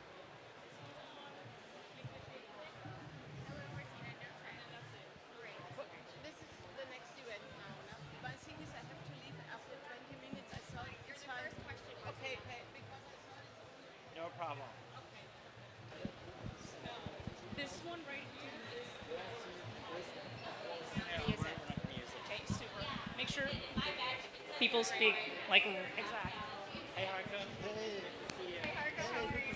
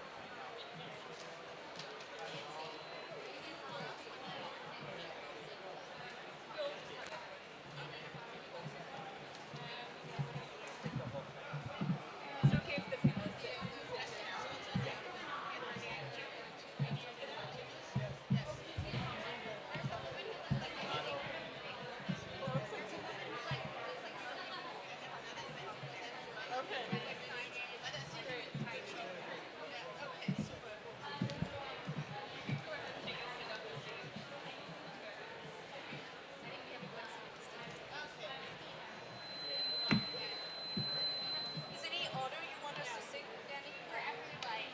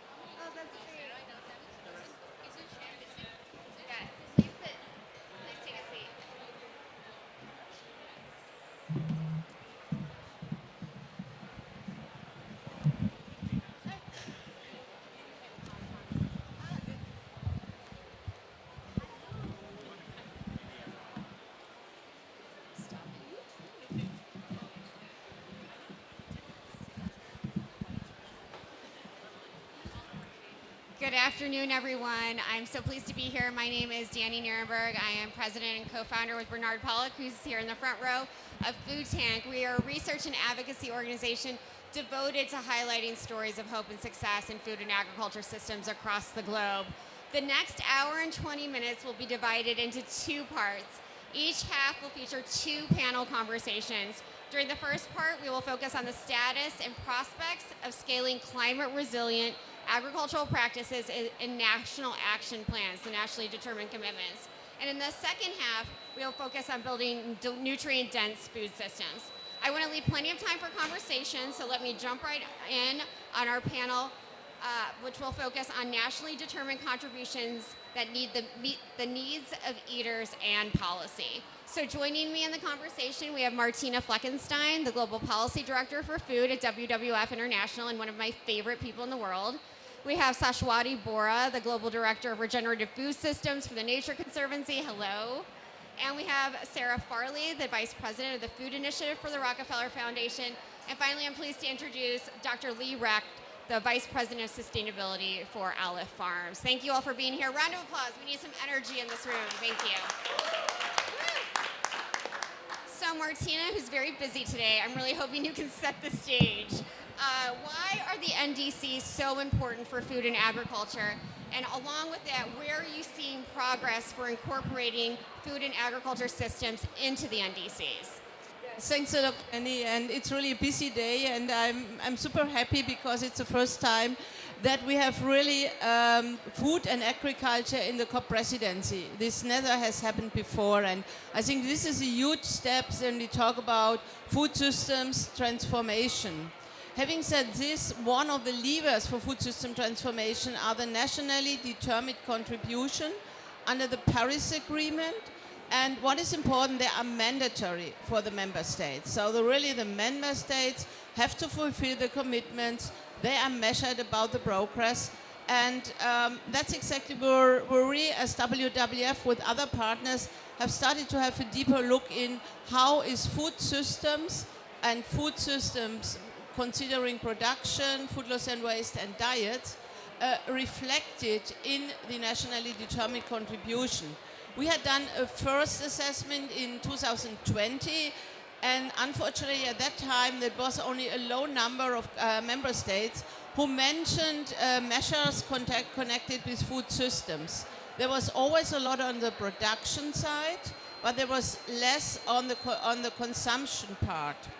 And having said this, we have now done a new assessment, analyzing all the submitted and upscaled NDCs. We have done this together with Climate Focus, and in this analysis, it's a little bit more positive.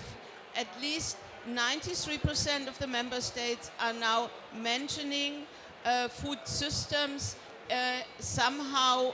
I say somehow because very often it's not really with clear measures or targets, but it's mentioned in their NDCs. But there is still a huge gap if we are looking for measures which are connected to food loss and waste and which are connected to diets. So only a few member states, and I have to look on my only 5 updated NDCs now have added measures to reduce greenhouse gas emissions from the consumption part. Right. So a lot more still needs to be done, but there is a lot of hope right now, and that's very exciting. So thank you, Martina. Really appreciate that. Sajwati, Martina has mentioned, that we need this more holistic approach to how we look at the NDCs, and I'm wondering if you can talk about, when policymakers are really looking at food systems, as Martina mentioned, they need to look at production and consumption.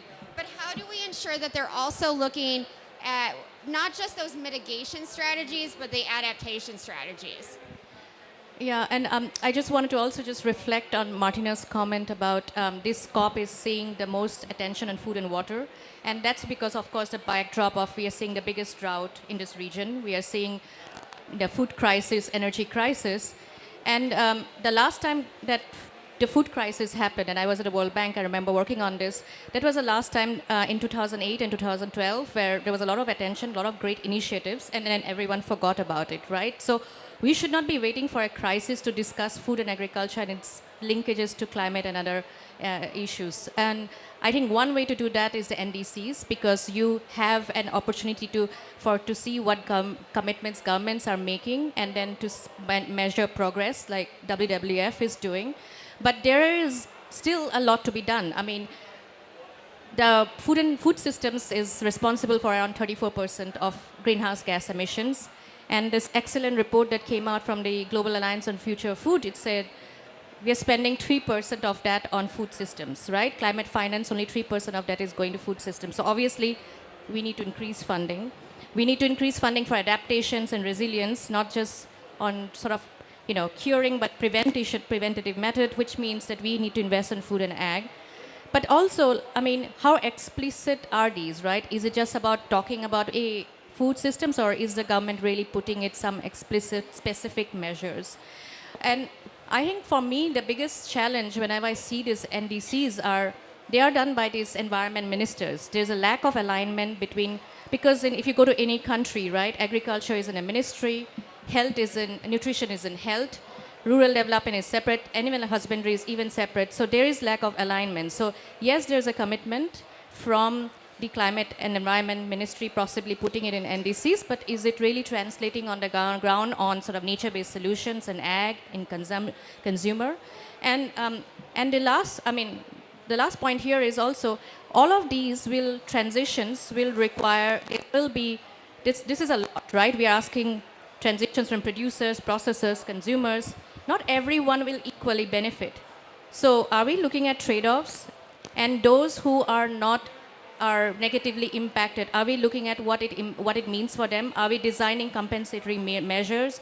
Are we looking at unintended consequences? So those are stuff that I think we need to look at if we are really going to think about integrated food systems approach. Thank you so much, Sajwadi. I mean, I think what I'm hearing is a lot of silo breaking that needs to happen, bubble breaking, as Sarah Farley likes to refer to it, but also this need for equity and making sure that, there aren't unintended consequences that leave people behind, because the point of this is to bring more people and to be more inclusive. And so, Sarah, that leads me to you and my next question. How can we really leverage the power and the actual money, the dollars, the pesos, the rubles that are held by the public sector to shift away from the harmful practices that are currently being used and use the NDCs to lift up practices that promote both human health as well as planetary health? I mean, that's a great question. And I think we can't get there. We can't get to this integrated approach unless we take a truly systemic lens to our nationally determined commitments. So we need to think about that 7.8 gigatons of carbon per year potential from the land conversion aspects, right alongside with the 1.8 gigatons carbon potential through the dietary shifts and the food loss and waste. We have to see all of it as one puzzle. We also need to be thinking about, and Saswati, I really appreciate how you set this up, the fragmentation and siloed nature of ministries, institutions that touch upon aspects of this systems approach, and the real lack of integrated governance mechanisms that don't just reach across sectors, but reach across the layers of society. We need community voices. We need to hear from indigenous people. We need smallholder farmers, large-scale farmers. All of them need a voice in not just setting the ambition for the NDCs, but laying out the roadmaps and the implementation frameworks to make them real. I think that's super, super critical. I would also say we need to just get a firmer commitment to unleash the dollars. It is the case, and yes, the Global Alliance for the Future of Food report really illuminated this just stunning number, just 3% of climate financing going to food. I mean, it's ridiculous, right? But there's hope in the numbers. Currently, globally, we spend $655 billion in agriculture subsidies. 86% of those have insidious effects on either the climate or nutrition goals that we're trying to reach. We estimate we need 300 to 350 billion per year for this transition. So, if we can work to move just half of existing subsidies, not a dollar more, toward this agenda of nourishing, regenerative, and equitable, we have the money. It's there. It's flowing. We just need to get a voice into how those decisions are being made. And it's not just a voice, it's those voices you talked about, those multiple voices that not just need to be in the room, but at the table, part of the decision-making processes. And I think that's so critical. So, I think, Lee, that, you have a lot to say because you've been working on including those voices in what Aleph Farms does, including those different voices, especially farmers. And I'm wondering from your perspective, and building on the points that Sarah raised, what would you like to see the investment community, the policymaking community take to drive innovation and scale up and out more sustainable practices? Thank you for that question, and thank you for having us. I think for me, honestly, when I look at it, we're the startup, right? We're an innovative company. We're a pretty established startup. We're already 150 people. We've already raised $120 million. So we're a bit of a atypical, but we've already come and have committed with very, very strong sustainability ambitions from inception. And that is a very, very difficult thing to do because as we're looking at it, we don't look at innovation and technology as a sole solution for this transition. We think we're a significant tool as we want to transition to more resilient and sustainable food systems, and specifically in my case, the meat sector. But for me, when I'm thinking about the just transition, clearly, for me to start working in talking to livestock farmers is a very difficult task. They look at me and they see me as someone that's really going to take control over their livelihood. Aleph Farm has no approach. Aleph Farm approach is not to replace the meat sector, it's to support it. It's to support a transition as we transition to more sustainable livestock agriculture and where we need innovation that can supplement it and can complement it. And we need to look at mutual goals together. I don't think it's one instead of the other. I think it's more about a diversity of looking at a mutual goal of creating sustainable, healthy, resilient food. So that, and it can come in many different ways. It can come through innovation and technology, and it definitely needs to come through sustainable agriculture. And I think there is where government can really support, because we do need to have these frameworks that can create these collaborations, that can create incentives that work together and not one instead of the other. Because this is clearly, right now we're all saying this, we're all working kind of in silo, in parallel, instead of actually working together. And that's something that I think that, for me, is a critical aspect. And this is something that we speak to with many of the governments. And I don't think they're being talked enough in these discussions. I do agree that this year there has been progress with the Agricultural Day. But I think we need to push forward more and more. And in COP28, it needs to be even more so in the discussions, not only agriculture, but agriculture with food production and innovation together. Food security, of course, as well. Absolutely, and consumption, as Martina mentioned before. So I think, what you laid out is very, very clear. And we've been hearing it in almost every panel. We need more collaboration. We need that silo breaking. And we also need to understand that we have to come up with mutual goals, that there are not either or solutions to this. And I think for so long at so many COPs, there have been these either or solutions. Either it's technology is a silver bullet, or we only invest in small farmers. And we need to do a lot of different things for this to happen. So my final question in the 5 minutes we have left is for all of you. And it's, I want to go back to what Sajwadi brought up about the trade-offs. And as we work toward this more holistic approach through the NDCs that we all want and need, how do we consider those trade-offs? Because from what I've been hearing this week from youth, they don't want any trade-offs. There can't be trade-offs. We need to be inclusive and equitable and make accessible food systems healthy and nutritious for everyone. So how, when we're looking at this and how the youth who have been here so strongly, they're not going to let us get away with this. And so how do we make this truly real? Yeah, first of all, I think we are putting a lot of onus on governments, and there's a financial crisis. There's, they just came out of pandemic. There's no money, right, in many countries. So, they need help. They need private capital. They need philanthropic capital. Come and help de-risk some of these solutions to them unlock so that $1 of public money leads to $3 at least of private financing, right? So those are the models that need to happen.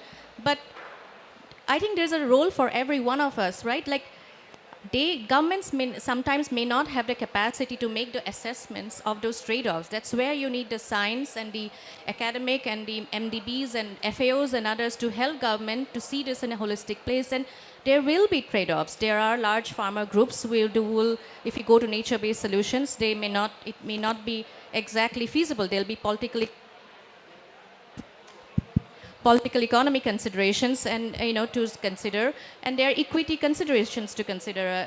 Are the people who are most disadvantaged part of the solution?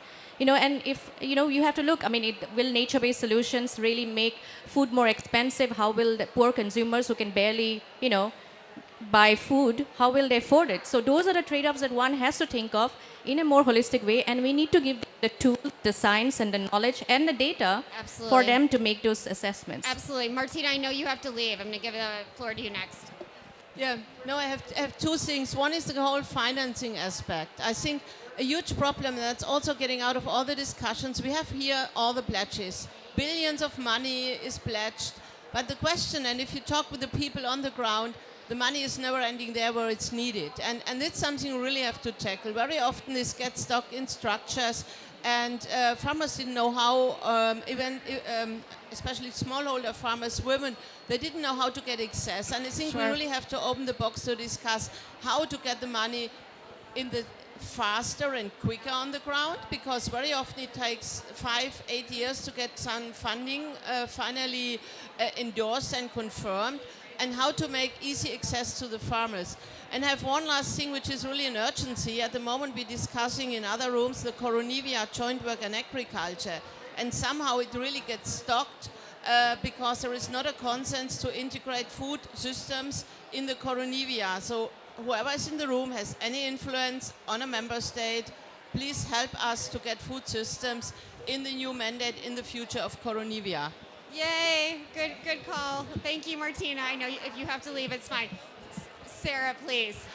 I would flip it, because I think this idea of like, where are the trade-offs? Where do we need to, prepare to be on the defensive? I would actually say, let's be very clear about the trade-offs in the system today. True cost accounting, which can sometimes sound like how could that technical approach help us? It unlocks a bigger idea. We are paying $9 trillion globally right now for our food system, but the cost of the system is 3 times 9 trillion. It's 27 trillion, right? So there's double the price we're paying in hidden costs. So I think the way to work through these trade-offs is, how do we redirect money we are paying for the food system? We are paying it in the form of diabetes treatment. We are paying for it in terms of biodiversity loss. We are paying for it in terms of trying to remediate our soils. Those dollars are there. They're going on the cost. We need to redirect the existing cost to the benefits to get to the true value of our food system, which can be a solution for climate, a solution for our health. So I really think it's about reframing trade-offs to minimize the existing trade-offs, right? I love it. Thank you so much. Lee, you get the last word. Well, I love what you said, because this is actually one of my points about talking about externalities. And when you're looking and thinking about food production and consumption, thinking not only about that dollar that you kind of pay at the store for $2 for a piece of meat, and think about the public health aspects and climate aspects and even biodiversity and social aspects within that comes with that production and that consumption. And I would also add to that, which that is also the fact that we need to look at innovation and think about how we can incorporate technology and innovation, which is clearly going to be a tool for us to support this transition, but do it in a way that can really help and not create that kind of resistance, because it's scary for livelihood. Because I think that innovative companies are here to help solve the issue, but don't know how to even approach how it will have that trade-off on livelihood, and we can resolve it. And I agree with you that the funding in the government is not necessarily in its best of the days, but we can do it also even just by bringing the right people at the table. So I hope to see this as we progress in this year. Absolutely. Great points to end on. Please give this panel a round of applause. Thank you all so much. Is my mic?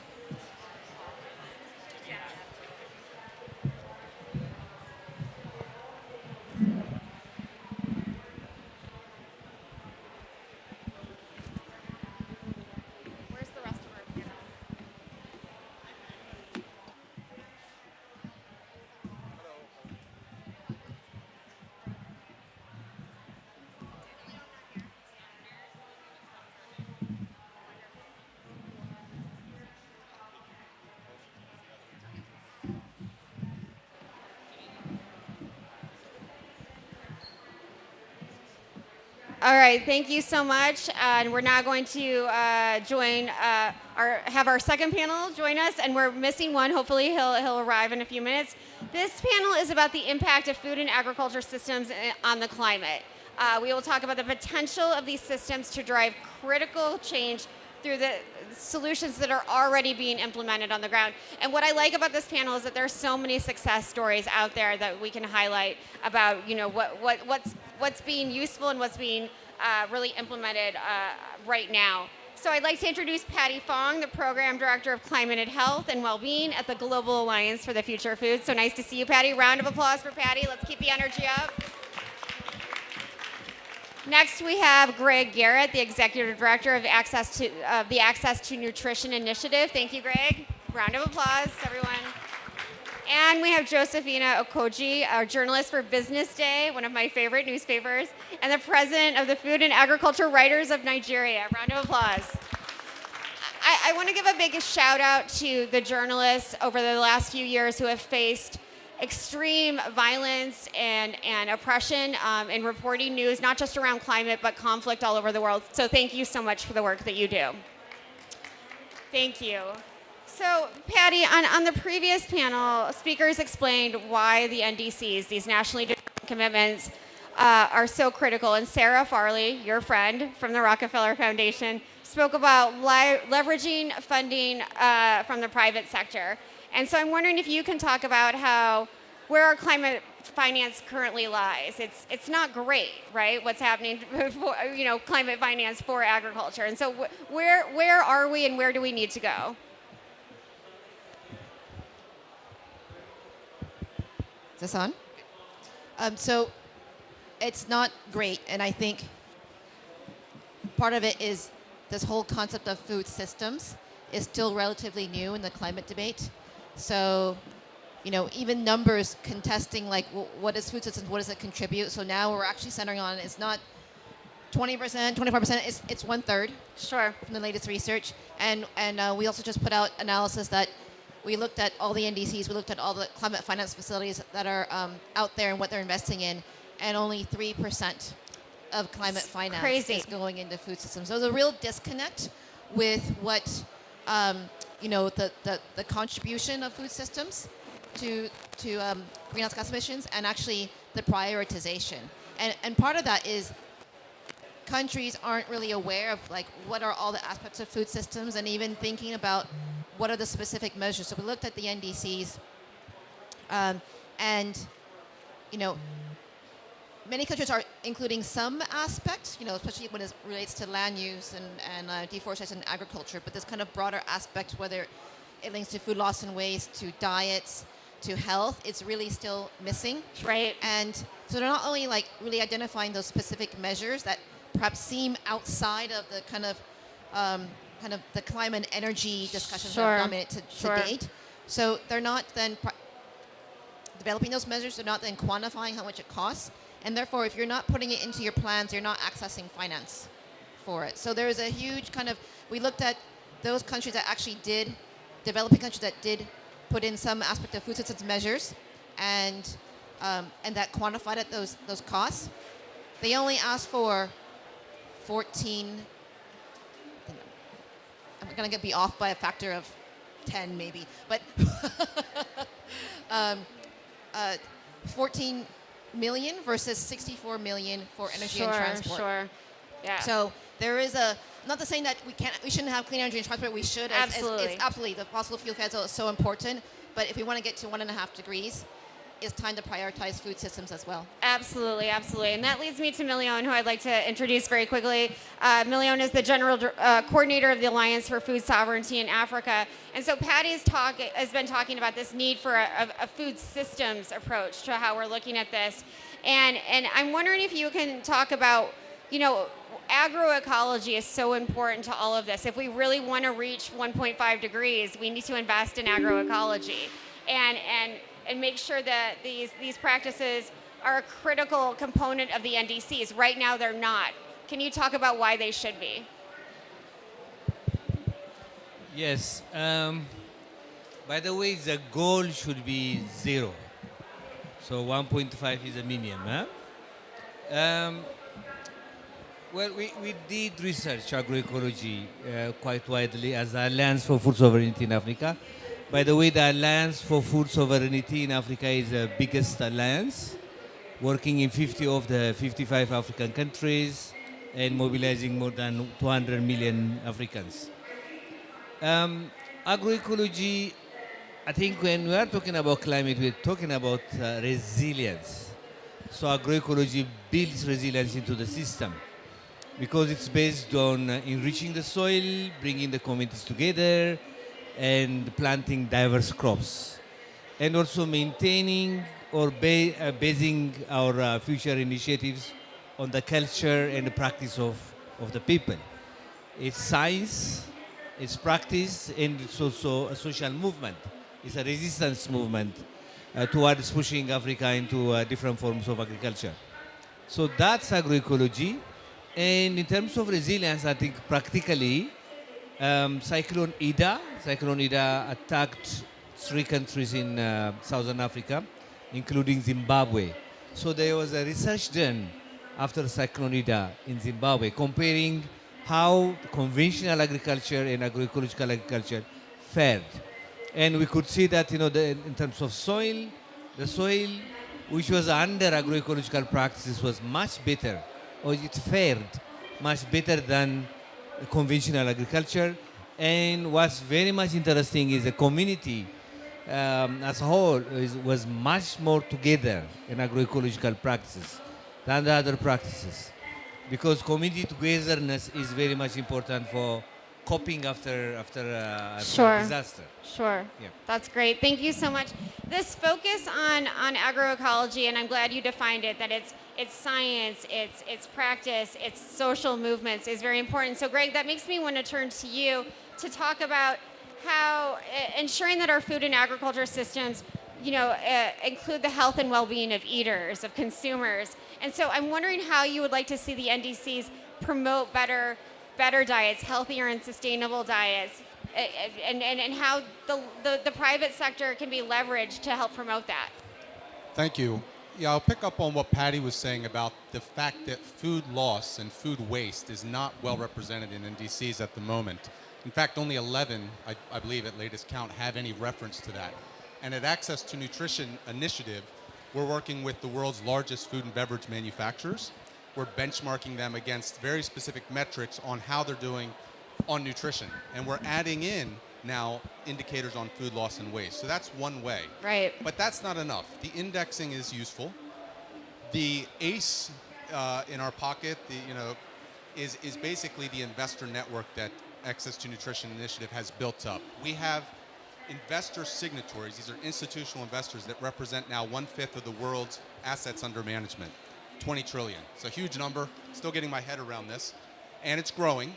And what it signifies is that institutional investors are starting to demand among the companies they invest in better nutritious products. And what we're trying to do is define healthy. And I think we need to talk more to you as well on this, because there's a lot of definitions, and we're trying to align the industry and investors around using academically sound nutrient profile models. And if we can get this right, and investors divest in companies if they don't do it, or they invest in companies when they do produce nutritious foods, I believe we're going to see not only contributions from the private sector for this, but then we'll start to see the food loss and waste issue also come through, and consumption of healthy diets in the NDCs much more. Wonderful. And so Josephine, building on that, what Greg brought up about food loss and food waste, I'm wondering if you can tell us sort of the Nigerian situation and why that, this issue of tackling food loss and food waste is essential to ensuring healthy diets for consumers. Okay, before I speak on the food loss or waste, I'd like to talk about the food system, why it's very important in the climate equation. The food system, the way we grow our food, we transport and we consume food, is driving climate change. It is the main driver of biodiversity loss. It also leads to land degradation and depletion of water resources. It is very, very important and crucial that countries transit their food system to sustainable ways so we can grow food in a more sustainable way. And ensure that the systems, the food system or agricultural system, are also resilient against climate shock. The current food prices which the world is facing is as a result of impact of climate change, coupled with the Russia-Ukraine war, which has aggravated hunger crisis all across the globe, which Nigeria is also a country that is suffering seriously from that impact. So I'll come back to food loss and food waste. Nigeria loses 9 billion yearly to food waste. That tells you how crucial it is. So countries must align their climate targets to NDCs that address key fundamental issues, problems that impact productivity, like food loss and waste we're talking about, that limit productivity and also aggravate climate change. Thank you so much, Josephine, and I appreciate that explanation at the beginning very much as well. So we've heard a lot about sort of where we are, what needs to be done. But what I'm hoping, Patty, that I can turn to you and all of you is really, talk about the examples of where decision makers, policymakers are incorporating some of the ideas that Milion and Josephine and Greg have talked about into their NDCs, because this is happening. It's happening more slowly than anyone would like, and it needs to pick up. But where are the countries that we can learn from?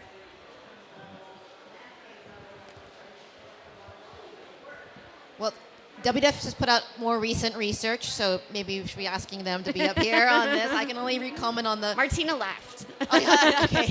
I'm going to embody Martina. So we looked at 14 countries, and we looked at, for us, it's not just the content of like, addressing food loss and waste, livestock emissions, agroecology, but also the issues of governance. Right. Because a lot of times, there's a rush in a ministry. Oh, with this deadline, we've got to produce this plan. And, oh, yeah, we need to consult. We'll kind of consult, but we'll just kind of ask some questions, and they're not really taking it seriously. So I would say one of the countries that stood out of the 14 countries we looked at was Colombia. They really documented, and they really had an inclusive governance process in engaging all types of stakeholders. And as a result, they came up with like 150 measures of what could be done that was really spanned kind of all different perspectives of food systems. And I think that's really a role model. Absolutely. In terms of how you engage stakeholders, both in like how you're developing the plan, but also how you're implementing the plan. So if you're not engaging them in the beginning, identifying the right challenges and the solutions, you're not going to have ownership over implementation. Absolutely, absolutely. There's been probably more recent movement on policy that's probably not reflected on, in the climate action plans, because there was, a race to get it in. I think, well, to be debated, but the EU had done, they have their farm to fork plan, which had been referenced in the plan. They're doing more on policy, but it's, it's there. It's kind of, I look forward to seeing how it gets reflected in the future plans. Within the African continent, we looked at 4 countries. I think Senegal really stood out as well in terms of championing agroecology. And because they chair the LDC negotiating group, that's really important that they really make a stand. And then most recently, Uganda, where AFSA is based, came out with their NDC last month, maybe, or a month before, and also very progressive on the issue of agroecology. So there are a few good kind of beacons of hope that we can look to. And I think the most important thing is really showing that momentum. We're looking at the next kind of hard deadline for submitting those NDCs, those climate action plans, is in 2025.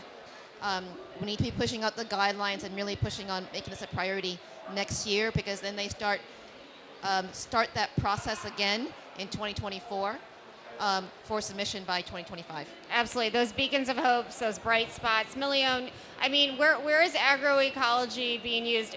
Batty mentioned Uganda, but where would you like, you would like to see this as the movement it is grow and be accepted by governments? How can we do that? I think agroecology is practiced everywhere in Africa. In our effort to understand what agroecology means for Africa, we started to collect cases from all over Africa. And there are agroecology practices in Africa. I think basically it's not 100% new for us. Right, right. That's why we like, because based on farmers' knowledge and farmers' practices, but it does not mean that it stays there. because we say that science is very much important. Science which recognizes the knowledge of the people. You know, science which co-generates knowledge instead of one form of knowledge influencing the other. So it is practiced almost everywhere in Africa.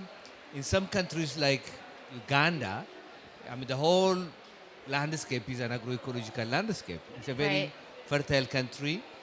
But in Senegal, for example, in Zaire, for example, you know, Burkina Faso, you know, in the Sahel area, it's almost everywhere. Sure. Yeah. Thank you so much.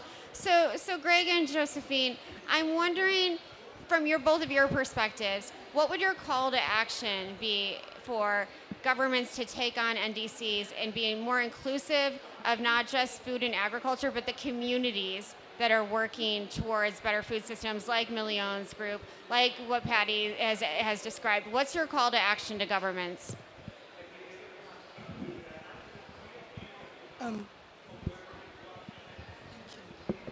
Like what the previous panel stressed on, there needs to be collaboration among various ministries because they are both working in different segments now.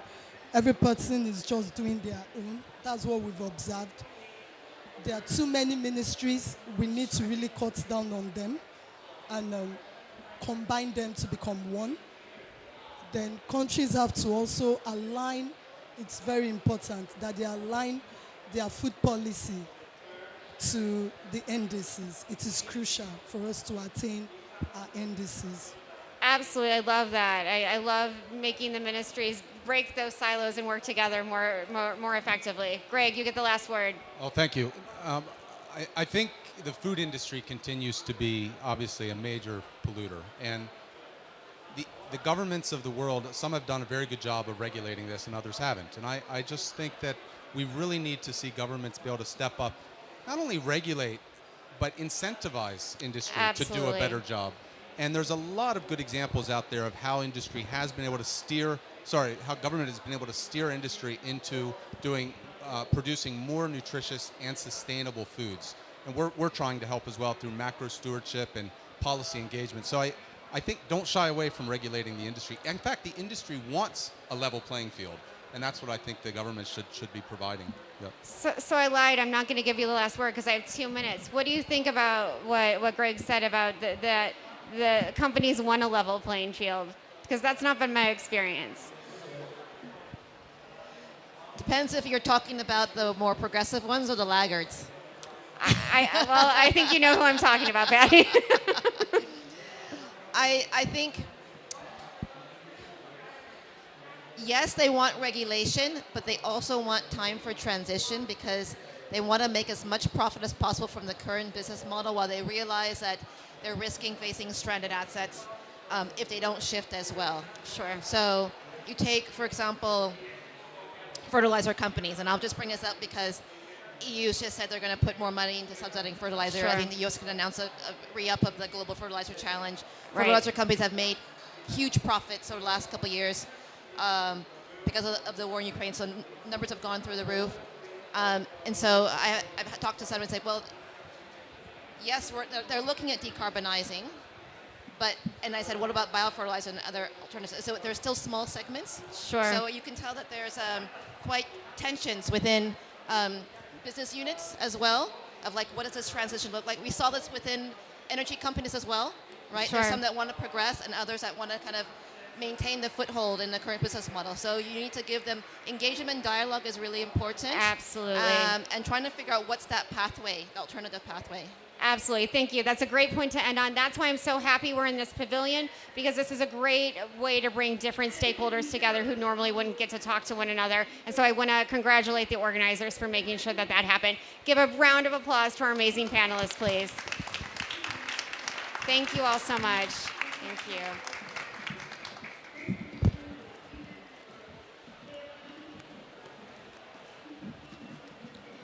So we're now going to transition to part 2 of our session that will focus on the ways that dietary shifts can help to improve human health, protect biodiversity, and help achieve our climate goals.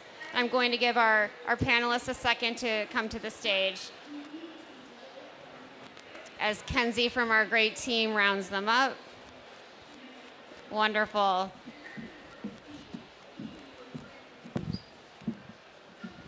Very nice to see you.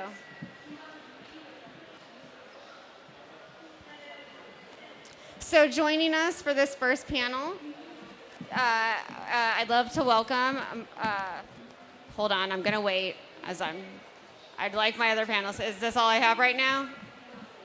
Okay. So we're so glad to have David Brandeis here, the co-founder and CEO of Planetary. Thank you for being here. And I'd also like to welcome Michelle Tigler, a research scientist at the Center for Clean Oceans at Stanford University. Nice to have you both here. Round of applause for them. Thank you. We also have the wonderful Monica Yotour, the founder and executive director of the Indigenous Women and Girls Initiative. Thank you for being here. Round of applause for Monica, please. We have to keep the energy up, people. So, Monica, you're the one I wanted to start with, and I know you just sat down, so get ready, buckle up. Yeah, you're really taking a holistic approach to this this idea of ensuring nutrient density is a human right, and that it can be for all. And so I'm wondering how we can ensure access to nutrient-dense foods, but we also, at the same time, need to tackle issues of equity, especially around gender and youth, and also the issue of land tenure and land access. Can you speak to those points?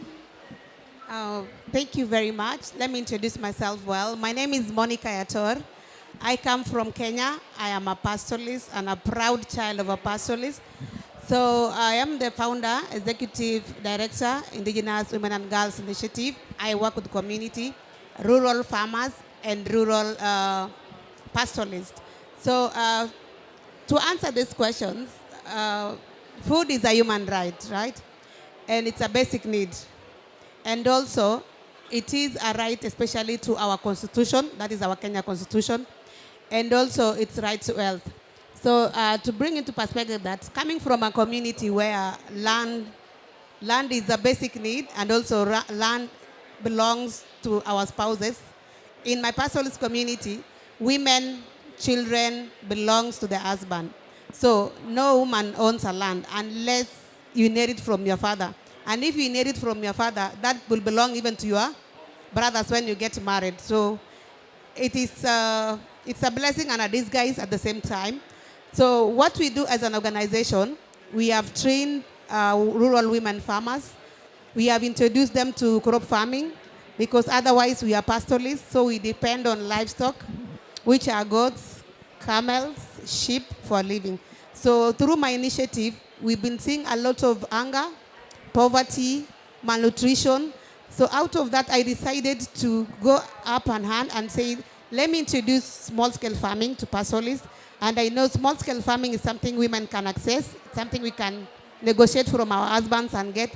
So the small farming have made us increase our food resilience, increase food security, fight malnutrition, and also it has made women proud of themselves because we were depending 100% on our spices, of which it has led to a lot of GBV cases in my village. So out of that, and out of implementing agroecology, we are seeing confidence. We are addressing a lot of SDG 1, SDG 2, SDG 3, SDG 5, and also SDG 13. Thank you. Thank you so much, Monica. And I think what we haven't heard enough and what we need to hear at every COP from now on is that gender equity is the key to solving the climate crisis. So thank you for lifting that up. So, you know, David, Monica talked a lot about these local solutions that need support. And I'm wondering if you can speak to the infrastructure needs for local and sustainable solutions. It's not just that we need, you know, broader thinking. We need actual infrastructure that can help communities do this work. Yeah, thank you so much also for the invitation today. So maybe as per my background, so I'm a startup founder. I started now my second company in the field of alternative proteins. I have around 10 years of experience in the food industry as a retailer, as a food producer, also on the regulatory side, and then really found that food and the way we produce food today mainly based on obviously livestock resources, is very destructive for our environment. I think we all agree on that.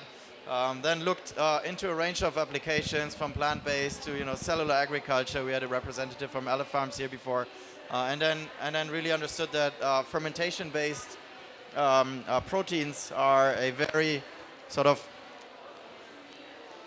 close to market and at the same time promising technology that we need to develop further. So fermentation-based technologies means we're now working with strains of microorganisms and are growing them in large fermenters in order to produce proteins, lipids, other functional ingredients just without the animal, and at a cost that is actually comparable and even below the livestock sort of original. And now it's just not enough to create those strains and the IP. I always say apps don't feed people, right? We need to now create infrastructure to actually bring those those proteins onto the markets, onto the shelves, and at the largest scale. It requires a very new infrastructure, similar to the pharmaceutical one, but larger and cheaper. And that's what we're dedicating ourselves towards, building factories to produce sort of fermented proteins and other ingredients all over the world. Interesting. Thank you so much, David. So, Michelle, that leads me to you. I mean, we're talking about, Monica's talking about, small-scale farming that's helping ensure nutrient density and food security for smaller farming communities. David's talking about this, need for investing in alternative proteins and how he thinks that can help be part of this solution. But what we have forgotten in almost every COP, every climate COP, is the role of blue and aquatic foods and their role in nutrient density. And as a scientist who thinks about this issue all the time, I'm wondering, I think it speaks to everything we've already heard, this need for gender equity. There are fisher women, fisher folk who are a huge part of this. So please talk about your experience with blue foods as a solution to what we're discussing here. Yeah, thank you, Danny, and thanks everyone for being here. And it's such a pleasure to be on a panel with a pastoralist and a small-scale business owner. But as an academic, what I've been working on for the last couple of years is I've been part of this initiative called the Blue Food Assessment. And just a quick definition with blue foods, we mean fish, shellfish, seaweed, anything that's grown in our oceans and our rivers and our lakes.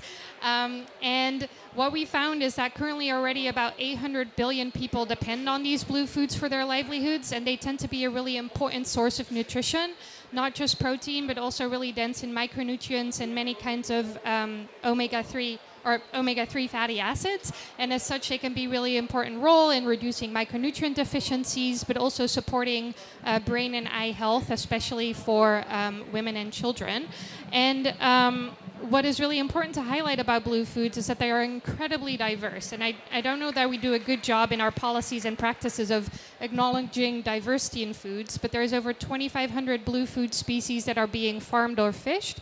And the nutrient composition and sustainability of each of these species varies wildly. So, for example, if we look at sardines and anchovies, small pelagic fish, they contain about 8 times more iron and 5 times more omega-3 fatty acids and 4 times more vitamin B12 than your average serving of tilapia.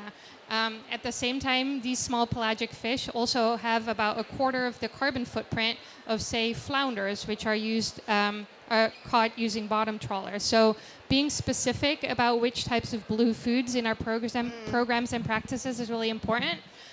Just really quickly to tie it back to the theme of today, human rights, which is that we see incredible inequities in the distributions of these nutritional benefits from blue foods. And so it's really important to make sure that justice and equity and human rights are embedded in any kind of nutrition or fisheries policies. And want to give a shout out to especially Bangladesh and Gambia and Liberia in a recent analysis on food and nutrition policies. They really came out as countries that do a really good job at removing structural barriers to nutrition, at making sure that women, youth, and indigenous people are represented in these policies, and also at getting to the right to food through these policies. Absolutely. Thank you so much. I think that's so great that blue foods are having their moment right now, and it needs to keep happening. I want to give a shout out to the organization Fed by Blue that used Stanford's Blue Foods Assessment to put together a lot of their own work, and they're coming out with a documentary next year, which will talk about this human right that Blue Foods help provide. So Monica and David, from the outside eye, I think people would think you're coming from completely different worlds. You're coming from sort of this indigenous knowledge sector, and David is coming from this, very high-tech world. Is there an opportunity for indigenous knowledge and technology to be combined, to be used, to be beneficial to one another? And what does that look like? David, I'm going to put you on the spot first. I mean, it's a tough one, just because I don't know enough about the indigenous knowledge, I would say. But if I can just also highlight just a little bit the maybe geographical and apparent differences that I think are also important to discuss. We are all a little bit here, well, myself probably the most in our bubbles, like Western world, Europe, Northern America, make more protein. We have an absolute protein oversupply, right? So we need to actually, in the global south and developing communities, produce based on local, and this is maybe where indigenous knowledge can come into this, based on local carbon sources that you might have on the continent, produce alternative proteins, right? So again, back to fermentation, all we need is a big fermenter and carbon sources. Could be sugar. Egypt, for example, is the largest sugar producer. Oh, well, one of, I guess here in the Middle East, at least the largest, and even on a global scale, a pretty big one. Now let's find out with indigenous communities, what could there be? Maybe also lost grains, right? Grains that had been, populated in the past in those pastures that have been long gone, but might be resilient to actually produce carbon sources that can then be used in order to feed either directly a population or a microbe that can then turn into a sort of protein source and ultimately maybe in a blue food or into a sort of steak-like food. So it's as far as my creativity goes on that. Great. Thanks. I did put you on the spot. Monica, I'd love to hear from you. I think I welcome the science part, and I want to tell you guys that indigenous knowledge is very fresh and very neat with us. And we have survived with it since when I was born and since when my ancestors was born. And currently we are suffering because of climate change. I was asking my mother, how did you cope? She was telling me in 1998 when I was born, the climate impact was worse than this now. And she said there is a way they used to, they shrink meat, and also we use our milk, we conserve milk. We can use milk for even 2 months. So we have our own indigenous knowledge, but now we want more science, because coming from an arid place, we need water first, because without water, we cannot talk about climate adaptation and climate mitigation. So I was even challenged by my president. He was so much into mitigation. Where is water first for mitigation? Because I have introduced agriculture in my community, but our challenge is water. We live in a tradition manyatas where we use grass and cow dung to smear it, but how can we conserve water? That is where science come in, and I welcome all of you to come and assist us. We have a lot of arid land. We need a lot of restoration, and also not only planting trees, we can harvest carbon out of that. We have indigenous trees there. So already we have carbon under soil, and also we can add more with the trees. So we welcome science, and of course, science must blend with indigenous knowledge. Thank you. Thank you so much, Monica. Michelle, I want to turn back to you, because I think so much of the work you do as sort of this, I don't know how to term it, conventional scientist, a scientist who's really into the academics of this. What have you learned, especially around aquatic foods, from indigenous fisher folk or fisher folk around the world who have, known what you and other scientists are sort of just discovering now, that that there are species that are more nutritious, that are species that if you don't overfish them, that they will come back. All of those things. A lot of indigenous knowledge must play into that. Yeah, that's definitely true. And I was just having a great conversation yesterday with someone from the African Biodiversity Network that, to me, really highlighted this importance of conversations between scientists and people on the ground to learn from each other about what is already being done. And I think in terms of blue food practices that are being that are implemented around the world, one great example that we've seen is in Bangladesh. There is this fish species called mola, and I believe it has about 80 times more vitamin A in a single serving than carp, which is currently being farmed more in Bangladesh. So there is really a highly nutritious fish species being farmed in places, in indigenous species being farmed in places for many, many years. Yeah, these are fantastic examples that need more recognition and more respect and to be honored. So thank you for highlighting them. So the title of this panel is ensuring ensuring nutrient density is a human right. But there are many people at this conference who have not even recognized the right to food. And so I want to ask each of you, maybe take 30 seconds or a minute in our last 5 minutes here, to talk about why the right to food is so necessary if we are going to solve the climate crisis. Monica. Okay, like I said, food is a human right, and everybody requires food. In my community, some children are not going to school because there is no food. Others go to school because there is food. So what does that tell you? We need to provide food. And all of us, all stakeholders here, we need to advise our government. Now that the Coronavia is speaking about agriculture, we need to push it and also advocate for sustainable agriculture, not conventional, because we need to protect also our soil, our environment, and also our health. Thank you. Thank you, Monica. David. Yeah, so I mean, obviously, access to food is a human right. It's a human necessity, right? Otherwise, we can't survive. But also, I think sustainable choices in what we consume, if we do have the choice, is a human deed, right? So it's not just we have the right to take, we also need to have to make a conscious choice in which we need, in what we need to consume. So therefore, it's our job of innovators, governments to support that, to create a larger choice of foods that are delicious, nutritious, and cost affordable, in order to give the choice to the population to actually then shift their diets and actually take the more sustainable route if available. But currently, it's not always available and not everywhere available. Absolutely, and thank you for bringing up the delicious point. I think at very nerdy conferences like this one, we forget that food is supposed to be enjoyed and be delicious and tasty. So, Michelle.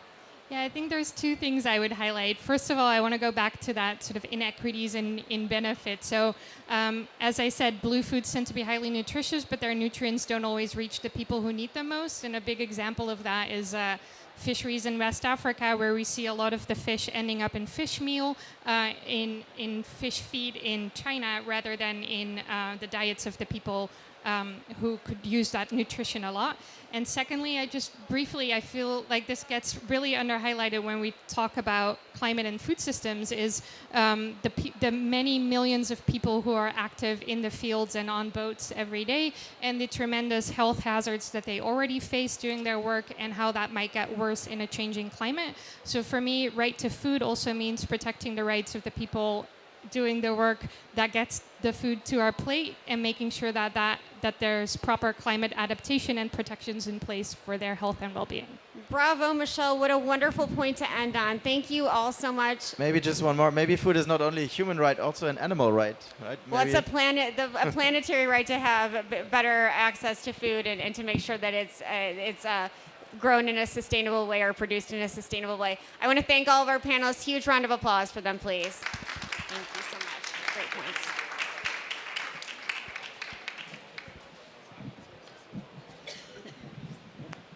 Okay.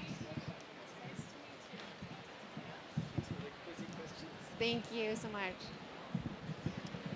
So now we're going to get started on our final conversation. I'm going to talk really slow as our panelists sort of make their way. And this final conversation will look at the ways we can call on governments, and I think that's why we're all here, to call on governments to address nutrition security and incorporate nutrient density into national policies. So joining us, we have Hanneke Faber, the president of nutrition at Unilever. Very nice to see you.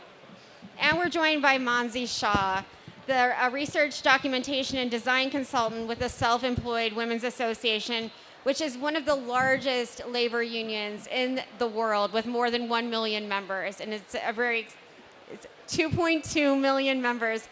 Incredible. So I'm so glad to welcome you both here.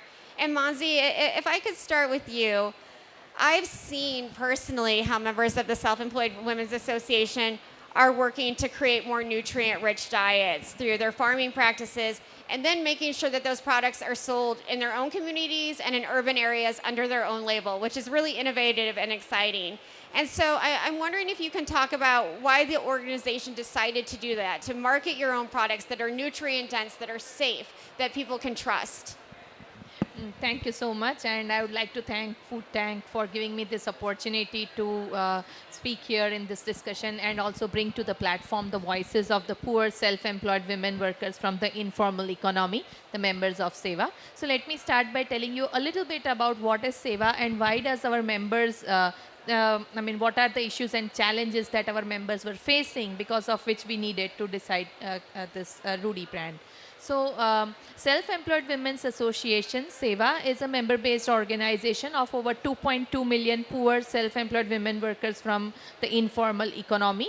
Our work with these members have shown us that women form an integral part of the entire food system, right from production to household consumption and also disposal of food. However, because of patriarchal and cultural norms and the existing structural barriers, they do not have any voice or visibility in the food system. They are not even consulted when their food policies related to food system are being made. So early in the early 80s, when SEVA started working with the small and marginal farmers, we saw that the farmers were growing pulses, cereals, millets, sorghum and vegetables for their household consumption, and the surplus was sold in the markets. Women used to stitch clothes for the entire family, and children and grandmothers used to embellish these clothes with embroidery. The rural lives were very simple. Local decentralized economies were strongly embedded in their way of life. But now, what we are seeing is that more and more more and more farmers are moving to cash crops. And one of the major reasons is their children want to wear fashionable clothes. They want to move to cities and study in the cities. They want bikes, two-wheelers, four-wheelers, mobile phones. Monetary needs have increased, and therefore, at the same time, because of land defragmentation, the land holding has come down. Because of chemicals in agriculture, productivity has come down, and therefore, the farmers, to satisfy these monetary needs, are moving more and more towards cash crops as compared to food grain crops. And therefore, the families are more relying on retail market for their day-to-day consumption. Also, traditionally, farmers and the farm laborers used to follow barter system. So the agricultural laborers were paid in food grains for their labor on the field. However, with the farmers shifting to cash crops, now both the families of the farmers as well as the farm laborers both have to rely on the retail markets. Thirdly, what has happened is that as the productivity comes down, it has a direct impact on the incomes of the families. Absolutely. And when the incomes of the families come down, it has a direct impact on their food supply. Now, women has an intrinsic tendency to put family first, and therefore, when a family's food supply diminishes, it's always the women and the girls who face food and nutrition insecurity. The shift from food grain crops to cash crops has also got a strong impact on our health and nutrition security. For example, millets, sorghum, which were our staple diet, these were rich in natural oils and minerals. Therefore, if you would try to recollect our grandfathers, our forefathers, they never had health problems like arthritis, high blood pressure, diabetes. They never had to eat supplements.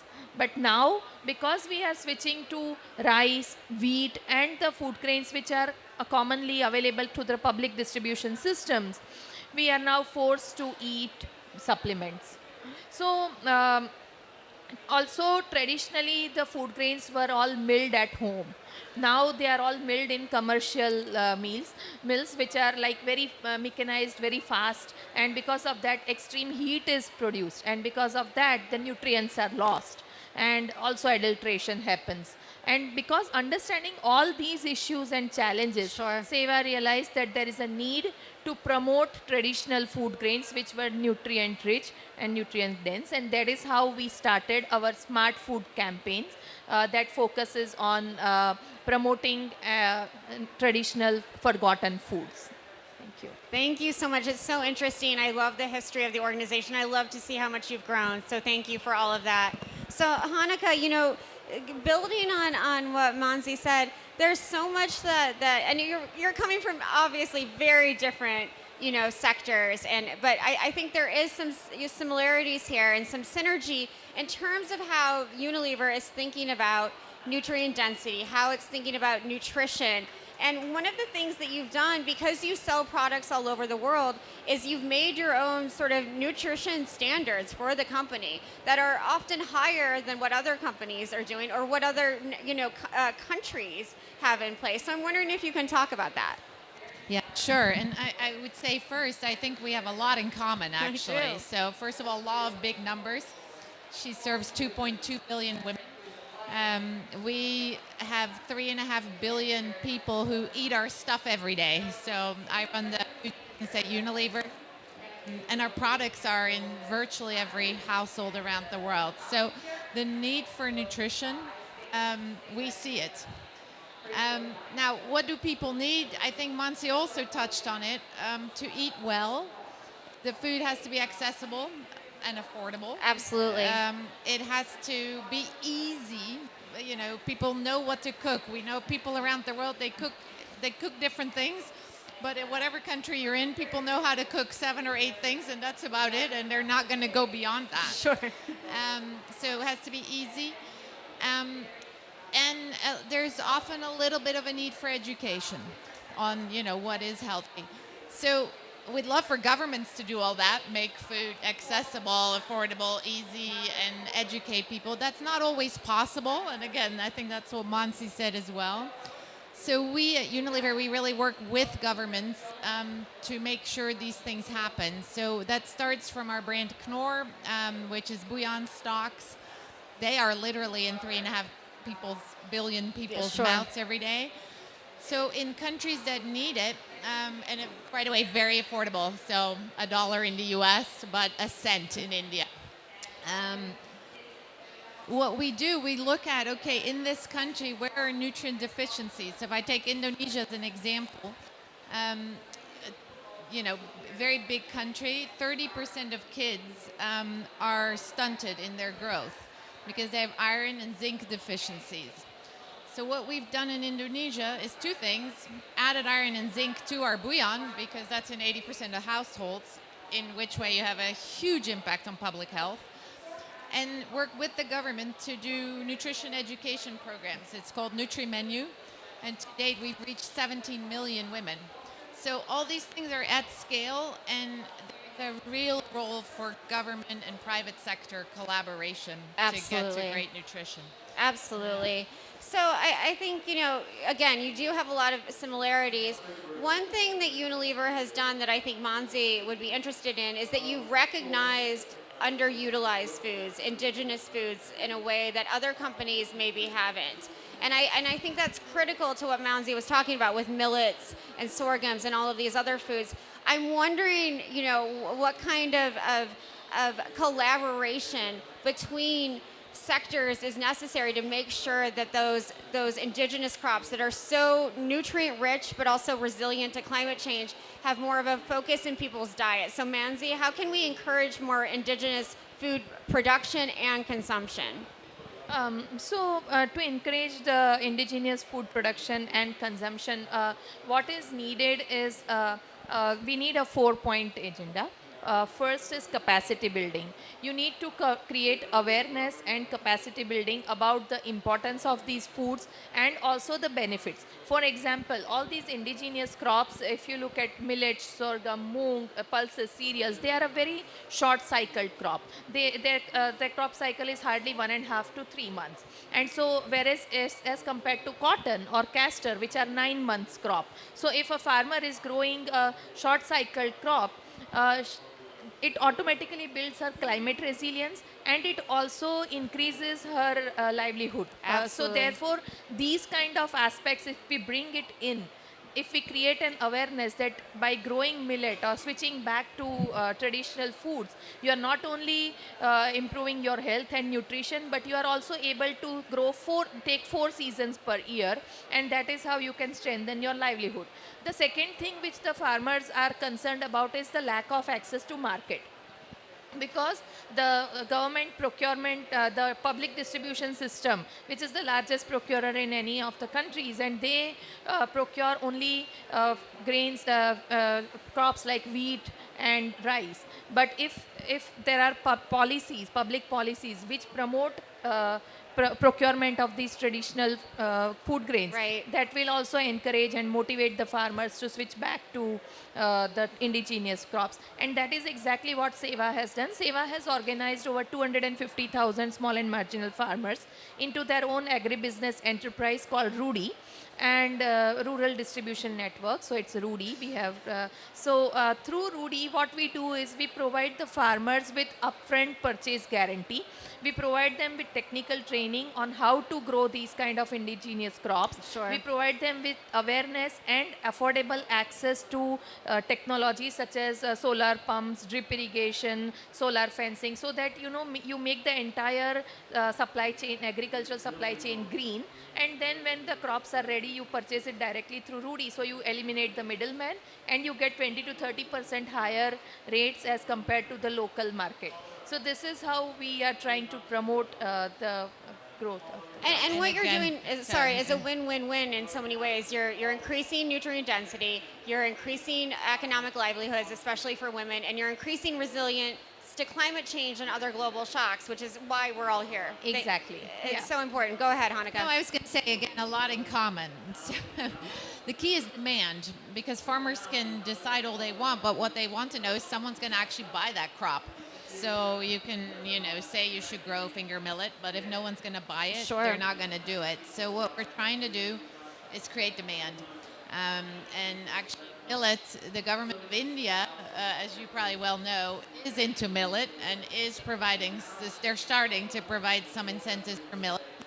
So Horlicks, which is a giant brand in India, which is traditionally dairy, we're now doing versions that are millet-based. That then guarantees giant offtake for farmers. Sure. So then the virtuous cycle gets going. Absolutely. People get millet in their diet through Horlicks.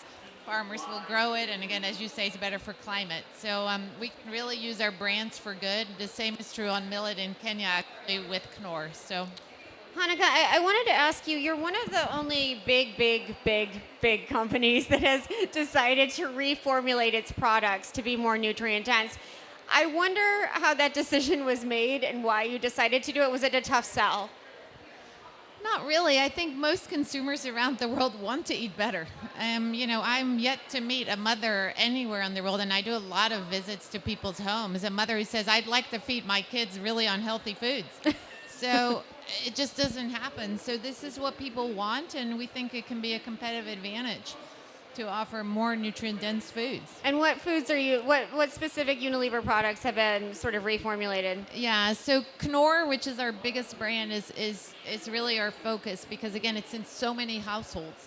So the example of Indonesia stocks that I mentioned, we're doing the same in Nigeria. We're going to do the same in Egypt, actually, coming next year, so that's exciting.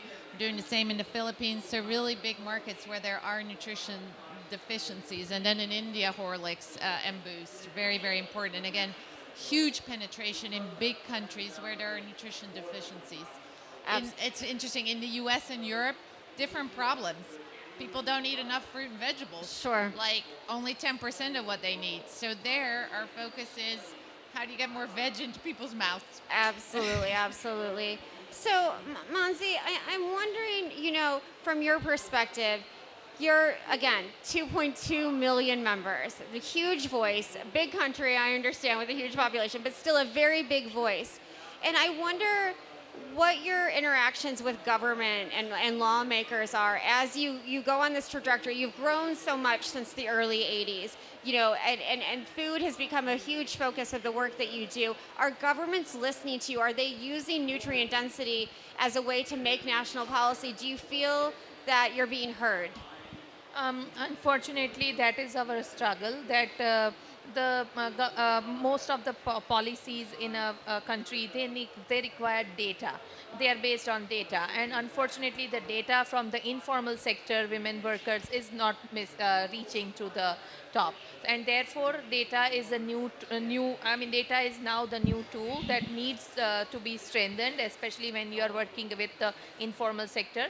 And therefore, we have started we have started training our grassroots sisters as data enumerators, data analysts, so that they are collecting the data for the informal sector workers, how nutrition insecure these women are, and what kind of shift to what kind of food grains and traditional foods can help in bridging this nutrition insecurity. And because we have an experience where our government, if they are provided with proper data, they are able to address the policy gaps. So, but unfortunately, because of lack of data, they are not able to focus on that. And therefore, two things are very important when it comes to policies. One is actual effective ground level data, and second is representation of the informal sector workers in the policy making framework. Absolutely. Which will help understand the policymakers about the actual ground realities and help them in designing this. Thank you so much. Hanukkah, I wonder how Unilever, you're working in so many different countries. You have to talk to policymakers, you have to talk to ministries of health, and I imagine ministries of environment. What does that look like when you're talking to them about nutrient density? Yeah, so nutrition actually is pretty high on the agenda for many governments around the world, which is good. But they all have their own point of view on what's healthy. And those points of view don't usually align, which is quite interesting. And many of them would like to or are doing labels. So Nutri-Score in Europe, HFSS in the UK, high fat, sugar, salt. Healthy choices in Australia, Chile, Israel. There's many different labels for what's healthy that governments have either already mandated or are starting to mandate on foods.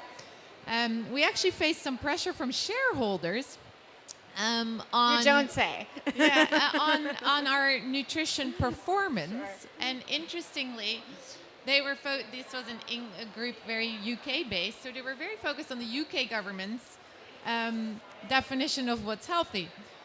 And we said to them, that's great. We're happy to report on against the UK's definition of what's healthy, but we actually are in 190 countries, and we've identified more than 80 labels already around the world. So I am proud to say that we're now the first company, and you can look this up online, who is reporting their entire portfolio. So more than 60,000 products against 6 of the biggest global nutrition labels of the 6 big countries in 16 markets. So we're doing that for 16 country portfolios on how we score. And what you see is that the same product scores wildly different in one country versus the other on what the government considers good nutrition.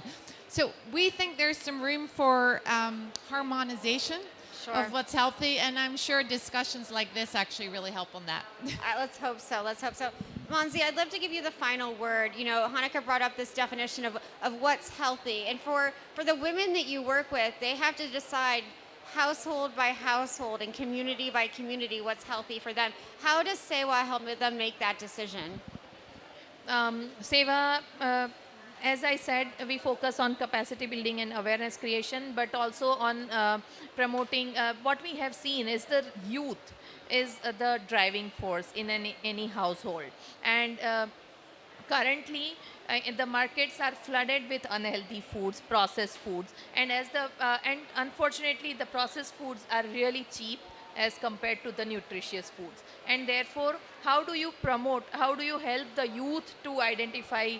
That is why we are focusing more on the youth. We have trained a cadre of over 2,500 women, grassroots women. In making and selling snacks and baked goods which are made from coarse grains like ragi, millet, and whole wheat. And these products are at par with other packaged foods that are available in the market. And we sell these at a very affordable rate in the rural areas, especially under our brand Kamla, so that the rural youth, if they have 5 rupees and if they want to buy a pack of chips, instead they can buy a 5 rupee pack of ragi cookies.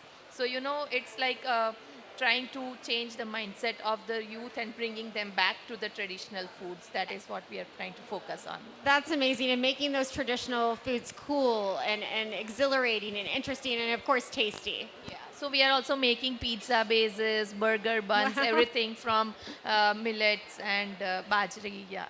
So innovative. Thank you so much. This has been such an interesting discussion. I'm so glad I got to talk to both of you. Thank you so much for your leadership on all of these issues and making nutrient density really an important part of the COP conversation. Thank you both. Huge round of applause for them. Thank you. I also want to thank the organizers of this pavilion. It's been an extraordinary opportunity to work with them and plan all of these different conversations. So big round of applause for them as well. Thank you, everyone.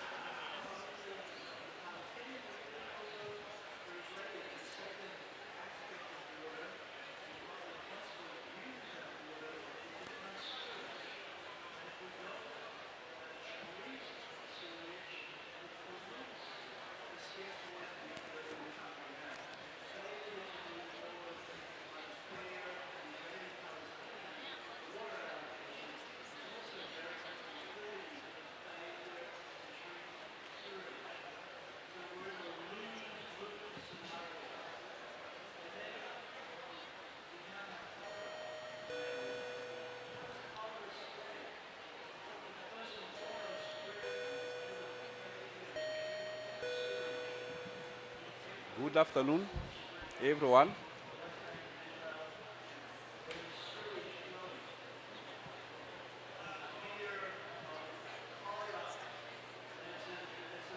I'm waiting here to go. No, I want the team to put start. So welcome to everyone for this session.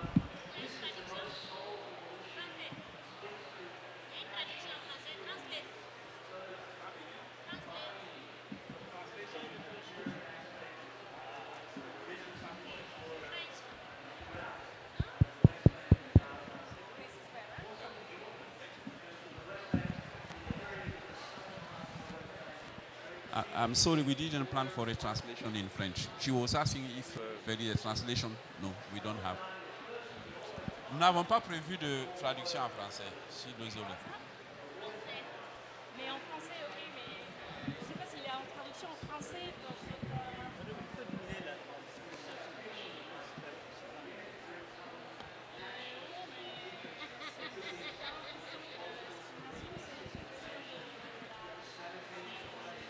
So welcome to everyone, and thanks for joining this afternoon session on pastoralism and rangelands restoration, promising solution to benefit our planet and people.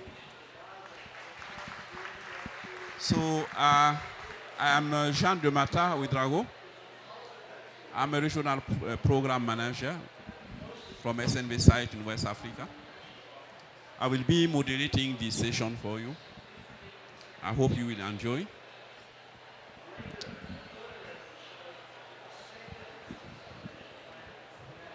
But before getting into the session as such, I think it is important to explain a little bit the context of our session by acknowledging that the share of ruminant livestock in greenhouse gas emission and also its responsibility for climate change on a global scale is often the subject of debate at the global level, raising questions about animals and sources derived food in sustainable diet.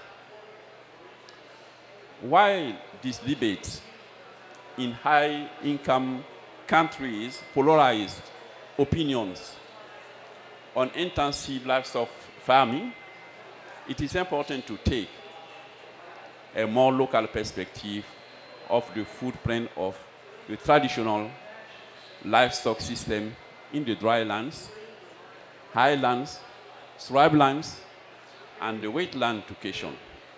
Not only the resilience in the face of climate change, but the sustainability for the environment, but also the efficiency in the fight against food insecurity and malnutrition. Rangeland, including grassland, savanna, tundra, occupied more than 55% of all land on Earth.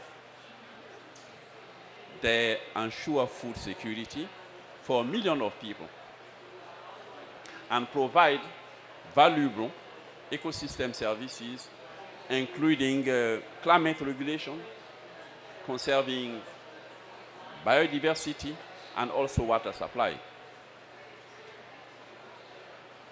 Nature-based pastoralism and restoration of grassland and rangeland will require an urgent and combined effort of controlling conversion, restoring natural ecosystems, and rehabilitating degraded lands.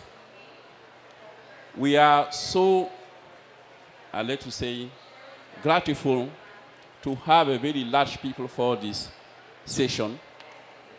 I will be, along the way, introducing everyone according to the role, the reign of the show. The aim of this session is to acknowledge the critical role of the rangeland and grassland, and also the pastoralists in protecting the environment, sequestrating carbon, and enhancing biodiversity while providing nutrients, protein-rich meals to often the most marginalized people. I would like also to say that apart of this session, we can have a look, you can just Google and see the current campaign ongoing, organized by Hillary, named Why Livestock Matters. You can Google and have a look. You can also Google and have a look on the report from the pastors on Are Livestock Always Bad for the Planet? So I would like to start from there by asking the question. And you will just raise the hand according to your own conviction. Are livestock systems always bad for the planet and the people? You have to say yes by raising the hand, or you have later on saying no by raising the hand. The ones who are confirming that livestock systems are always bad for people and for the planet, who agree that the livestock system is bad? Who agree? Nobody. So, very nice to hear about that. So our session will be organized around 2 keynotes and also 5 communications from the panelists. We have some panelists in person here, but we have also some panelists online. I will be introducing along our reign of show. I would like to invite the first person to provide the keynote. This person is Madame Miriam Niemeyer Fuller. After working for many organizations like USA, the Global Environment Facility, FAO, IFAD, she is currently a consultant focusing on sustainable development issues and co-chair of the International Support Group for the UN International Year on Rangeland and Pastoralism, planned to be in 2026. I would like to give you the floor and to deliver your keynote. I am so honored. Thank you so much, Jean de Mata. I'm very honored to speak today on behalf of my dear colleague, Sed Hesse, who unfortunately couldn't join you today. This is truly a significant moment. It is the first time ever that the story of rangelands and pastoralists is being shared so directly with climate negotiators. And I thank the SNV Environment Defense Fund, CELEP, and all who made it possible. Ladies and gentlemen, pastoralists, the pastoral areas and rangelands are widely viewed by policymakers, the media, the wider public, as intrinsically food insecure due to low and variable rainfall, where crop growing is a risky business. This is because the global discourse on food security largely focuses on cereals as a necessary staple crop. But doing so in rangelands has led to policies that in fact have had the opposite effect. Historically, over the last 2 centuries, crop cultivation has converted 60% of the world's rangelands, resulting in many, many areas of unsustainable farming practices and overgrazing in the remaining rangelands. In this session, you will hear why pastoralist systems are in fact sustainable solutions for the future, for nutrition, for climate and the environment, and for livelihoods. Starting with nutrition, you've all heard that the world is eating more meat than ever and the rates are rising. Some even call for humanity to stop eating meat altogether. But let me make an evidence-based statement. Animal-sourced proteins are rich in nutrients, are nutrient-dense, they are essential and vital parts of food security. For example, FAO states that essential minerals such as iron and zinc have lower bioavailability in plant-based foods than in animal-based ones. And significant new research shows that meat from pastoral livestock has more omega-rich proteins than confined industrial livestock systems. The WHO states that the high-value protein from livestock improves the nutrition of the vast majority of people in the world. So we believe that the food security discourse must start to pay serious attention to the role of pastoralism and rangelands. Going beyond nutrition, pastoralists have over millennia adapted to the high variability of dry lands. They have strategies to harness this variability, for example, by moving their animals strategically across the rangeland in response to seasonal and location-specific rainfall. In effect, pastoralists are ahead of the curve in terms of climate resilience. And compared to monocropping and single species production systems, pastoral food systems embrace diversity of land and animals. They require very little external inputs, have low environmental footprint, are less susceptible to disease, and their livelihoods are able to withstand droughts and disasters much better. Such strategies have also been proven effective in restoring degraded rangelands. And emerging evidence suggests that nature-based pastoral systems that function viably are net carbon positive, in stark contrast to industrial livestock systems. So we must differentiate these two systems if we are to go ahead.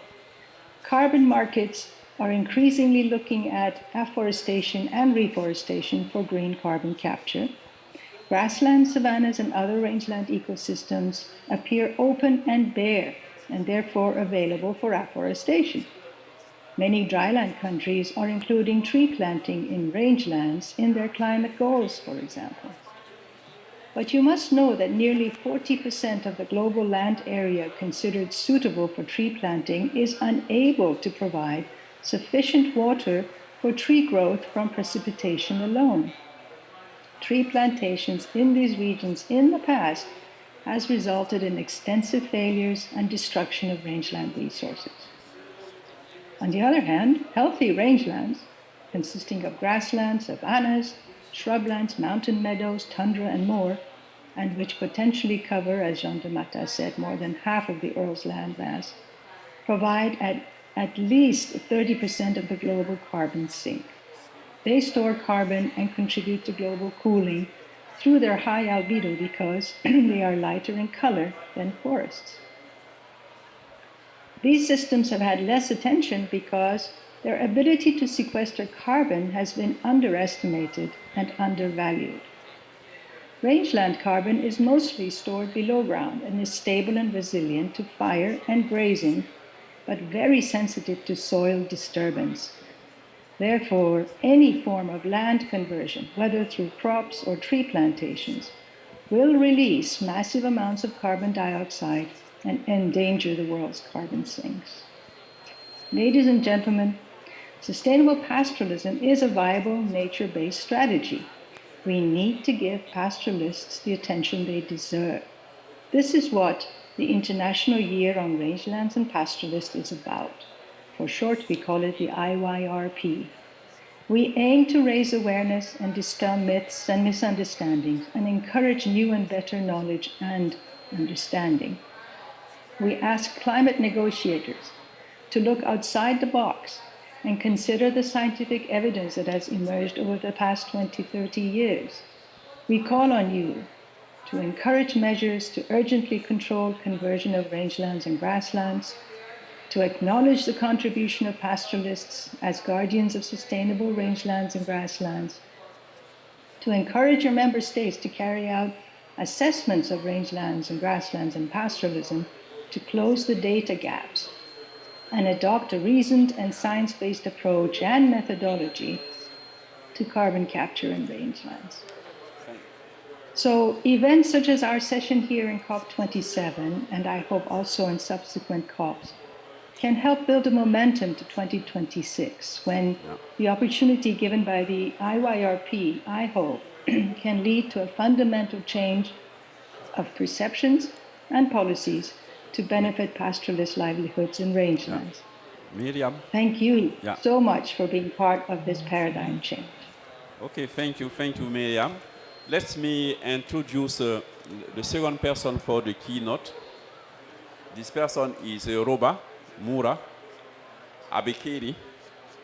She is an active member of the Climate Smart Agricultural Youth Network Global, a global network that includes African Youth Pastoralism Initiative from Ethiopia that she is leading. So the floor is to you, Madame Roba. Okay, thank you. Excellencies, ladies and gentlemen, on behalf of Climate Smart Agriculture Youth Network and Africa Youth Pastoralist Initiative, I would like to thank Egypt for chairing COP27. I am from the northeastern part of Ethiopia, specifically known as Afar region. It's an arid region, but more of rich in cultural and ecological diversity. It's known as a wonderland, combining both the lowest and the hottest places on the face of Earth. It's also where humans originated, including 3.2 million years old Lucy and Kadaba found. In this region, pastoralism is alive for more than 3.5 million peoples. While we have contributed very little to greenhouse gas emission, our pastoralists are greatly affected in climate change. In a sense, they are paying the price for the crime they have never committed. The persistent drought in the Horn of Africa, of which particularly in Afar, is the reflection of severe weather intensified by climate change, and it's also clear that the climate change is putting more pressure on households, especially for women, girls, and disabilities. To date, over 36 million people have been affected, from here, of which 34 are in Ethiopia.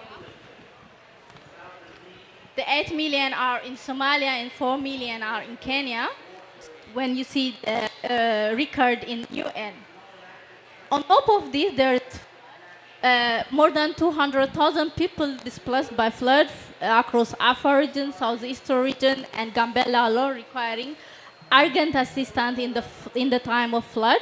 Flood during the June and August rainy season has caused displacement and damage to social infrastructure, impacting the livelihood of thousands of vulnerable people, notably in Afar and Gambela region.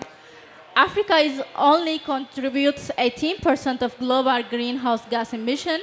Our continent is hugely suffering from climate crisis, and I think it is a very high time to think about the global financial assistance to African nations, especially pastoralist communities. Pastoralists in Africa share similar challenges with other pastoralists and agro-pastoralists in the world. So pastoralists have traditionally suffered from marginalization and relegated in the waiting room of development and only receiving assistance when it's too late for the emergency relief. Excellencies, climate change is prominent threat and challenge for pastoralism. It's time to go beyond words, empty promises, and commitment on paper. COP27 must act now. As Greta says, there is no planet B for us. So distinguished guests, pastoralist systems need investment in support to adapt and deal with the climate change. We call UN agencies to engage and support pastoralist use in all discussion, but not only as a participant, but also as a stakeholder, decision maker, and policy maker for the achievement of UN Agenda 2030, which to save our planet and the next generation. Pastoralists and agro-pastoralists require multi-sector life-saving assistance, so users need to discuss and have experience, knowledge exchange to mitigate, to adapt future adverse impact of climate change, to develop a vision for pastoralism and weather variation for rural communities. COP should recognize the future use pastoralists in the face of climate change and devise a transparent, accountable mechanism to disperse the resource support agreed up on COP27, targeting to add pastoralist use with resources and improving pastoralism environment for sustainable livelihood. Okay, I think my time is up, so let me conclude. As AYPI, we recommend the UN agencies and General Secretary Antonio Guterres to pass our call to all leaders to produce the impact of climate change on the human rights and humanitarian access by increasing use of renewable energy, improved energy efficiency, and commitment on effectively and timely response to the drought and flood, and bringing pastoralist generic indigenous ideas on the table for making policies and resource management for rangelands. So we call all youth to come together. So our voices should be heard, our future should be saved, our planet should be sustained. So we have to join hands all together and work on the sustainability achievements of pastoralism regards to climate change. So we hope this African COP brings commitment beyond papers to save our planet and people. Thank you. Okay, thank you very much, Madam Roba. Let's now listen to the panelists. I would like to start with the government people. We have David Pala, who is expert in livestock production and climate change in the Department for Livestock in the Ministry of Agriculture and Livestock of Kenya. We have also Madam Nara Garau Altagirel. She is a climate change officer working for the Climate Change Department of the Ministry of Environment and Tourism of Mongolia. So both of you, I would like you to provide some insight on the place of grassland and rangeland in your national policies and strategy. What are the opportunities and threats from your point of view? And lastly, do you feel that you have the right data to make the right decisions around range lands, grasslands, or shrublands, wetlands, and so on? So let's start with Mongolia. Thank you very much. Is it working? Okay. So, good afternoon, dear distinguished guests. My name is Narang Garbo Aftangiril. I'm Climate Change Officer of the Climate Change Department of the Ministry of Environment and Tourism of Mongolia. So, it is my great pleasure to be the part of this event at the Food Pavilion. And thank you very much for organizing this event, SNV and other organizers. So I would like to emphasize that, first of all, I would like to give some information about the grassland or rangeland management in Mongolia, the context of its national policy and development plans. So Mongolia is one of the grassland-based countries in the world, and 112.2 million hectares of the country's grassland is used as rangeland, so which constitutes around 70% of the total land. And it is homeland for more than 70 million head of the range livestock, and also unique home for the other natural species. And totally 1/3 of the national labor force was employed in the pastoral agriculture, and this sector comprised 8% of the country's exports and 24% of Mongolian total GDP. And all of you know that the livestock and agriculture sector is the main emitting sectors in terms of GHG emission. So in Mongolian context, the livestock and agriculture sector is the second biggest emitting sector for GHG emissions. So we are really working hard on the planning and aligning and coordinating our main climate target into the livestock and agriculture sector's policy and planning at the low, mid, and long-term policy planning stages. Okay, thank you very much, madam. Okay. So, Mr. David, from Kenya perspective. Thank you very much. Good afternoon, ladies and gentlemen. First of all, on the value of rangelands and its relevance in government policy. In Kenya, 86% of our landmass fall under the category of rangelands, arid and semi-arid lands. 75% of our livestock are domiciled in this area, and 60% of our wildlife.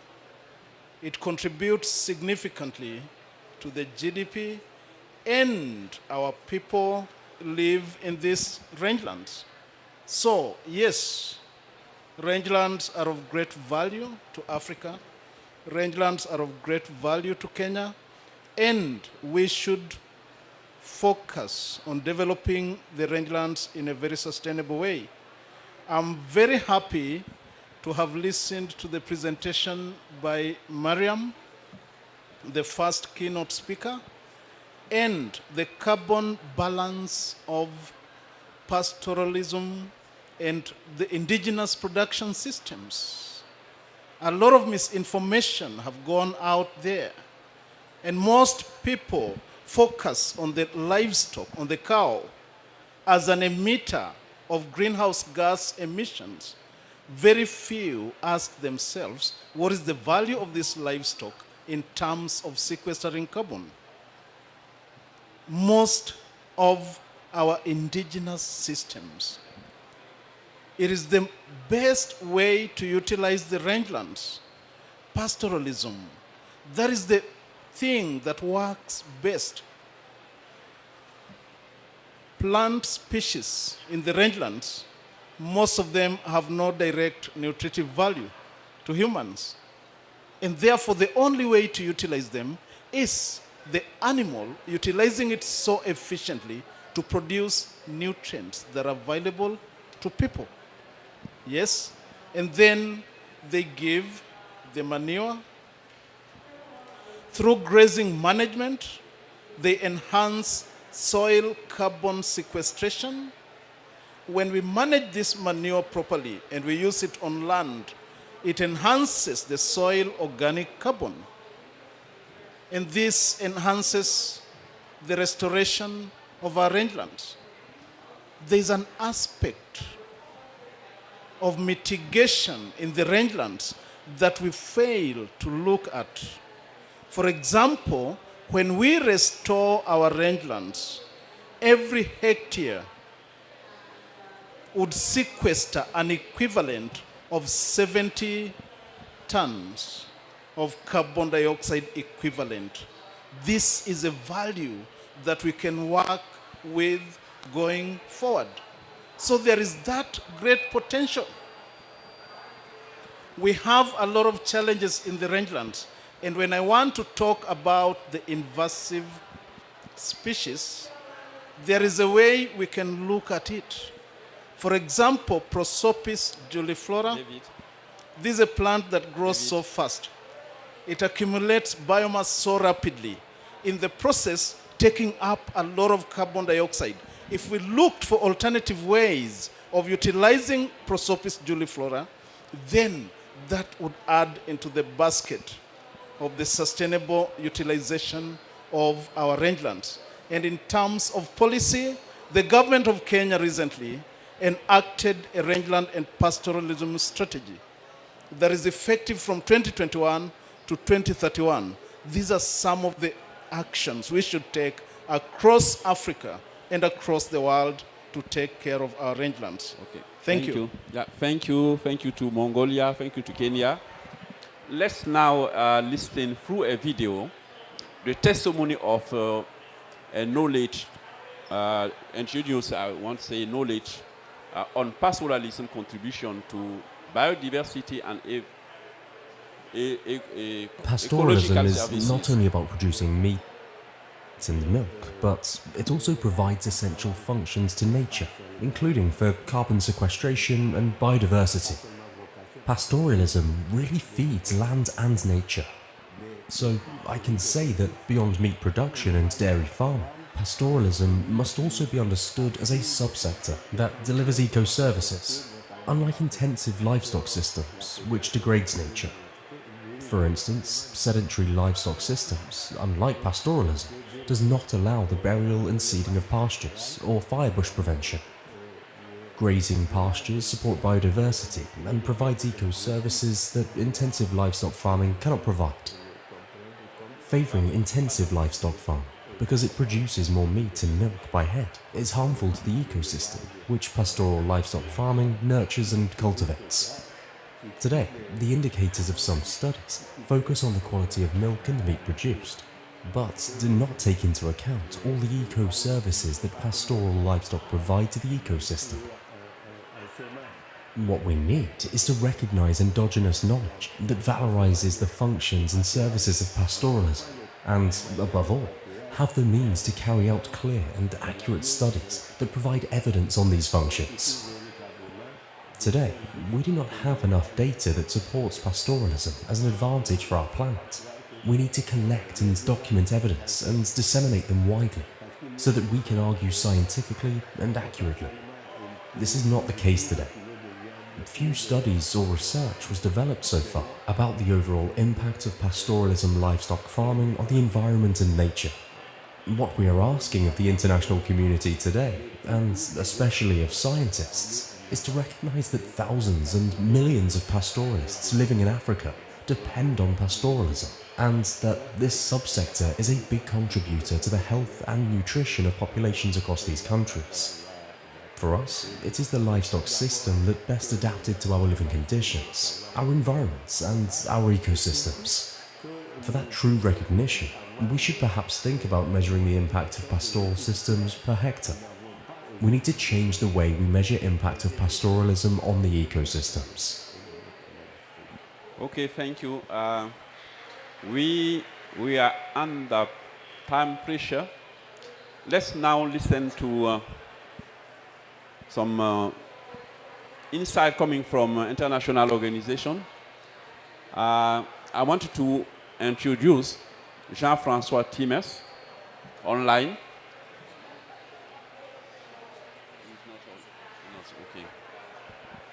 He's not online, sorry. Let me introduce now Madame Elizabeth Similton. She is a senior policy specialist on agriculture and food security at SIDA. I'm leaving the floor to you, Madame Elizabeth. Thank you. Thank you so much, and greetings from Stockholm. And thank you also so much for organizing and inviting SIDA and also bringing up this really important angle at the first food pavilion at any COP.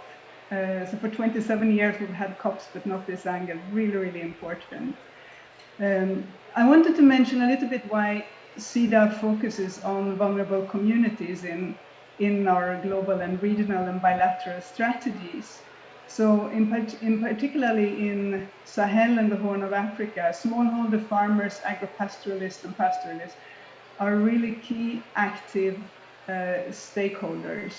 And their future depends also directly on how well we manage to contribute with our initiatives to support. And their future depends as well on how well we manage and to restore and regenerate the status of the environment, including what Mariam was talking about earlier, the below ground carbon, which I also find is often missing in these discussions. As well as how they can respond to shifts in climatic regimes, which might actually change their possibilities to bring in their livelihoods in the future. And also, as we see now, to recover from current and future economic shocks, and oftentimes in very complex layers of uncertainty, fragility, and security. So SIDA wants to support a non-violent, resilient future, and it's therefore important to work with both civil society and multilateral organizations, and also to understand the nuances and root causes that drive environmental degradation, poverty, inequalities, and also conflicts. And we can do that by working with partners who can work across national and local levels and to ensure local participation. So I was requested to talk a little bit about some key recommendations, and I've heard so many wise and rich discussions today in this panel and also before, so I just wanted to focus a little bit more on people in terms of benefits to the planet and people. So in terms of building inclusive and resilient livelihoods, this requires that we look both short-term, that our short-term actions also align with the longer-term sustainable goals. And something that we are a lot involved with now is also how we more seamlessly can combine humanitarian development response actions, because this can also prevent future environmental degradation as well as human suffering at the moment. So for example, this year we've made additional contributions to the Special Fund for Emergency and Rehabilitation Activities, where, first of all, one important aspect here is to bring cash transfers, which means we trust people to know what they need the most, and this could be urgent needs of food or feed for their animals or other things. So the cash transfers can be very helpful here. Veterinary services for the animals, so this could include deworming and vaccination against waterborne diseases.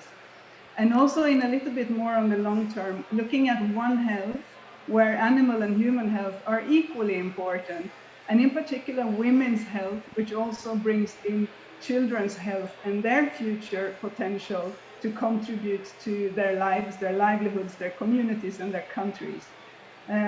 It can also include water points along the pastoralist routes, and here we can build in also forecasting and digital early warning systems so that we can better know when there will be droughts and floods and avoid those routes, and as well as extension services. In the longer term, we also support a commission in Mali to solve land right disputes, which again links back to sustainable environmental protection and management. In providing livelihoods options as well to prevent conflict and build in inclusive economic development at multiple scales. Two final examples here. We support a consortium of farmers and pastoralist producer organizations so that they can include, for example, promoting value chain activities that also include women and youth.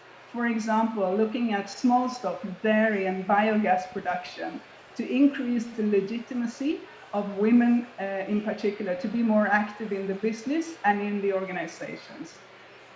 We also look at how we can bring in more opportunities for circular practices and reduce waste, because we know in food waste we lose a lot of the food that we can otherwise eat or just turn back to the soil, for example.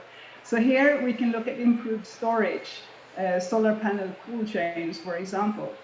In our regional strategies, we support ECOWAS policies for agriculture, food security, and Madam nutrition. Milton, And ECOWAS works for free we still have movement. 2 And minutes now to go. after the pandemic, when we need to regain and reopen the borders, it's really important also, this is my final sentence, sorry, to make animals be able to start to trade again. And so here, with the bilateral agreements first, perhaps someone needs to go first and inspire others.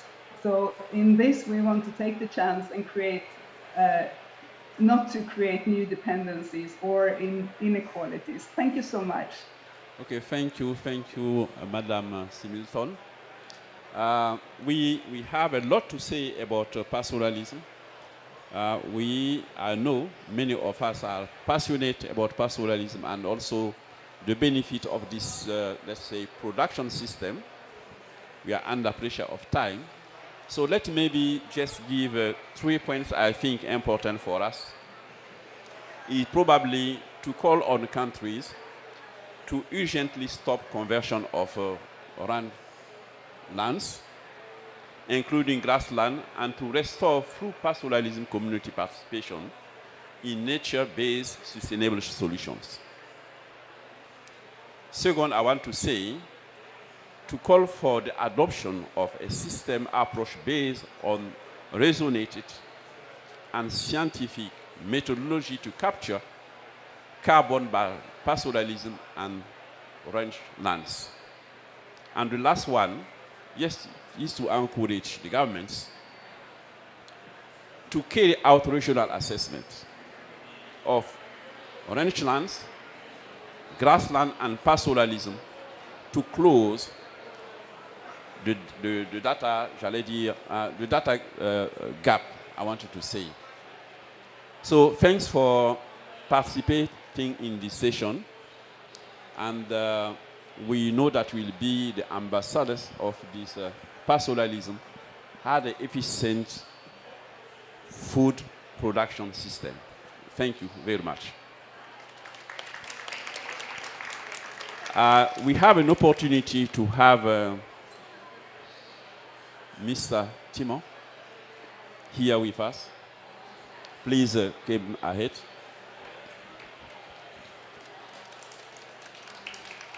So we wanted you maybe to share some thinking around the discussion we just have about pastoralism as a food system, a food production system.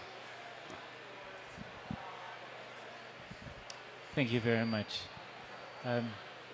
It is my pleasure to be here, and it's really good to hear pastoralism. I'm in the wrong place. Pastoralism getting all this attention here at COP27. It needs to get the attention. Too much food security work is designed by agronomists. So we end up talking about crops and not enough about the broader food system. And we need to move, if we want to solve the food problems of the world, we need a systems approach. We are very much supportive of this. I'm really happy to be part of the discussions here with ProAridis, a big project that we're funding in the Sahel, and that I'm proud it has pastoralism in its attention. We need to look at solutions that are locally appropriate. Prosopis was mentioned as a solution in some areas. I worked in Sudan before where prosopis was a massive problem.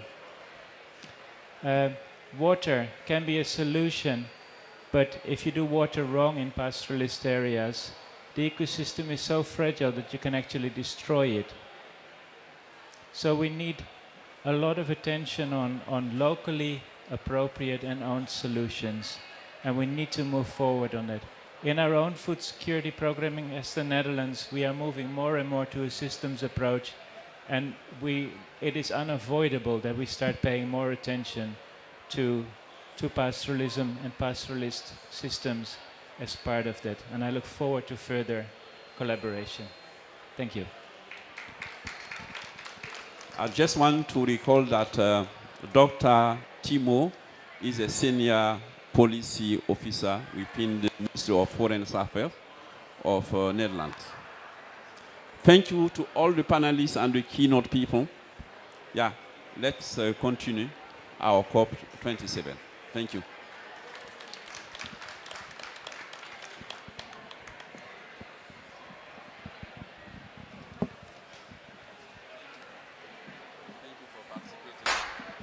Right. Well, Elizabeth, that was great.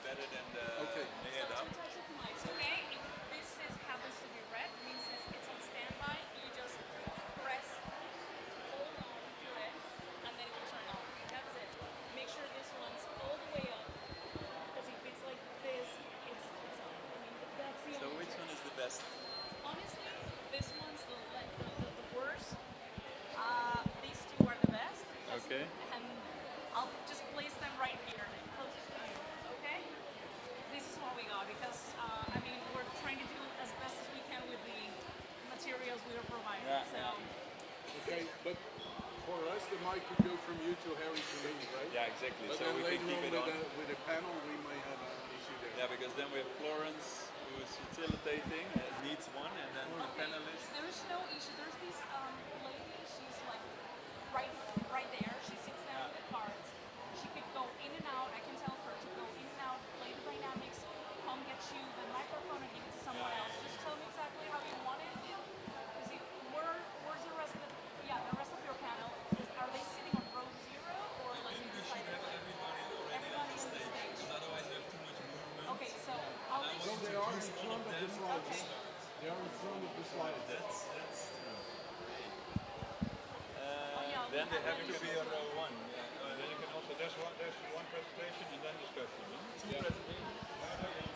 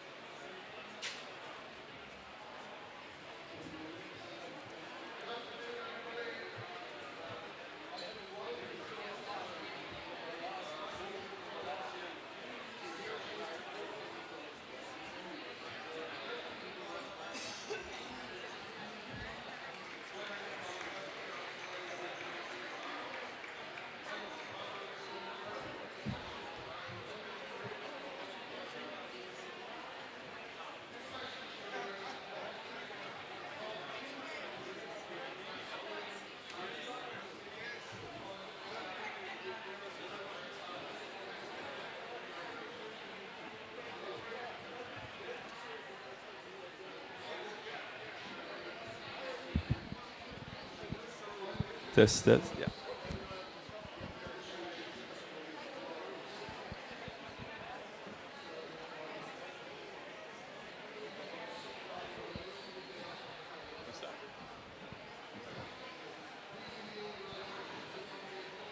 Okay, welcome, ladies and gentlemen, to this another session at the Food Systems Pavilion today.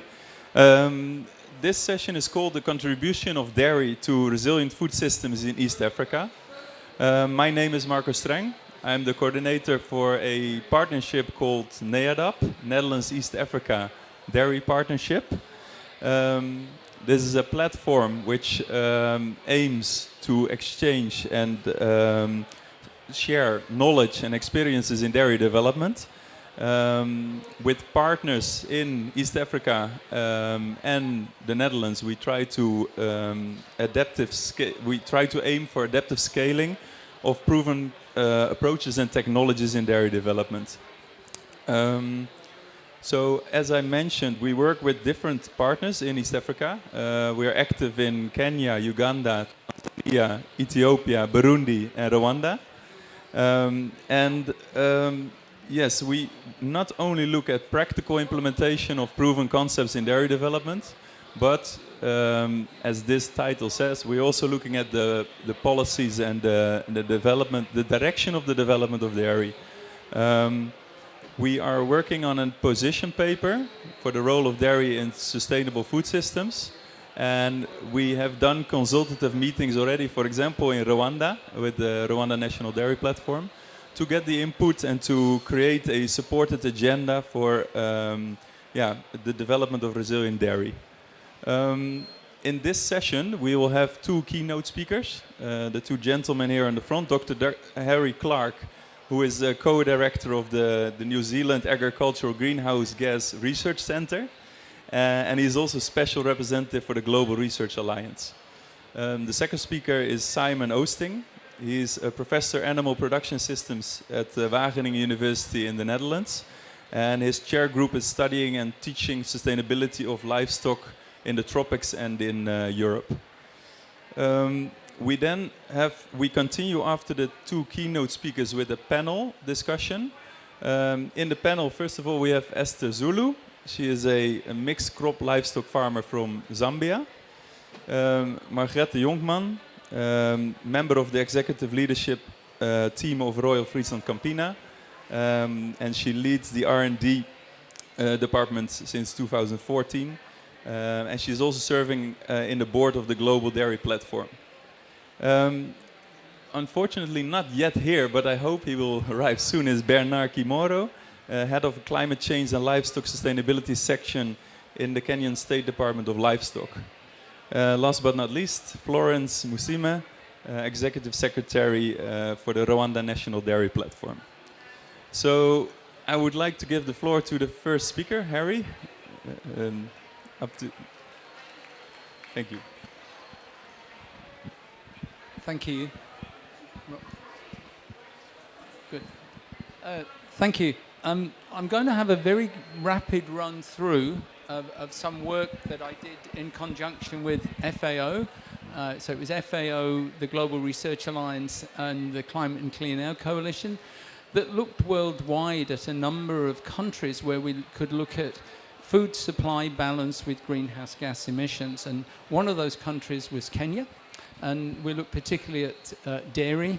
And so I just want to share some of those experiences because I think they are basically indicative of the broader region.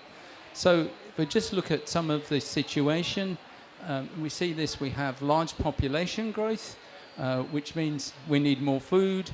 It's quite high GDP growth, and that means diets change as wealth increases. And we're seeing urbanization with more people moving into cities, and that changes the demand mix as well. Oops, sorry. And then we look at dairy. So where does dairy sit within Kenya? And it's a very large component of agriculture. It's around 14% of the agricultural sector and contributes around 3.5% of GDP. And per capita consumption of dairy is rising very rapidly. Between 1990 and 2014, it doubled and is expected to close to double again by 2030. And so there's very strong efforts to increase the production of dairy, and the forecast is that dairy production in Kenya will double by 2030. And then sorry, you can't see it. We've got a very large screen. It's right down at the bottom. But we have to also look at how important it is for rural livelihoods. 1.8 million people in Kenya are dairy farmers.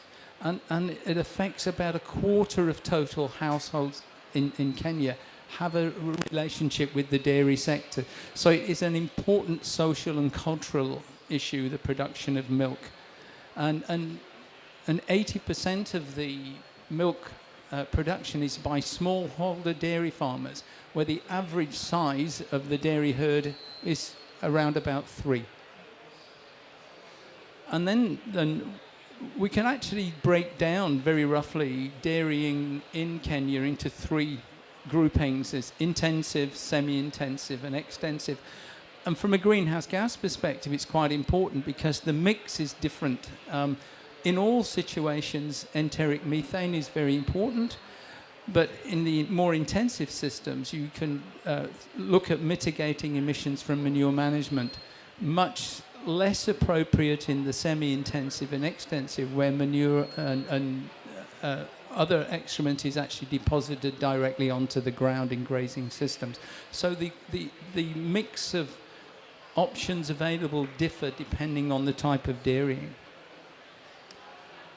And I think this graph, again, coming from Pierre Gerber at the FAO, is an illustration of how we can perhaps go about framing the issue, is that we look at yield per cow on the bottom axis and look at emissions per unit product on the vertical axis. And generally, what happens is you increase the emissions, increase the yield per animal, you get a reduction in emissions per unit product up to around about 4,000 kilograms per animal. Then it seems to tail off because the different sources of feed mean it doesn't get much lower. But Kenya is around here.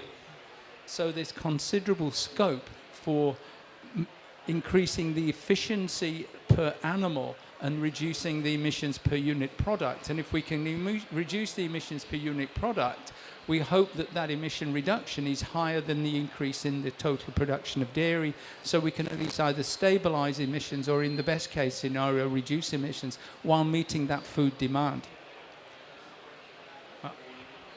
And again, just to think, well, what are the real constraints to improving the efficiency and contributing to mitigation?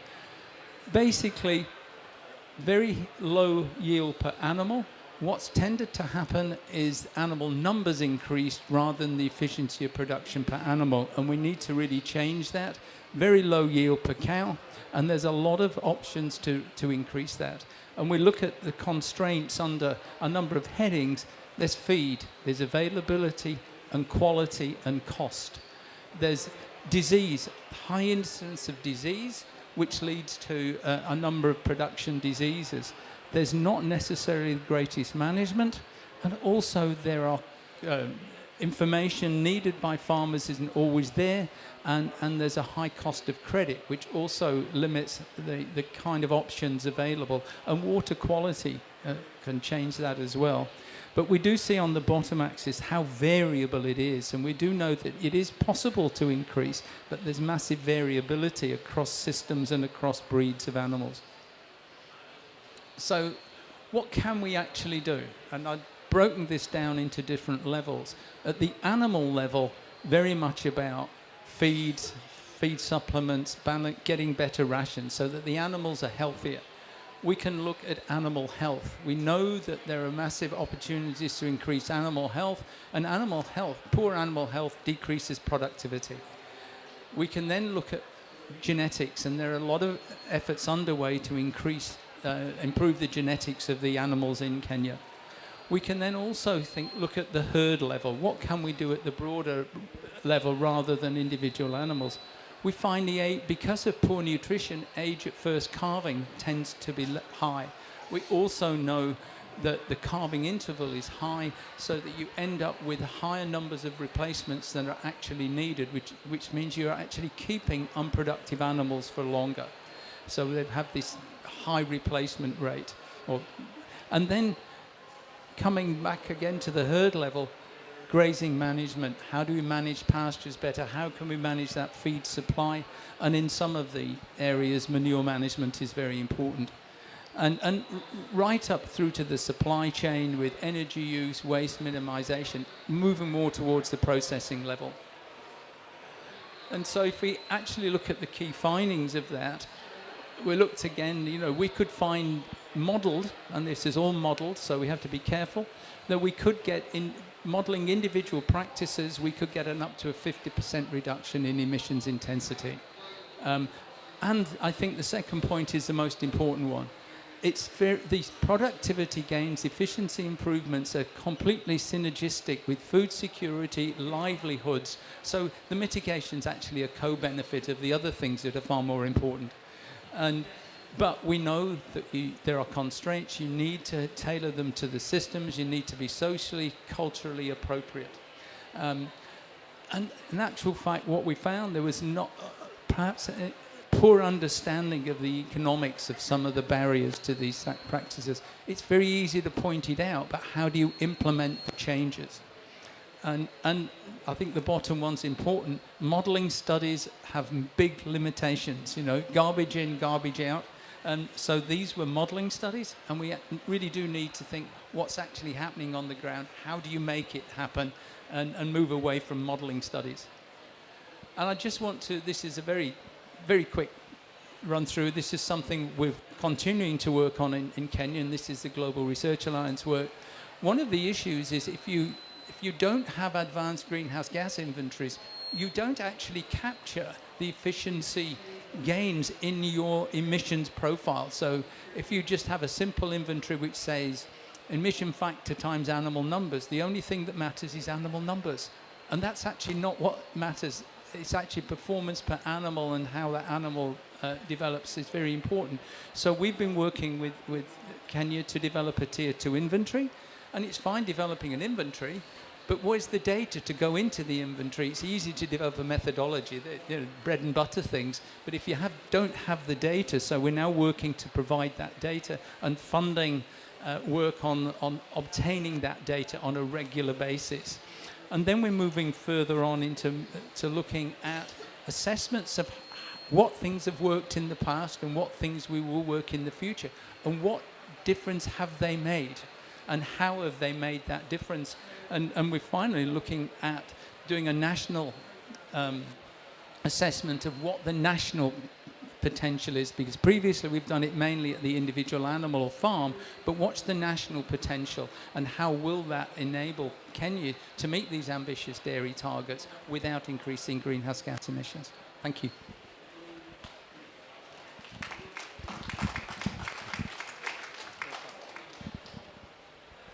Okay.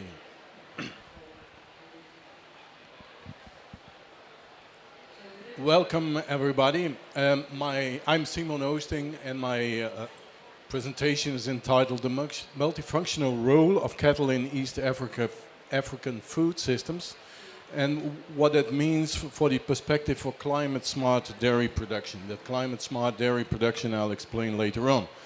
As Marco already explained, this is work in progress. We are writing a position paper on livestock in Africa and how to deal with it under climate change. A whole team of scientists from the ILRI, from CIAT, from the NIDA project, from the World Bank and from Wageningen University are involved. And what we want to put down in this position paper is a plea for looking beyond the pathway of specialization and intensification, which only puts food and low greenhouse gas emissions into the objectives. There are many more objectives in Africa, and on the short term we have to deal with those. Well, in sustainability research, the most novel approach is to look from the food system perspective. To have a sustainable cow or a sustainable farm is not sufficient to have sustainable food production as a whole, so a sustainable food system.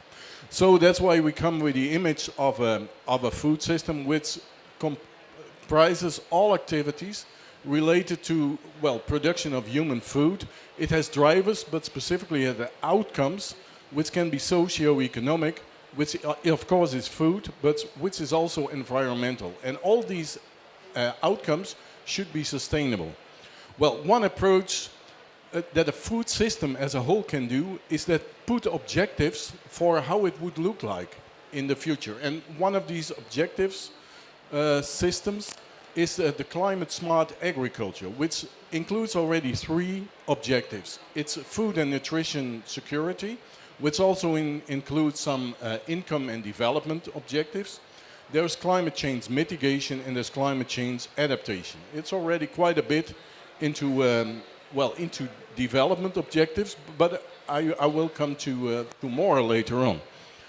The question for this presentation is, what is the role of dairy cattle and farming systems producing dairy in a sustainable food system? Well, important here is to consider 3 different farming systems which we find in East Africa, with each of them contributing to dairy output. And I start with the one you find in the drylands, in the unfavorable regions, where it's either too dry and too hot, maybe too shallow soils, but it's difficult to be there. And there you find grassland, rangelands, where you have pastoralists. And pastoralists are there because they can move with their herds and follow the feed. So nomads, you find there, pastoralists. Difficult to produce more from that system because for the very, basic reason that they are in environments which are very unfavorable. So how to increase it, that's definitely not easy. The second system, which you find in favorable areas, and that's why the farms are very small in these regions, because you can, on 2 hectares of land, a smallholder can survive, having crops and livestock. Well, one of the basic principles of mixed crop livestock systems is that crop has priority and livestock is second. It's there to support crop production. Think of manure, think of traction, think also of being a store of wealth. The third system, and that is the system where, say, the development community is orienting on and a lot of effort is put in, that is the semi-specialized system. A system that looks a bit like the system in the West. Specialized on dairy output, a lot of inputs, market nearby, often in peri-urban areas. So that's a different system where the crop and the livestock are less or not at all integrated.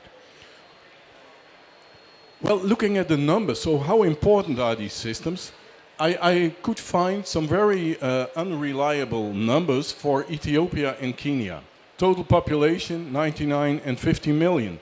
But of those, about 30 to 40% of the population is living in mixed crop livestock farms with livestock that produces a little bit of dairy. So that's huge. Then the agro-pastoralist, still 10% to 20% of the populations in Ethiopia and Kenya are agro-pastoralist. So dryland area living people who produce a little bit of dairy, but definitely cattle important for them. Then some numbers on the semi-specialized systems. It's less than 1 million per country. Maybe 200,000, maybe 20,000, maybe 2,000. I read all numbers. It's much less than the other systems. So there are many people employed, having their livelihood in these systems, the agro-pastoralist systems and the mixed crop livestock system. So remember that.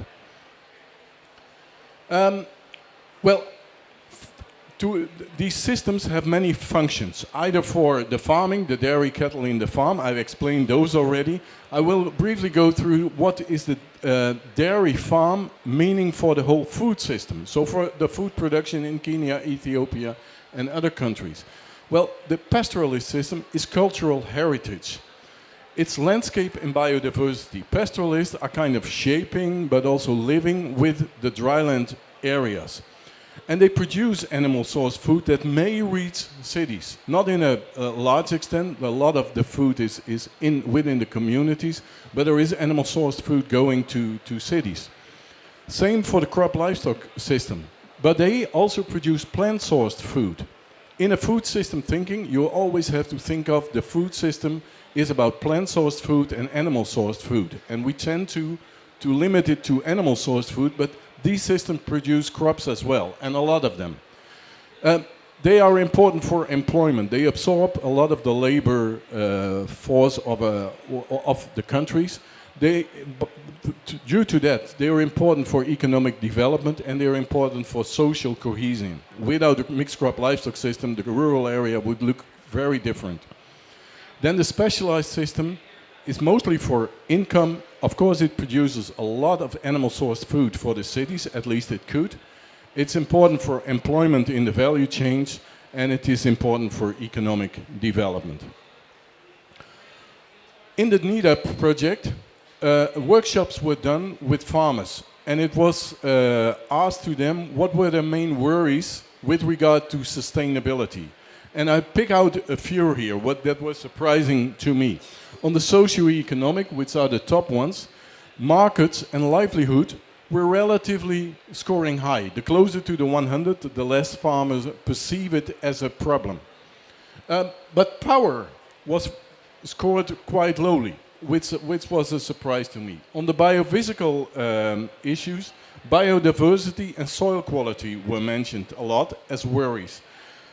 And on the food issue, the bottom one, the blue one, competition for land and self-sufficiency with regard to dairy farming were scored very low. Farmers are worrying about it. Do we have sufficient land, and do we have sufficient inputs in order to be self-sufficient on these products? Or do we need to import materials in order to keep our dairy production at level? So food competition and shortage of input for high production agriculture are worries indeed. I skipped this one because this is part of our position paper, where we will bring all these objectives that livestock and dairy has in these farming system, and for farmers we bring it together, but it takes too much time to explain. The eventual aim is that we compare the three farming systems on all these objectives that should be included in the food systems of each Africa.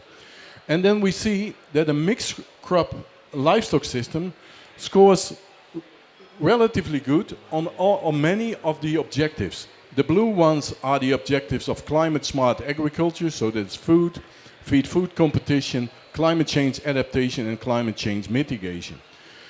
The agro-pastoral system also scores high on these things. It's a very adapted system to climate events, of course.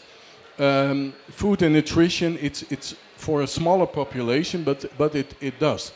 The semi-specialized system on climate smart agriculture objectives scores good, of course, on food output and on climate change mitigation. The graph which Harry showed, where you have with higher productivity, you have less greenhouse gas emissions per kilo of milk, is definitely a virtue of that specialized system. But the specialized system scores much less on feed food competition. You need high quality feed in order to feed livestock to produce a lot of milk. And climate change adaptation is also an issue there. At the moment when there is a long drought, feeds become scarce, and it's very difficult to feed your high productive animals, and how to solve it. Biodiversity and natural resources, pastoralist system scores high, the mixed crop livestock system in between, and the semi-specialized system, because of the high land use and the high pollution it may cause to the environment, because it's often a concentration of nutrients, is an issue there. Then on the socio-economic parameters, we see that the semi-specialized system scores high on producing income for many people, but a mixed crop livestock system scores high on livelihood, at least how it was perceived in the study of the NEDAP projects. We will work this out, but this shows very clearly that dairy cattle and dairy farming systems can play a role for the sustainability of the whole food system.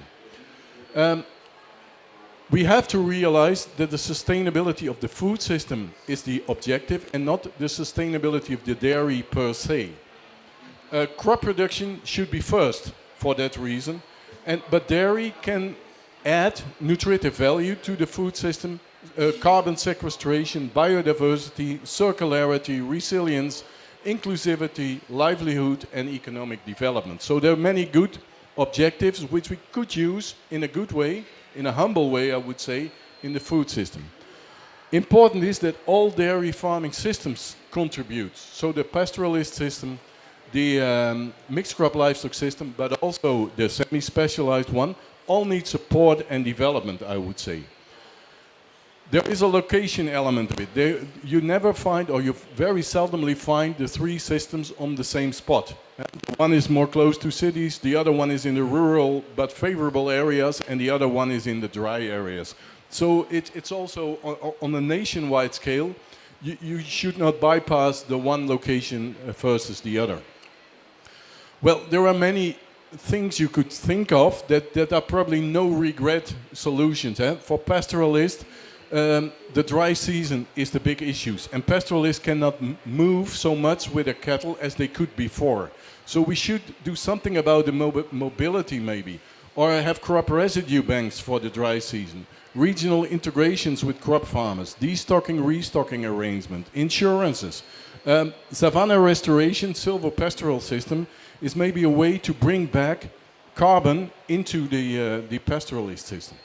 For the mixed crop livestock system, there could be crop and dairy development at the same time. Circularity is a big principle in these crop livestock farms, and we should keep that. Value chain development, of course, is good. Introduction of fodder trees in the system, also a way to bring carbon into a system. A semi-specialized system, value chain development, sustainable forage supply, regional integration of feed and manure, circular supplementary feeding.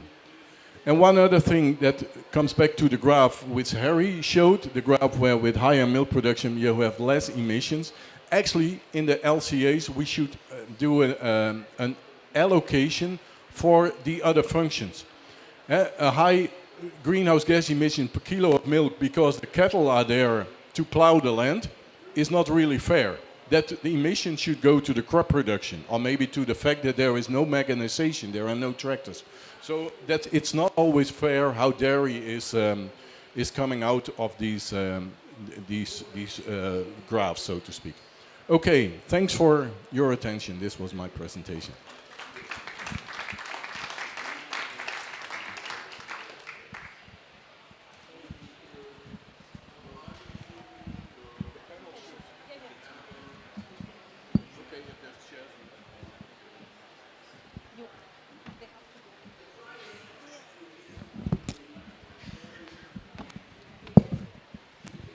Let me invite the panelists here in front. Margaret, Esther, go next.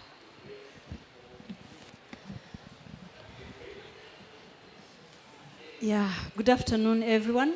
I know it's been a long day, and time is not on our side. So we are going to try as much as possible to be very quick and very fast. Yeah. Regarding the topic today in this room, I want to say something small about Rwanda.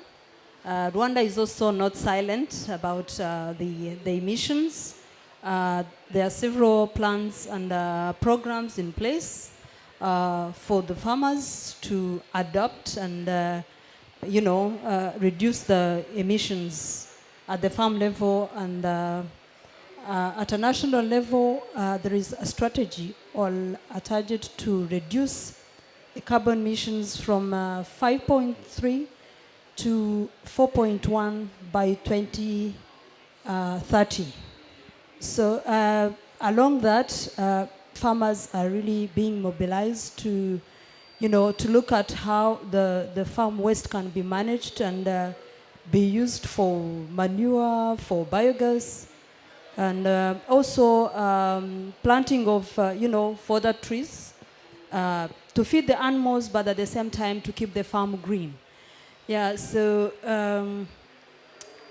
before taking much of your time, I would like to invite Margaret to say something. I know you are coming from a developed country where the dairy industry is really big, and you know when the dairy industry is growing, along there is also some challenges regarding carbon emissions. So I want to welcome you and tell us what are you doing and what probably you can advise to the South to be able to mitigate and adapt to the initiatives that are around. Thank you. Thank you. Of course, as Friesland Campina, we do a lot in the Netherlands, but we're also doing together with other dairy companies quite some programs in different countries around the globe. And maybe it's good to explain a little bit what we are doing in East Africa. And it started 4 years ago. Then a couple of dairy companies said, hey, we can work together in that area, and let's set up a big kind of project where we really can make change. And if you want to make change, what we learned is that we should not do it in the traditional way. And it's quite nice what Simon already explained. We said we really should look not at one part, but really at the food system as a total. So don't work at one specific part of the chain in breeding or in feed, but look at the total chain. Starting from the consumer, where we really want to work on the nutrition part, but also working on the processes part, also working at the farmer's part, and looking where we really can make whole the chain integrated and working. So that's what we started to work on a pilot in Tanzania. The first one. And in that pilot, we didn't look as such, as also explained by Simon, only on climate or only on yields, but really an integrated approach, looking at nutrition, looking at socioeconomic aspects like income, looking at what effect it might have on climate. So really have an integrated approach from the consumer back to the farm, really looking at different kind of KPIs. So looking at the income for the farmer, looking at the income for a producer, looking at nutrition, that really paid off. And really do it in such a way that you locally need. And we have one pilot now finished in Tanzania, and it's really had a big effect. And not a big effect only on the revenues of the company, Grand Demand, where they had an increase of income in 1 year of 30%, but also on the other KPIs. And we are now expanding the pilots to other countries in Tanzania, but also in surrounding countries, not by duplicating it, but really looking what is locally needed.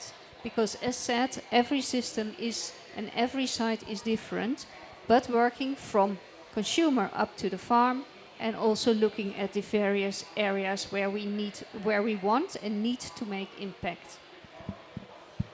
The project, by the way, is called Dairy Nourishing Africa. It's not a project, but really a big program.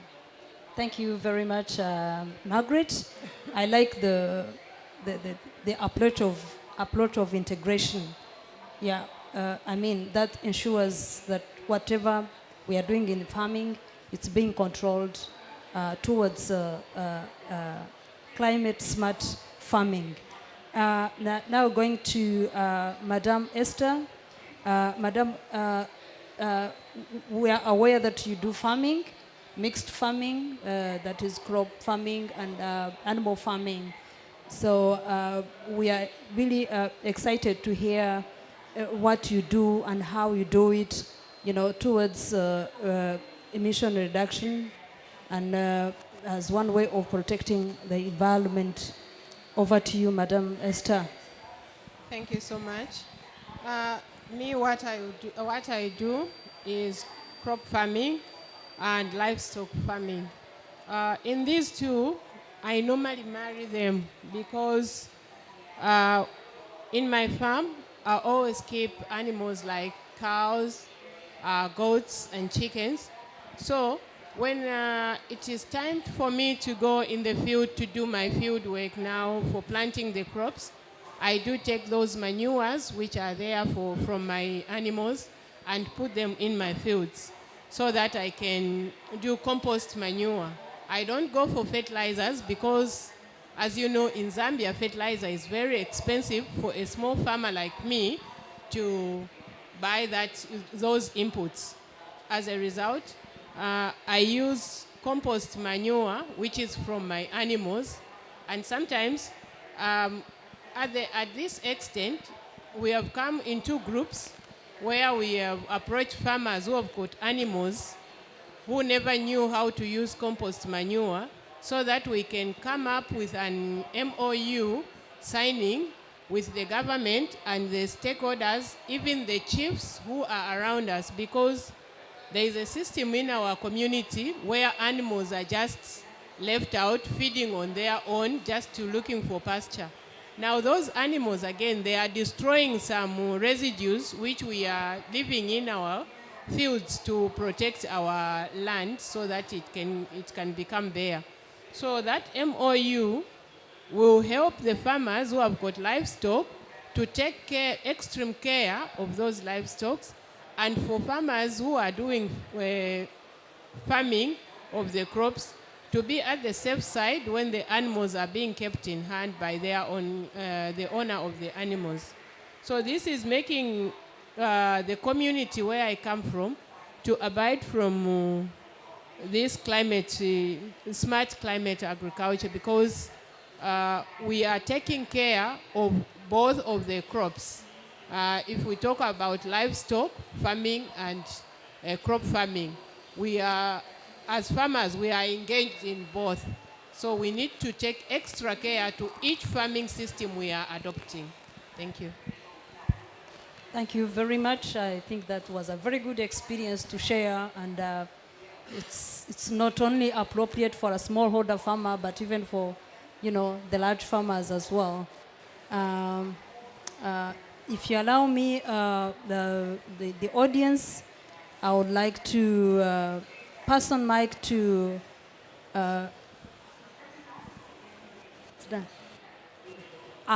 Time is not on our side again, so we stop here. Okay, we close up here because time is really not on our side. But I wish we could give one participant to give a comment. But if time is not there, then we can. Yeah. Thank you. You can have a mic, madam. Thank you very much. It's so exciting to see pastoralism given this wonderful space at the COP27 today. I am Tahira Mohamed, a PhD student in pastoralism, resilience and uncertainty from northern Kenya. And one thing I want to add on to this wonderful discussion is, apart from the nutrition and food security with regard to pastoralism, one key thing is the well-being of the farmer, of the pastoralist, because personally I am schooled from pastoral activities because my mom sold her animal to take me to secondary school, to university, until my PhD. So livestock means a lot to pastoral people. Thank you. Thank you very much. I think that was important to be announced and mentioned. Yeah, over to you, Mr. Ma. Thank you, Florence. And I think this was a good comment from the lady here in the first row. I would like to wrap up this discussion, or this session, and I would like to bring it back to this pavilion, the Food Systems Pavilion. We try to bring across like the broad variety of topics that you can discuss around dairy, and especially how we should see all these topics linked to the sustainability of the food system, in which we believe dairy has a certain role to play, and it's up to us to define where and what role that can be. This is also an invitation to all of you to keep connected, stay connected with us, as we are still going to further develop this position paper on the role of dairy in East Africa. So I hope to stay connected with everybody. And thanks for the panelists and the speakers for today. Thank you very much.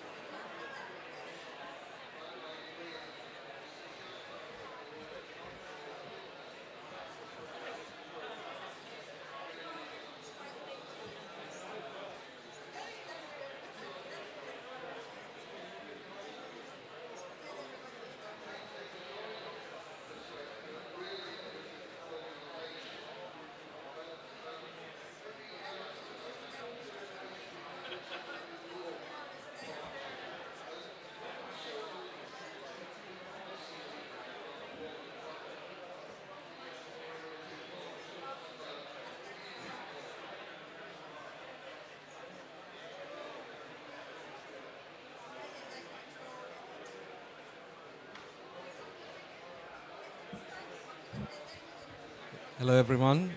We will soon start the next session, planting the seeds for a climate smart future. So if you're in the previous session and you want to continue conversations, I'll ask you to do that outside. And if you're for this session, please take a seat. We're about to begin the next session. You're welcome to stay. You're most welcome to stay. Please. So also people who are outside waiting for this session, please come in. We'll start soon. Planting the seeds for a climate smart future. It's all about climate smart agriculture.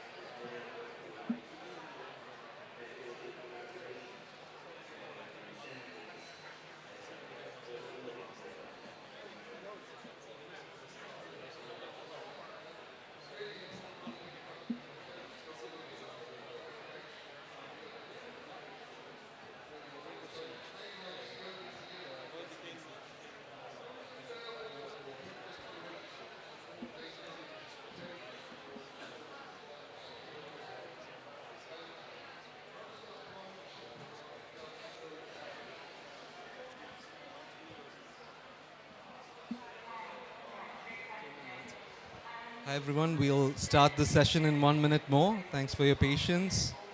If anyone's waiting for the session outside, please come and join us. Planting the seeds for a climate smart future.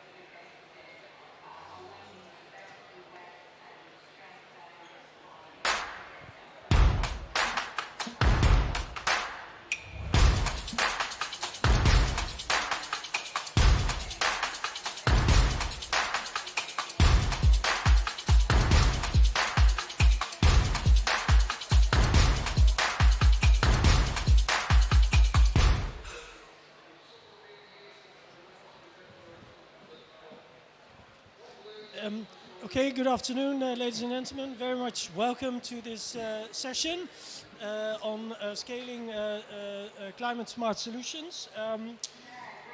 We are here to discuss this. Over the past decade, while significant progress has been made around the science of climate smart agriculture, the scale of implementation has been deterred and has lacked by lock-ins within food systems.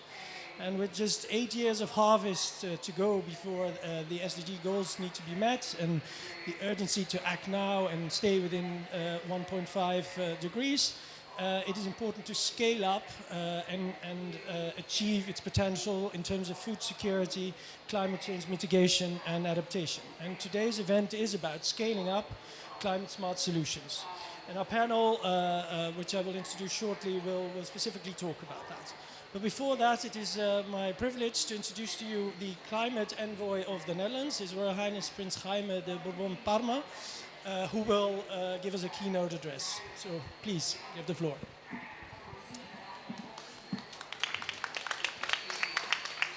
It's great to see you. It's the end of the day of the first week. I see some people with deep eyes, and it's a food day, and we all didn't have any food.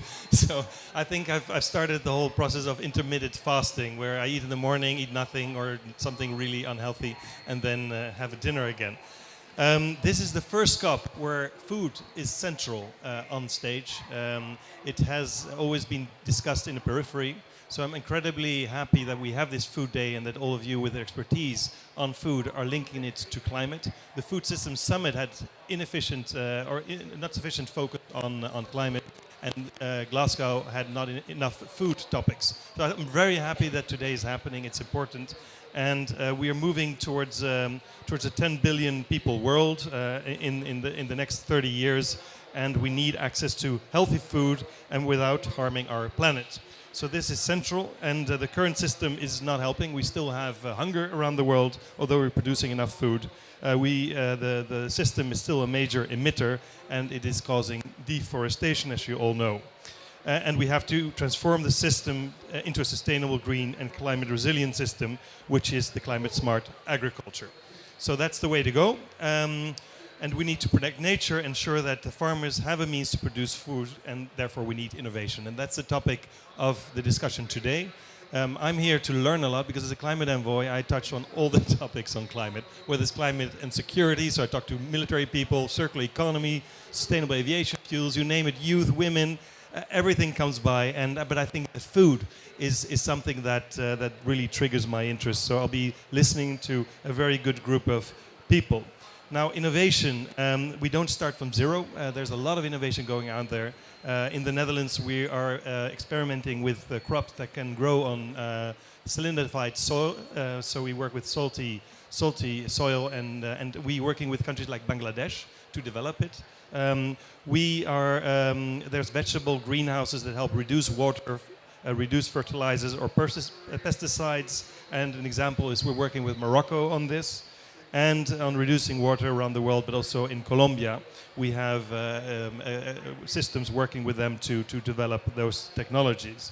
So we need more, and we need it faster. And the key is to work with a coalition of actors, of course, the knowledge institutions, the private sector, civil society, and governments. And FP is our coalition building agency. So I'm very excited for today and to listen to the experts. And this was just a quick introduction. Thank you. Thank you very much. And thank you for being here and listening and bring all of these issues together. So please, may I now invite to the stage our panelists. First, Yemi Akinbamijo, who's the Executive Director of the Forum for Agricultural Research in Africa. Please have a seat, sir. Yes. Next, please, Salah Salasuo, who's the Global Climate and Energy Lead at DSM. So, very welcome. Next, Felicitas Röhring, who is a Senior Policy Officer at the German Ministry for Cooperation and Development. Thank you. Yes. Thank you. Oh, that's loud. And finally, Han de Groot, who's the Interim Executive Director at the Netherlands Food Partnership. Oh, thank you. So, the scene has been set. Now let's kick this off with a fire starter, I would say, from Yemi. So, as was said, significant progress has been made around the science of climate-smart agriculture, but the scale of implementation remains relatively weak compared to the actions we need. So, what do you see are the current lock-ins and that are preventing the translation of science and innovation into action? So, your view, please. Thank you very much. It's a great pleasure for me to be here and to discuss this very intriguing subject. 10 years ago, we were all in Durban. And at that time, there was something called the Africa Pavilion. The Africa Pavilion was a big, huge facility within the confines of the venue of COP17 in Durban. And there were lots of promises made by political leaders, name it, opinion leaders on the continent. And we left Durban with a lot of hope. But no sooner we left Durban, things began to wane. And now, linking that with your question, it's a case of not what has happened, but a case of what did not happen. And today, ladies and gentlemen, we're discussing the seed for a future transition for a climate, how do you call it? The climate smart future. Now, it is not to say that in those 10 years, nothing has happened. But what really has been the case is that a lot has happened, but they have not mattered much. They have not been accounted for. They have not been properly coordinated. And therefore, what seems to happen is that there is a lot of movement, but we are not advancing. So here we are. This is 10 years, what we actually call it in FARA, Durban plus 10. And we asked ourselves in FARA, it would be a shame if Sharm el-Sheikh plus 10, we will be struggling to find our efforts. So, in the next 10 years, in order not to fall into the booby trap of the past, dealing with what should be, from our perspective as a science-based organization, the coordination is going to be extremely important, and to have mutual accountability, tracking of the progress, and to be able to really tweak our roadmap towards the SDGs. They are just 8 years down the line. And in proper perspective, when we looked at 2000, when MDGs were launched, you thought 15 years was eternity. But 2015 is 7 years behind. So 8 years is not so long. And we need to now put our acts together if this planet should not suffer. So what needs to be done from our point of view as a research-based institution coordinating agricultural research in Africa is actually putting a framework that will help us to galvanize activities being done in climate response on the continent, and to really find modalities of tracking, reporting, and fine-tuning our tracks towards a food and nutrition secure Africa, given the challenges of climate crisis and the emergency we are in. Thank you. Thank you very much for that. Yeah, so it's a lack of impact. A lot has been done, but the results are lacking. So you talk about this framework. Just one follow-up question, and I'll go to the next panelist. Also, because I know you have to leave to speak at another event, so I'll make full use of your availability here. So what are, from your perspective, the main tenets of such a framework? Very, very good question. Now, FARA is the technical arm of the African Union, and we just want to do what we can on this small continent, the responsibility we have for this continent. And the whole idea is to be able to get a responsive framework. Now, this year, 2022, the African Union launched what is called the AU Climate Change Strategy. But somebody has to pick that up and look at the agricultural space. We're not really so much concerned with the meteorological, which is equally important, but because we are food-based, we now said that we should be able to pull together all the partners and actors who are working to keep Africa food secure within the context of climate change. And we should be able to speak to one another, report to one another, set credible benchmarks every 2 years. FARA is already convening what we call the biennial conference for the continent in terms of climate smart agriculture. We just had one in September. We will have the next one in 2024. So this would be a good moment to say, between 2022 in Sharm el-Sheikh and 2024, what did we say we must achieve? And did we meet the goal? Do we need to fine tune? So at least by 2032, we have something to show the world. We have something to really be our footprints. So that's what the framework is about. Thank you very much for that. And as you said, coordination is key, involvement of partners. I think we have a good example here of the panel with academia, with research, with business, with governments, with civil society, all together working on that. What can we do to strengthen that kind of coordination mechanisms, cooperation from your view, to scale up results? Yes. Okay. As a research institution responding to the needs of the political principals, we need to we have to respond to the needs of the continent. And these are clearly elaborated in what we call the Malabo Declarations. These are elaborated in the climate change strategy.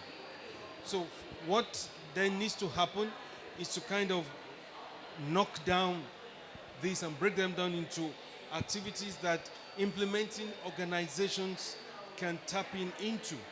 So if we have 5 implementing organizations, we all look into the same framework and say, I'm delivering on line number 2, I'm delivering on number 5, or we can co-deliver, co-design, and then the coordination really comes on. This is the core function of FARA, to coordinate agricultural research and galvanize these efforts in a way that we have a consistent and coherent approach to solving the climate crisis in Africa.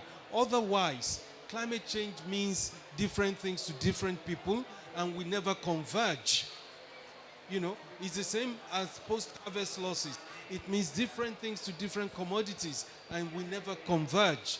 So when we talk about climate change, we need to have something that brings us together for mutual accountability and to help us, take account and, find the progress we are making and delivering this so that the principals, the politicians, can actually say, okay, we are making some movement. Look at all the side events happening here. More than 1,000. Who is taking account of what is happening? Or are we just blowing hot air and then we disperse after 2 weeks? No, it shouldn't be like that. So that's what the framework is doing, that we have a common hymn sheet from which we are singing, we are reporting, we are challenging ourselves, and we are delivering together. Thank you. Thank you very much, and thank you for that. As I said, we know you have to go. Please stay, but thank you for this contribution, and please a round of applause. So that was very useful. So next, completing a bit of the hymn sheet of people here, let's go to Salah and from industry.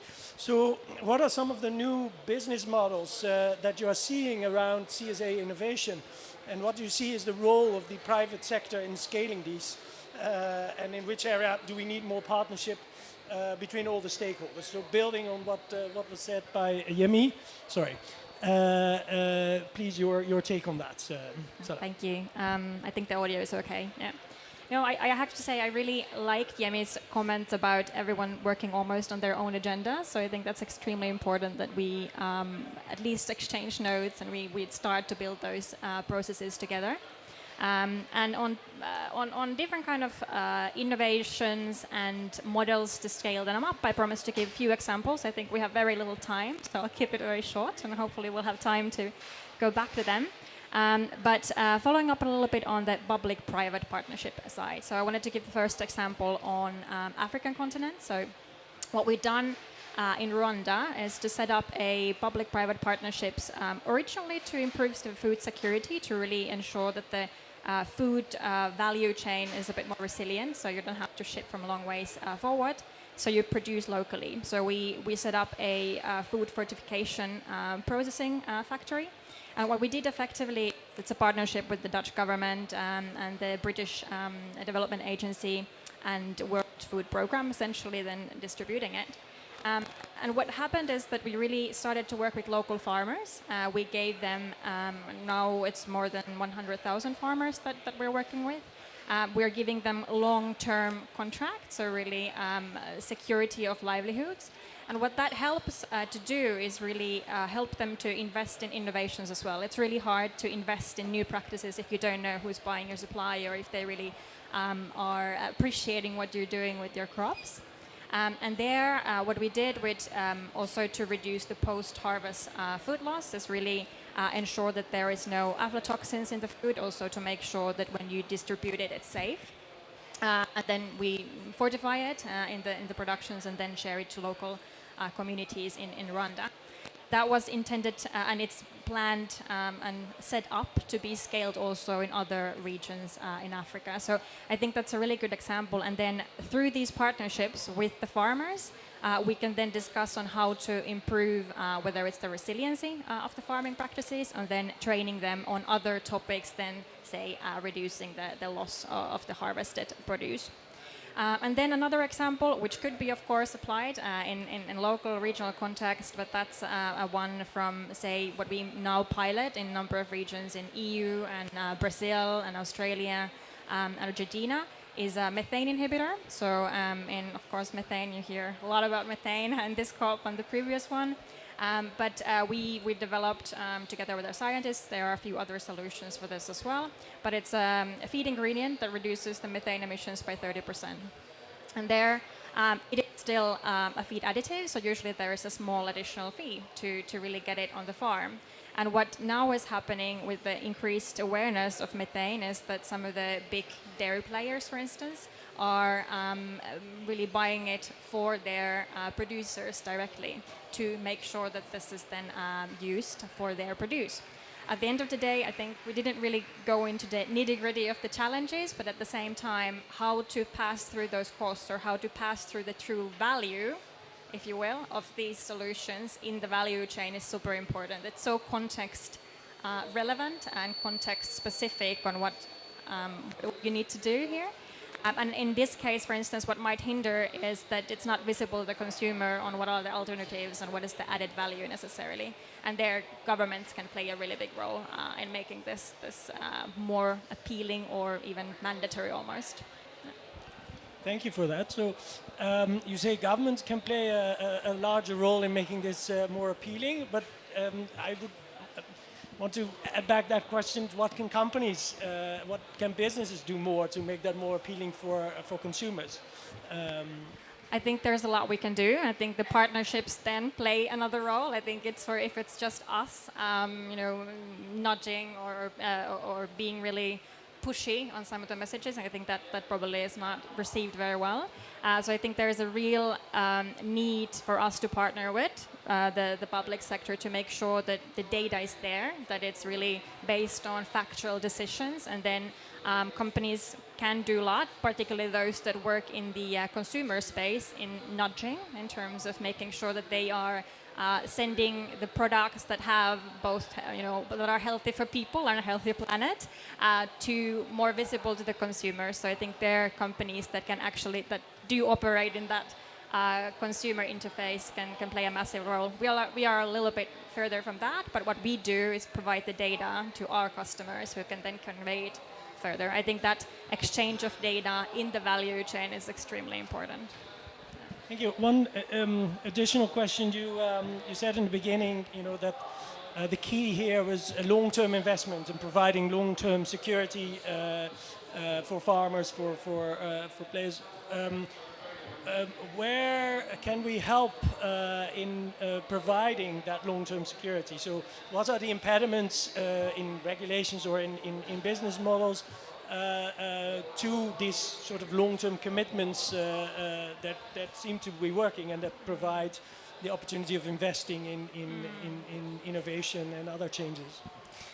Yeah, I think it's a few things. So I think it's a mind shift that you need to do a little bit. But what I think particularly in this case helps that there are also sort of multilateral partners involved. So then we set up a approach and then you start deliver it. It's not on the shoulders of any individual organization, but you really plan from the very beginning that's the long-term approach, and then you really plan accordingly. It's not based on a marketplace price definitely, or it's not based on something or immediate shocks, but you really plan, and I think in that planning you take various shocks into consideration as well. You do a little bit of stress testing and which circumstances you can actually have a longer term commitment.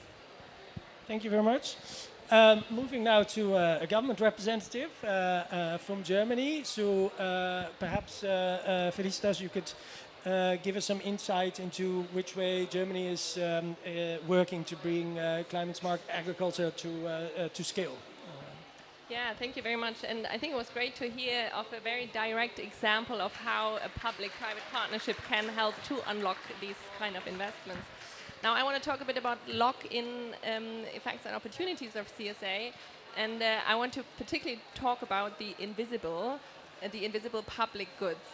Now we know that smallholder product or agriculture productivity depends to a large degree on the availability of ecosystem services. We're talking about soil health, pollination, pests and disease control. So maintaining these ecosystem services is essentially important for livelihoods of smallholder farmers and for food security, and therefore is considered climate smart. And in return, if we have these ecosystem services in place, these climate smart strategies in place, they also then again contribute to adaptation, to mitigation, carbon sequestration, avoiding of deforestation, so important goals that we have. But then in return, these ecosystem services, they are not sufficiently valued. They're not part of the business model, so we lack financial incentives to maintain these ecosystem services and to achieve these type of climate smart commitments. Now, in addition to that, the general level of global climate finance for agriculture has been alarmingly low. Specifically, if we know how a large share of the agriculture community is already heavily affected by climate change. And we think that a new generation of innovation in payment mechanisms for ecosystem services can attract more public and private funding and expand opportunities for farmers to maintain and achieve these ecosystem services and the climate smartness goals. Now, talking about an example, a concrete example, what Germany is doing in this regard. So Germany has the G7 presidency this year. So we're in a leadership position, and we have been advocating for placing agri-food systems on the agenda. And we have launched, as part of our G7 presidency, the so-called compensation initiative. So an initiative that has the vision to increase the income of smallholder farmers and at the same time incentivizing sustainable climate-smart farming practices by channeling more public and private climate finance to smallholder farmers. We have launched, in addition to this initiative, already a pilot project with IFAD worth 15 million euros, where we are piloting this mechanism of payments for ecosystem services in 3 countries, Ethiopia, Lesotho, and Brazil. And we hope to inspire more partners, more actors to join this initiative and bring it forward. Thank you very much. Ecosystem services and valuing them for money, obviously governments can play a role there. How do you link that and scale that up so as to have financial incentive also for businesses to involve in that? Yeah, so private sector plays an essential role here. So for example, in the let's say in the Ethiopia pilot project that we have, it's all about linking smallholder farmers to the voluntary carbon market. So providing investment opportunities where private sector can access carbon credits and the smallholder farmers can get access to the market. And the project and the initiative helps to create the infrastructure, to create the enabling environment for having more large-scale opportunities of these kind of investments. Thank you very much. I think that's an excellent sort of crossover to the next panelist. So Han, what do you feel is the role of partnership in accelerating these different business models and innovations? And what is your view on that? Thank you. Can you hear me well? Yeah, I was actually thinking, it seems that agriculture is becoming a partner as a sector now in the climate debate. Whereas maybe until not so long ago, agriculture was seen as a contributor, as the bad sector for climate change. That maybe turned into being a victim. But now I think ahead of us is the challenge: can we be a part of the solution? And that gives me a lot of hope. I think there are lots of solutions in the food and agricultural sector that can really make a difference. So it's not about curbing and becoming smaller, but it's really about innovation and putting yourself on the map. So that's really nice. But that, of course, is far too big a challenge to do alone. So we need partnerships. And that's also the mission of my organization, the Netherlands Food Partnership, to help create those partnerships. And that happens within sectors, because companies find it sometimes difficult to be the first mover. You need to make a lot of investments. You don't know how that is going to end. Your competitors may kill you on the way. So we try to create safe space to work together and to do this in a pre-competitive way, so to speak.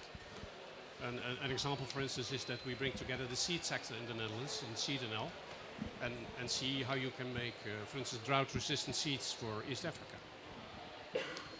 And that also needs to happen between sectors. It was nice that you alluded to payment for ecosystem services, and I heard a bank yesterday speaking at this very stage, Rabobank, about setting up a carbon bank. So it looks like financial sector is getting ready. Now, okay, they need clients, right? So we need carbon credits for climate smart agriculture, that sort of thing, so that those sectors can mutually enforce each other. And last but not least, I think we need partnerships between countries, between North and South. I think in the Netherlands we sometimes claim, and I think that's right, we have a lot of knowledge about sustainable agriculture and about food systems, both in the universities, the knowledge sector, as well as in the industry. So we have a lot to offer, but at the same time also we don't have the golden solution. Our country also suffers from a systematic, how do you call this? A systematic mistakes, maybe, in the recent 20 years that we developed our sector. So it's also good to do these sort of paths of transitions together and work with other countries, see how that works, and at the same time learn from that ourselves. Yeah, thank you. Thank you very much for that. And I think you touched on a very important issue, that partnerships is a two-way stream. There's a lot to learn in working together and addressing these issues. Perhaps, do you have one example of apart from Seed&L, one other example of where you see that the partnership is producing results in scale-ups, or where you see we will get to scale up soon? Yeah, I know one. For instance, it's about alternative proteins. One of the solutions will be to rear farm insects, basically. And that's a nice combination of new technologies to make this really efficient. And see whether we can, and those are being developed in the Netherlands, for instance, and see how that can be applied. I think we work with Ugandan partners, but somewhere in East Africa in the local context, because in the lab you can do so much, but in real practice this needs to be locally rooted and be fit for the local economy as well. So yeah, insect farming is another example. Okay, thank you very much. We have a very tight and condensed session here, but I think there's time for maybe one or two questions from the audience. So anyone who wants to ask our panelists a question, please raise your hand and ask for the mic. Yes. Thank you very much. My name is Wale Fatumbi and I work for FARA. Okay, I work for FARA as the senior technical cluster leader. Yemi is not here, but I have two questions. You talked so much about carbon credit, and I quickly searched the internet. A number of companies could pay carbon credit, but I know that there are reports also that it's not clear if anyone has actually received money for this carbon credit. Do you have any example of carbon credit? If there is none, then we need to stop recommending carbon credit as an option for smallholder farmers in Africa. Now, then I come to you. That let's look at this climate smart future, climate smart agriculture. I don't have problem with the science component, the definition FAO gave, and we have all followed for maybe about a decade now, talking about it everywhere. But science is going to play a role. What technologies are we calling climate smart agriculture technologies? I check what the CG Farmer program on CSA did, and I discovered that most of the recommendations are these naive systems, technologies that we run from because they cannot sustain the livelihood of the smallholders. Is that what we want to recommend again as climate smart agriculture? And do you think that African farmers, especially the smallholders, are so stupid that what they have practiced before and did not deliver sustainable livelihood for them, they will accept it? I think we need to go back to the drawing board and think a lot more. Thank you. Thank you very much. Thank you for those questions and for the critical notes. Do you want to... Yeah, do you want to take that? And I know that our closing speaker will address some of the issues you raised in her closing remarks. But please, maybe I'll go ahead, take Sala. the latter question first, and what role can innovation play, and how to really make it work for the actual farmer. I think that's a extremely important topic, right? And I think oftentimes when you look at the solutions, then the array of solutions, it should start also really from the dialogue with the farmer, and the farmer knows their land really the best. And quite often there are solutions that already work, so you can really start scaling them up. And then only then you start bringing new innovations. However, I think there's the context here as well.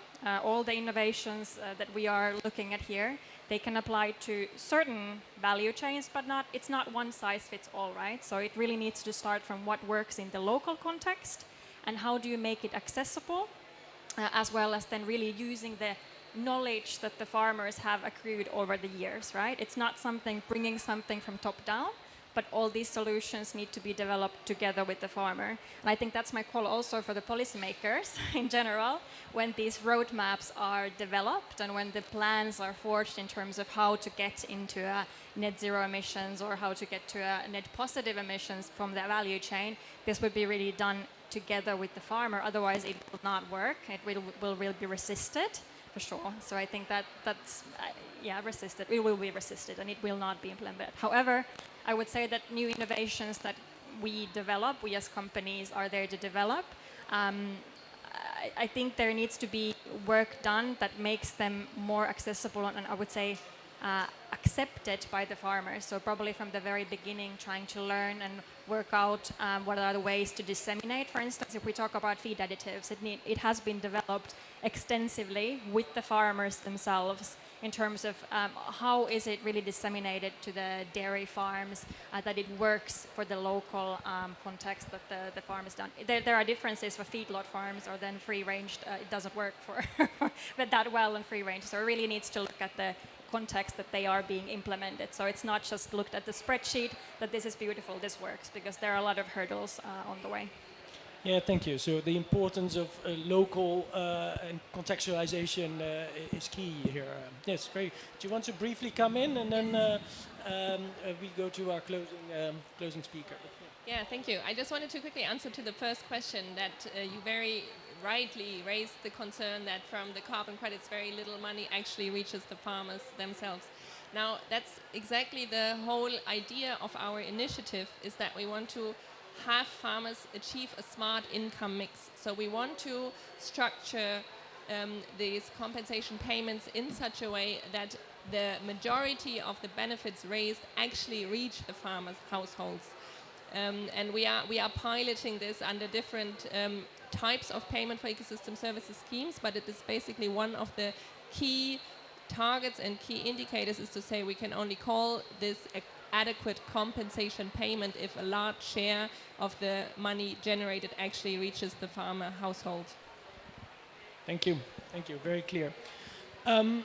We've come to time, unfortunately. I would have loved to give other people the chance to ask questions, but certainly I think the panelists will be available a bit after this meeting for any personal questions. But I would now like to introduce Dada Bakura, who is a climate, food, agriculture and land use expert at ASEAN, but also with GAXA. So please, Dada, for wrapping this up. Okay, I know that we're all experiencing hunger, and I'm gonna summarize it. Mr. De Parma, we're together with you in this intermittent fasting, all together. And I would like to address your comment within my summation, so hopefully, yeah, you'll stay as well. So hunger is real in this COP27, and confounding us further are all these terms, right? We're faced with nature-based solutions, agroecology, biodiversity, family farming, everybody pushing their agenda, everybody pushing their brands and their agenda, as we can see, as we can hear everywhere. It's a cacophony of noises and sounds. And so we're faced with the second kind of hunger. And the second kind of hunger is the hunger to seek coherence. Coherence in all of these terms, right? And as chair of the Global Alliance for Climate Smart Agriculture, if you have an allergy or aversion to the term climate smart agriculture, because I know there was a campaign sometime ages ago against climate smart agriculture, then don't use it. The philosophy is the same anyway. Right? The 3 pillars of CSA, if you're aware of it. So now we're faced with this second kind of hunger. We want a coherence. And we found some examples of solutions from our experts and panelists. Collaborative framework or platform that is being not just done in Africa, but as shared by Yemi, but all over the world. The power of public-private partnerships, the power of the private sector to really scale up some of the solutions, payments for ecosystem services, innovative solutions and new controversial solutions on protein alternatives, right? And over in Southeast Asia, we actually have examples of rice carbon farming of 3,500 households in India who is now starting to sell their carbon credits from rice carbon farming. So, and over as well in Southeast Asia, where my colleagues from the Association of Southeast Asian Nations, we have also bridged an example of bridging the financial divide. Because we say there is a big financial gap to scale up all these innovative solutions. And we have accessed one of the first multi-country GCF readiness program in order to attract climate smart, climate resilient the right kind of investments. Let's just say the right kind of investments that's necessary for the transformation. And I won't stand between you and dinner now. I just wanted to remind you, when we're seeking for coherence, I don't know if this is the solution, but there is the Coronivia Joint Work on Agriculture, which is supposed to be the landmark decision of UNFCCC for agriculture. The space where we talk about agri-food, agriculture within climate change, within the convention. And we run out of time in the negotiation there, just to let you know. Years and years of trying to have this space within the convention for agriculture. Hopefully, there's still time in the coming days to create some space for it. But I wanted to add one more solution, and it might be controversial for everyone here in this room in order to help us scale up and find coherence. And that is really when I witness negotiations at the Coronivia Joint Work for Agriculture, and it's a very, very important portion of the convention that we are shaping right now, because that's where technical, financial support for agriculture will be hooked under. What I'm witnessing is that actually, guys, we really need to send better party representatives to shape the convention, to shape these decisions. We need to really send party representatives who actually do their homework and come to negotiations with assignment. Please spread this word out. Please pressure your governments to send representatives who actually know what they're talking about. So this is gonna be, I know, controversial, but this is one concrete step towards scaling up. And with this, I think that we are going to be hopeful once with, sorry, you're laughing. No, but this is a bit, I know, don't quote me on this, but you're a big room. Okay. But I think we do not lack in solutions. The solutions are there, the ideas are there, and the funds for scaling it up is also there. So we need to just really tie up all this coherence. We need to talk. We need to not pressure everyone who has an allergy to any term. We need to just be comfortable with the terms that we wanted to use and see that we are all aiming towards the same goals. All right, thank you. Thank you, Dada, for this very thought-provoking wrap-up. My compliments. I will look into that. I'll get better next time. I've just started 2 months ago, so I can still say that. Thank you all. Thank you all very much for joining this session. Thank you all to our panelists, to our climate envoy, and to everyone here. And, well, go to dinner if you want to. Stop the fasting.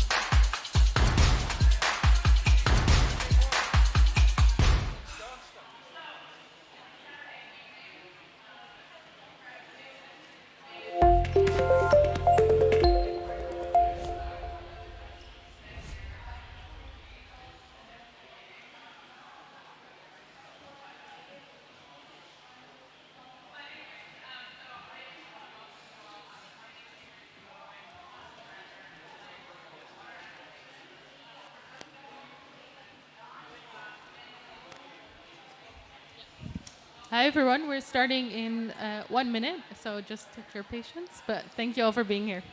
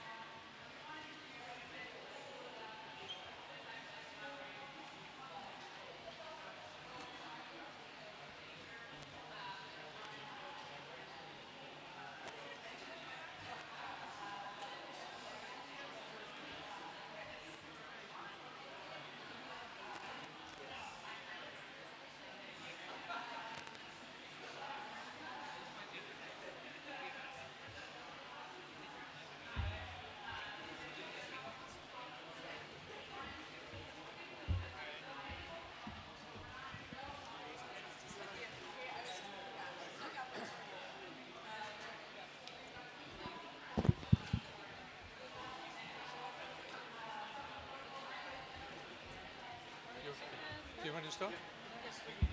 Oh, yeah. You can take the whole one. We've been handing them out everywhere. Yeah. Okay, we're ready to go. Peter, come in or go out. Can you shut the door?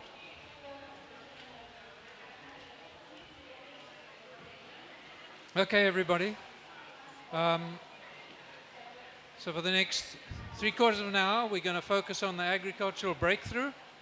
And to kick us off, Lord Goldsmith, Minister of State at the UK Foreign, Commonwealth and Development Office.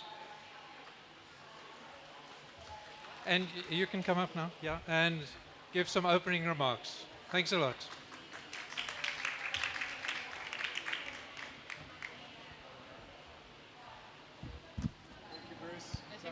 I think I'm going to do that. That is better. Thank you very much. Thank you, Bruce. Pleasure to join you all today. Thanks for having me. This is another part of the key discussion going on in COP27.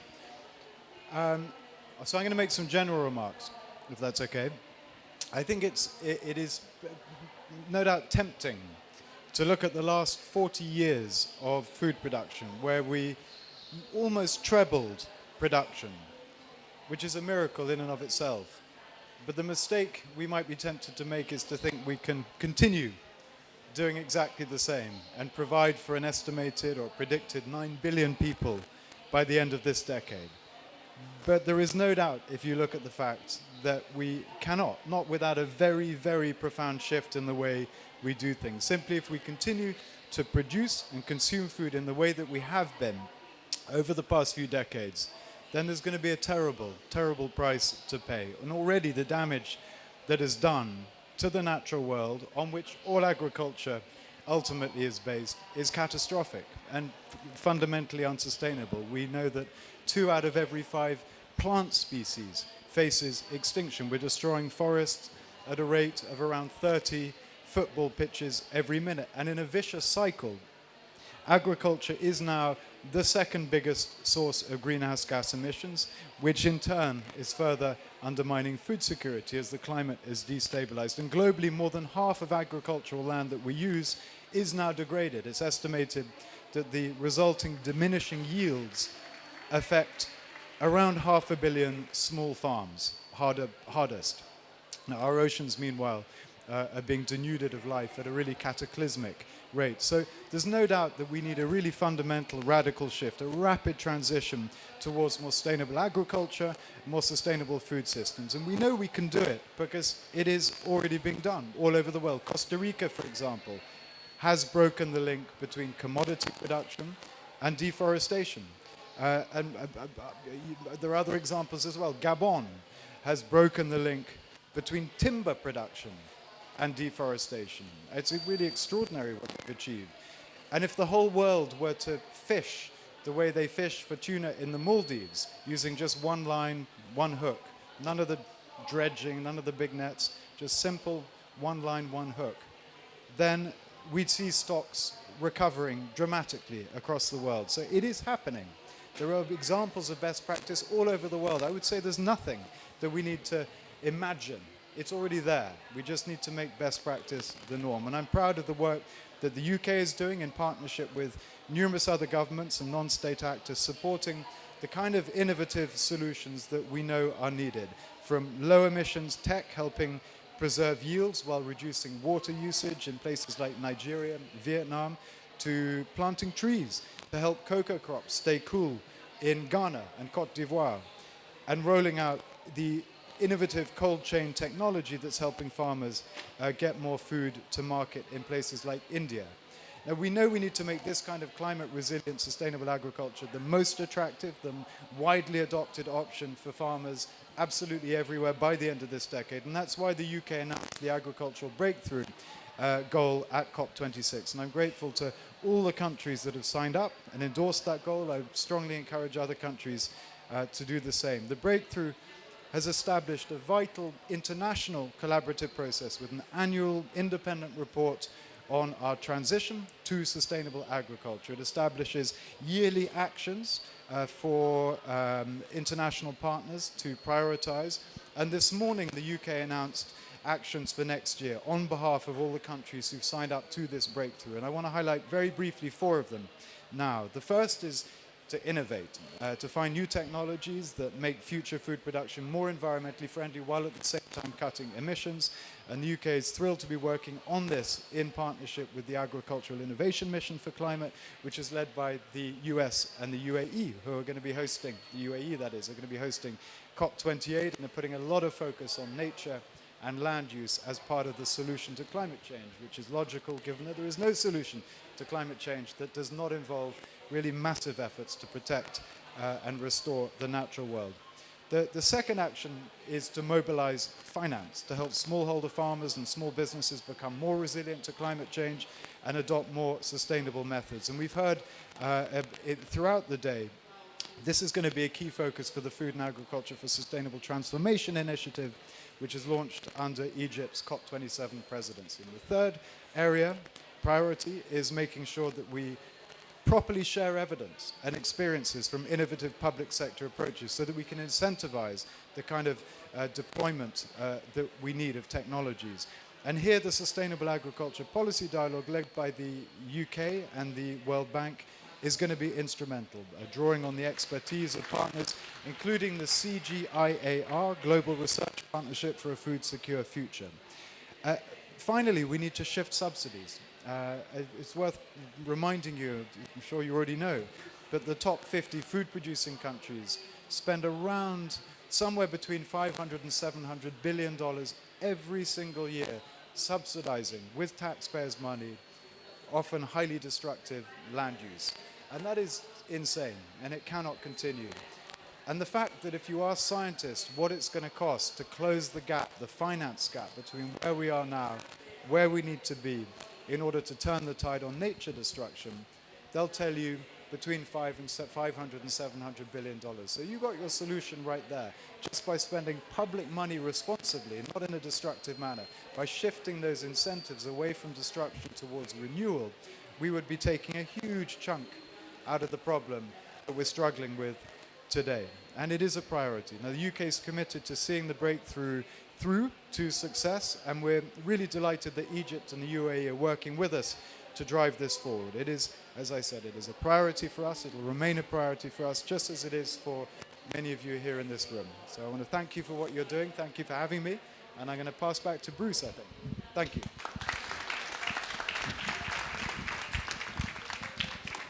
Thanks very much. So some of the keywords for me: launching at COP26, breakthrough, transformative, annual monitoring, and as we've heard, linking into current things that are happening. And so the next speaker is Stephanie Edwards. She was part of the UK team at COP26 and now heads up the breakthrough agenda. And I think you're going to give us an idea of COP26, COP27, COP28. Go ahead. Hi everyone, thanks so much Bruce, and it's really great to be here and to be at COP27. So my name's Stephanie Edwards, I head up the Breakthrough Agenda team in the UK government, and it was at COP26 with 45 world leaders representing about 70% of global GDP, where we launched the Breakthrough Agenda originally, and that was all about how do we work together internationally in the right way to speed up and scale up the adoption of clean technologies, and crucially to make sure that they're affordable and accessible for everyone. And we were delighted also, as you've heard from Lord Goldsmith, to announce our support for an agriculture breakthrough as well at COP26. So that goal is to make climate resilient and sustainable agriculture the most attractive and widely adopted option for farmers everywhere by 2030. And that will be achieved through the development and deployment of clean technologies and sustainable solutions in the agriculture sector. So like all of the breakthroughs, the agriculture breakthrough tackles head on the issue of reducing emissions from the sector. And that's really critical when we know that actually we have the technologies we need to deliver about 40% of the climate change mitigation needed through the agriculture sector for a 1.5-degree pathway. But I want to be really clear that the agriculture breakthrough is not just about climate mitigation. There are also 3 other vital components. The first is adaptation. That is crucial if we are to adapt and be ready for a warming world. The second is reducing the impact of agriculture on the natural resources on which it depends. And finally, attaining food security globally. So to be successful, a true breakthrough in agriculture must address all 4 of those components simultaneously. And that is particularly true at a time when we are facing the worst food crisis and the worst food situation in a generation due to a combination of climate, the COVID-19 pandemic, and the conflict exacerbated by Russia in Ukraine. So international cooperation is even more essential at this time. So we need to see a rapid acceleration of research, development, and deployment. And that will help us see the lowering of costs for clean technologies and sustainable solutions.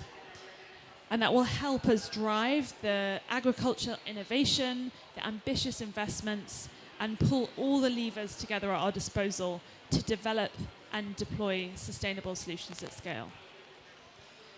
So as the newest breakthrough, the agriculture breakthrough, we are still working to build the coalition of governments behind this work.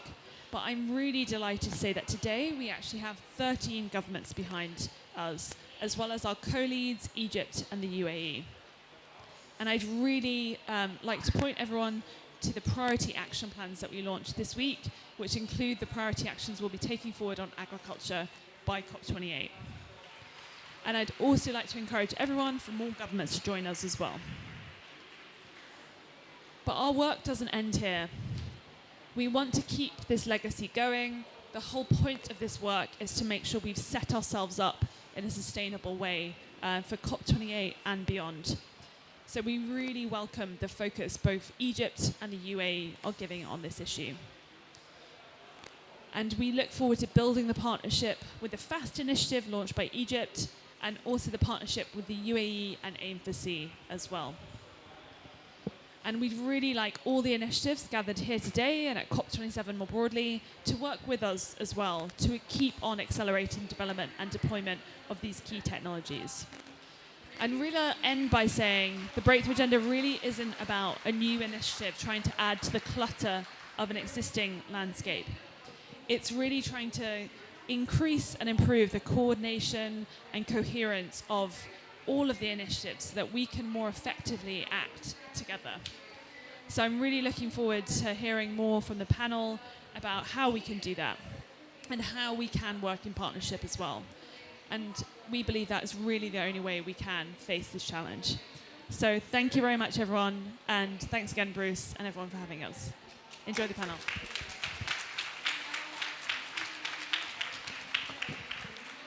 Great. So the panel is sitting somewhere and they're getting some part of the issue is how you're going to give us feedback on the priorities and how to move forward. But next is Morgan Gillespie, the director of the Food and Land Use Coalition.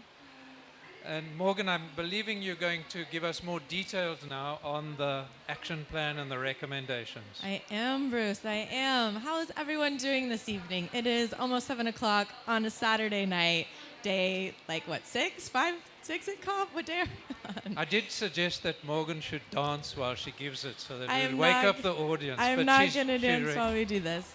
But I am going to take you through the specific breakthrough recommendations, and that's really important to understand so that you can follow the panel that's going to be following us. So can I ask, has anyone read this report? Wow.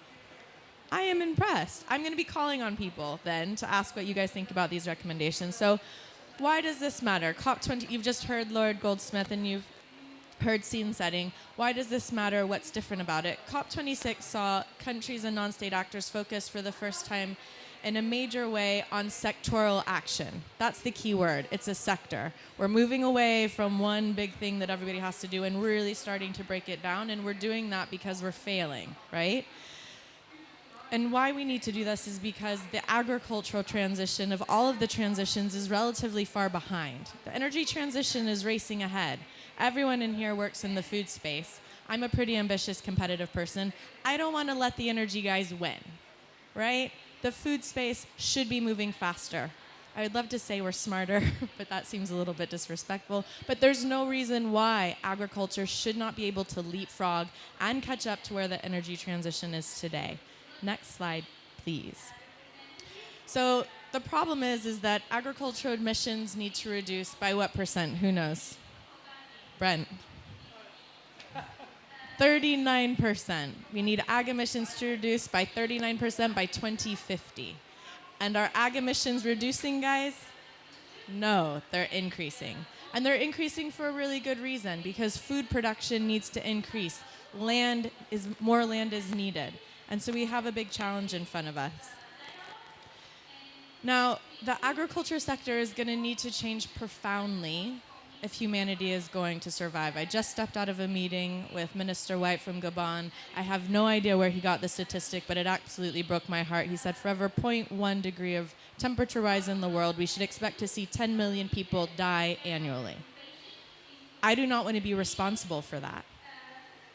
Agriculture does not want to be responsible for that. We've had the World Farmers Organization here this week with more than 150 farmers. The farmers do not want to be responsible for that. So we need to profoundly shift our systems. And we hope that having things such as the breakthroughs, with metrics, with targets, with accountability built in on an annual basis, will drive that agenda forward. Now on to the technical stuff. Next slide, please, Leanne. The agricultural breakthroughs has a series of targets. I am not going to go through all of these, but I am going to highlight the buckets. We need to increase agricultural productivity and incomes. And we're looking at productivity improvements across crops, ruminant meat, and milk yields. And this is particularly important in lower and middle income countries. You don't need me to tell you why that is important. But we're also looking at this not just from a productivity perspective, but also the profitability, the resilience perspective that will lead to increased livelihoods for farmers. Now, obviously, we need to reduce GHGs. And there are 4 major components of emissions from ag and related land use change, which collectively make up about 90% of GHGs. So agricultural expansion is the obvious one, but drain peatlands, my favorite, livestock enteric fermentation, which is basically manure and fertilizers, and also rice cultivation make up the rest. The next one is my favorite one, and this is one that hasn't gotten a lot of attention in the past, but we really have to safeguard nature. Ag's environmental impacts obviously extend well beyond their emissions contribution.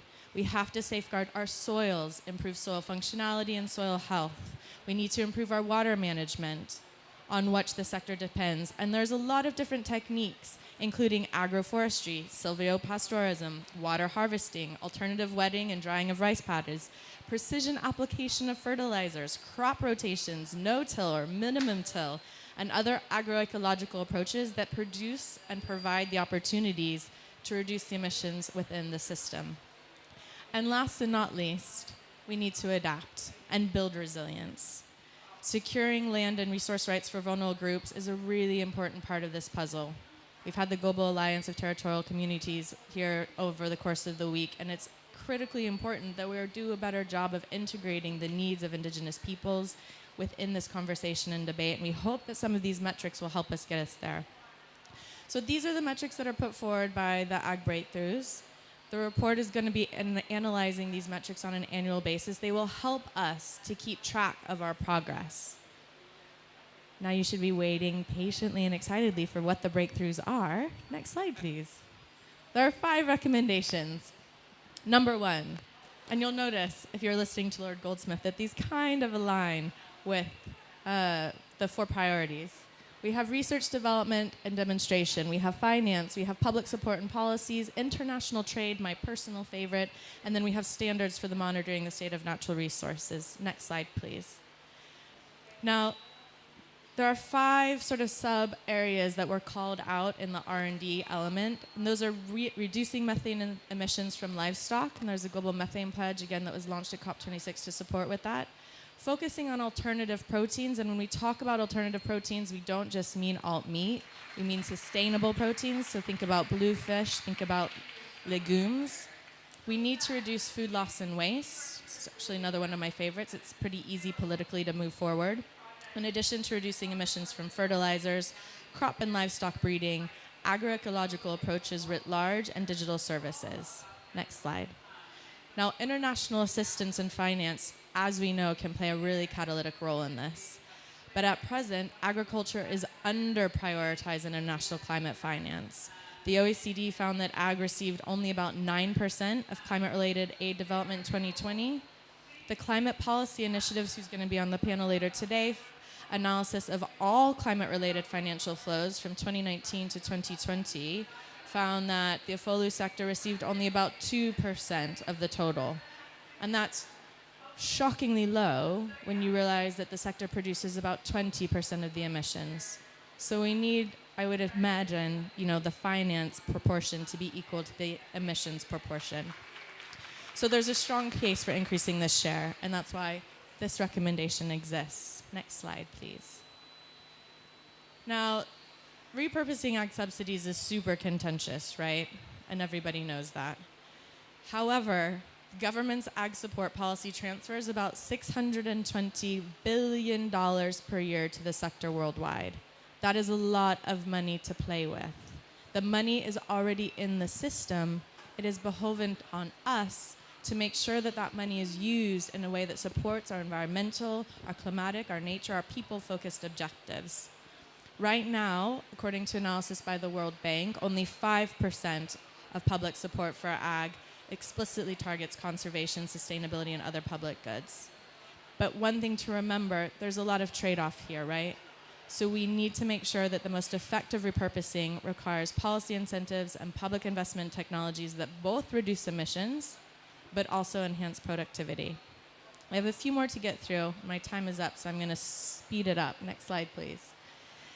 I said that international trade was my favorite, and that's my favorite for a reason. 27% of all issues can be 25% of all agriculture-related land use emissions are from products that are consumed in a different country from where they're made. However, there are no trade rules in place today that are designed to reduce emissions and other environmental impacts. And that's kind of crazy when you think about how interconnected our global society is. And the final, 5th recommendation is about data. As I always say, I used to be at CDP before starting my life at the World Resources Institute. You can't manage what you're not measuring. And right now, specifically, 3 of the metrics for tracking natural resource health in the sector, agricultural extent, soil carbon, and biodiversity and pollinator health, don't have regularly updated, internationally comparable data. So there's a significant data gap. We can't hold ourselves accountable to improving these things if we're not measuring them in the first place. So I hope that gives you a very brief whistle-stop tour of these 5 recommendations, gives you a bit of context as to why they made it into the report. And I'll now hand back over to Bruce, who will dance on stage and lead us through a wonderful panel discussion. Thank you. Okay, great. Ana Maria Lobo Guerrero, if you could come up to the stage. So she's a research director on climate at the CGIAR. I'm going to warn Wally that your boss is not here yet. Oh, yes, there he is. Yemi. You nearly got a job.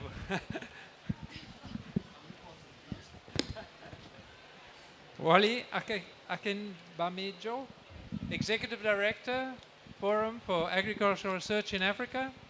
Welcome. Daniela Shiriak at the Climate Policy Initiative, and Brent Logan, who's a global food lead at WWF. So we've heard the challenge, we've seen what we're going to implement, how we're going to do it, how's it going to happen. So I'll start with Anna-Marie. So Anna-Marie, what are the big opportunities for achieving the ultimate goal, which is sustainable agriculture? How do we really scale it up, climate resilient agriculture? So thank you, Bruce, for that question. So the issue of scaling, it's really interesting, and I think that it deserves thinking a little bit more about resilience and thinking about what is stopping us from building that resilience in the past.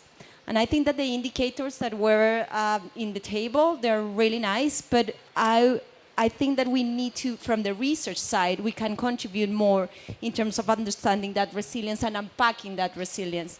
And really, so resilience is very context specific, and there are huge challenges in terms of measuring it. I think that we need to think more on how do we differentiate specific actions in relation to building this climate resilience to the necessary changes in adaptive capacity, for instance, infrastructure, reduction of poverty, markets, education, etc.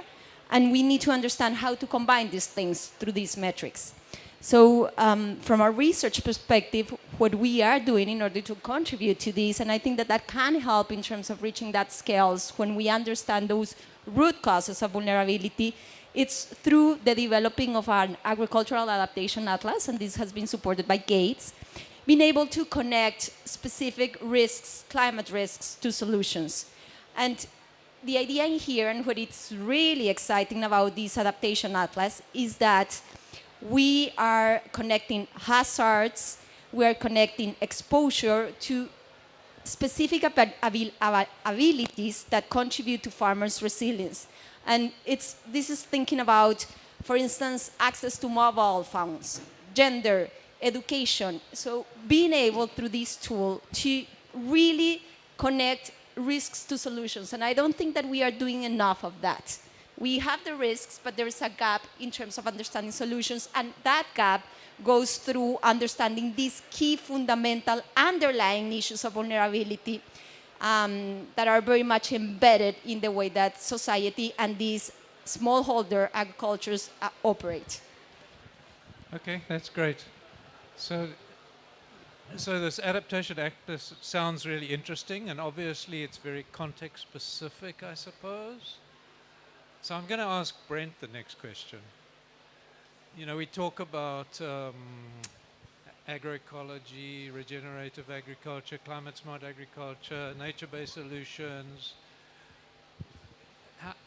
How does that come into the discussion, and how do we get to really place-based solutions for the agricultural breakthrough?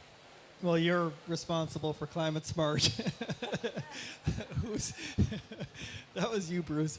The context-specific thing I think is so important. And, you know, I think the discussion we know what needs to be done.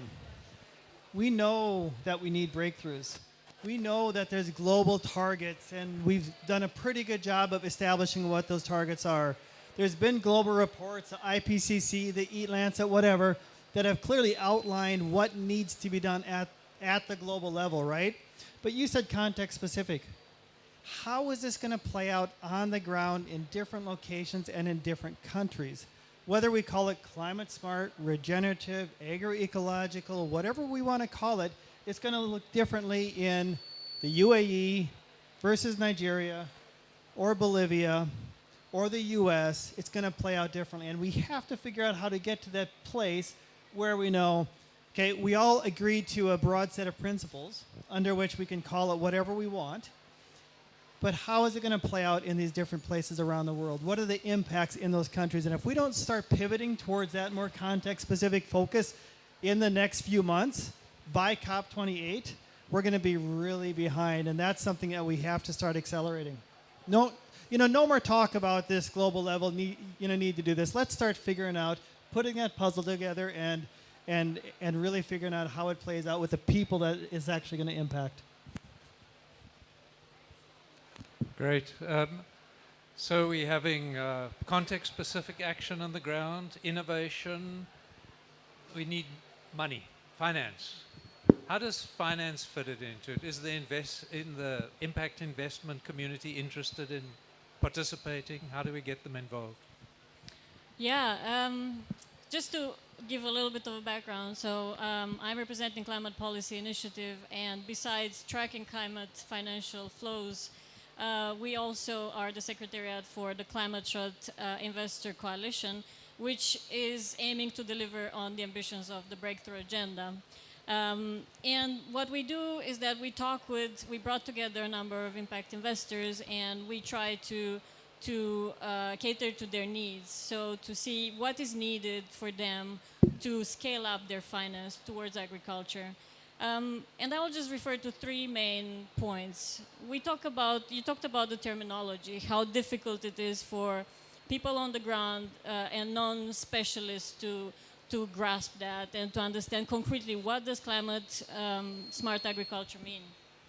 And it's the same for the impact investment community and for any investors. Investors are focusing on the financial aspect, so they need scientific evidence, they need tools in order to understand what is actually in terms of what they are, like the enterprises they are investing in, the farmers that are targeted by those enterprises. How does that look? What do they have to look for when they invest in something? And that is very much linked to the aspect of metrics. They need more understanding and more evidence from the scientific community on what are the metrics that can show investors like higher up in the capital supply chain that they are delivering on those investments, that they are delivering the impacts that they're aiming to. And this is particularly challenging on the adaptation and resilience side. Then investors also need to come up with ideas and innovative solutions to blend finance. So we talk about blended finance, which is how can we use public and philanthropic capital to get more private investments, because public and philanthropic is not enough. And then they need pipeline, which is they need investable SMEs or investable financial instruments they can put their money in. Okay, great. So, Yemi, I've known you for many years, and I still can't pronounce your surname because I've never had to introduce you before. So you can first of all pronounce your surname for us. And then how are we going to bring this down to the ground? How are we going to, in Africa, and how would FARA take this forward? Okay, well, thank you, Bruce. My name is Yemi Akinbamijo. You've heard it one more time. Now, I think there could not have been a better session for me in this COP. And this is not flattery. But last year, I was invited by you guys, Climate, to attend the meeting in Glasgow. But unfortunately, for some reasons, I couldn't be there. But I'm very happy listening to the subject of the agriculture breakthrough. and more importantly, listening to the presentation that we just had, I was quite intrigued to see the five the pillars, the recommendations. And when I was looking at them, I mean, it felt like music in my ears. It felt like music in my ears. And the very first bullet there was speaking to research, development, and demonstration, to speaking of finance, which has been very well referred to, and public support and policies, international trade, and so on. Now, FARA, that's the Forum for Agricultural Research in Africa. The sole mandate of that institution is coordinating agricultural research and operating as the technical arm of the African Union Commission. Now, when I listen to the presentation, and just from the title, Breakthrough, really, we need nothing short of a breakthrough. Why? Because all the solutions and the conversations and the talks around climate smart, climate change, this has been so evasive that up till now, we are still looking for the silver bullet. But I'm also very impressed that research and development is on top of the agenda. It is important for me because I can put this on the table that resilience or the breakthrough will not happen outside research. I said it somewhere today that resilience and climate smart initiatives cannot happen outside the domain of science. So this is very important. And I can also add that the second bullet, the finance part of it, I can also add that the research element of climate change is not cheap. So we've got to find the modalities, and I'm happy to hear about the blended finance, the impact finance, or all these type of financial mechanisms are needed to be able to sustain the breakthrough when it does happen. Thank you. Great, thanks a lot. So we're going to have a few closing remarks. Shebu Bello from the Federal Ministry of Agriculture and Rural Development. A Nigerian perspective on how is this going to play out in countries. Yeah. In any way you would like. How are you? Yes. Thank you very much. I will say that it's an opportunity for me to say something about the agricultural breakthrough. Having been in Glasgow when it was launched by participation of about 45 countries, and now we are the agricultural breakthrough agenda now is also true now. And through the year, I understand what all we did was to come out with a recommendation that will guide the annual reporting so that we have an idea of what is expected to be done by each country, which is, I think, which is very, very good. And one of the idea of the breakthrough is, let me say, peer review. Let us be able to see countries that are doing very well in certain aspects, and other countries can learn from that to upscale what they have been doing or to start what they are actually not doing. Just as the last speaker have said, climate smart agriculture cannot happen on the outside research. And I'm happy the recommendations that were made were actually focusing on small scale farmers who, especially in Africa, have been at the receiving end of this devastating effect of climate change. And they are not even aware of what is causing the devastation they are having on their farms. Some even resort to prayers when the rain is not coming. Say, let us pray for the rain to come. Where actually all he needed was to be assisted with meteorological data for him to be able to have a crop calendar that will enable him plan his, his cropping season. And that's not to say that that is the entire story. No.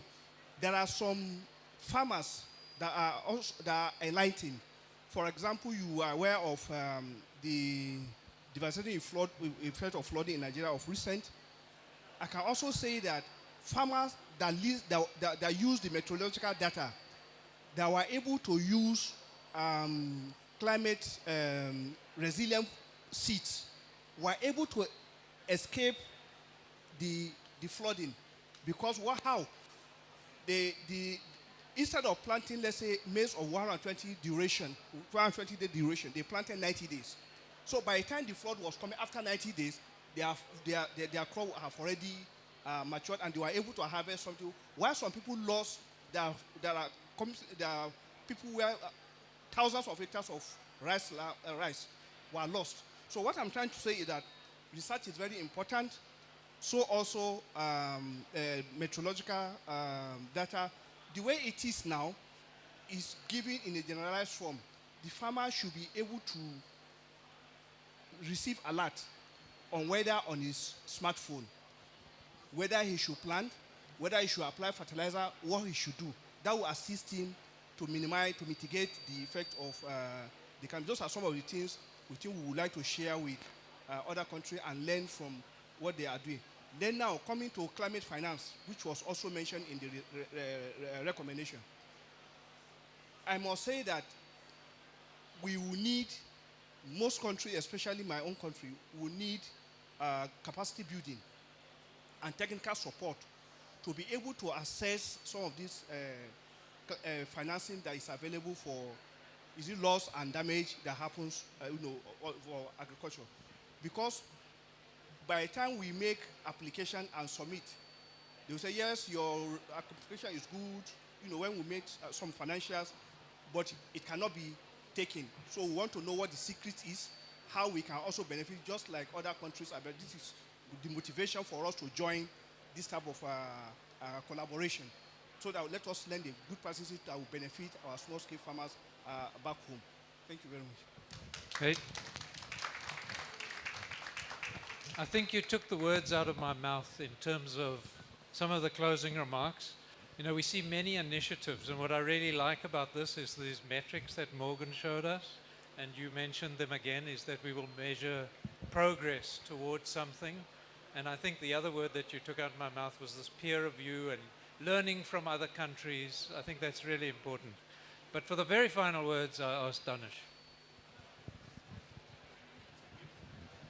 Thanks, Bruce, and thank you so much for all your contributions. And I'm also looking at Anna, and thanks, Anna, for the also the contributions from the UK government, from Lord Goldsmith and Stephanie as well, and Morgan, who's not here, for giving these inputs.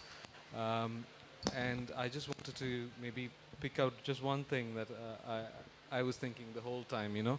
I've been working on this breakthrough initiative of the UK government the last year, even before that on the climate shot and the global action agenda, and I've been part of many COPs, and I'm just wondering why we have breakthrough agendas and or other ambitious initiatives, and why are they not getting implemented? Even when we have the research right, we might have the finance, we might have the coalitions.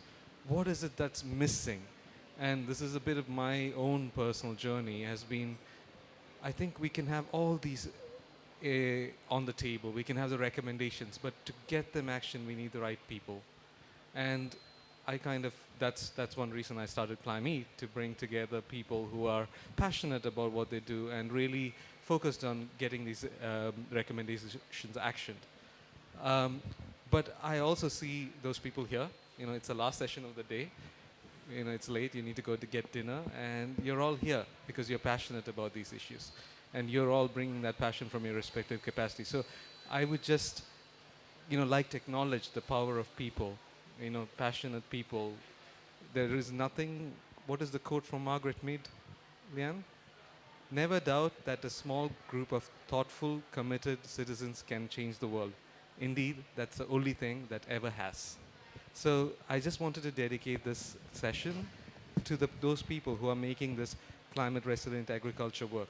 And I want to acknowledge Elko Ban, who's here in the back, and he's actually the co-lead of the day from SNV, together with Bernard Stommer from Yara.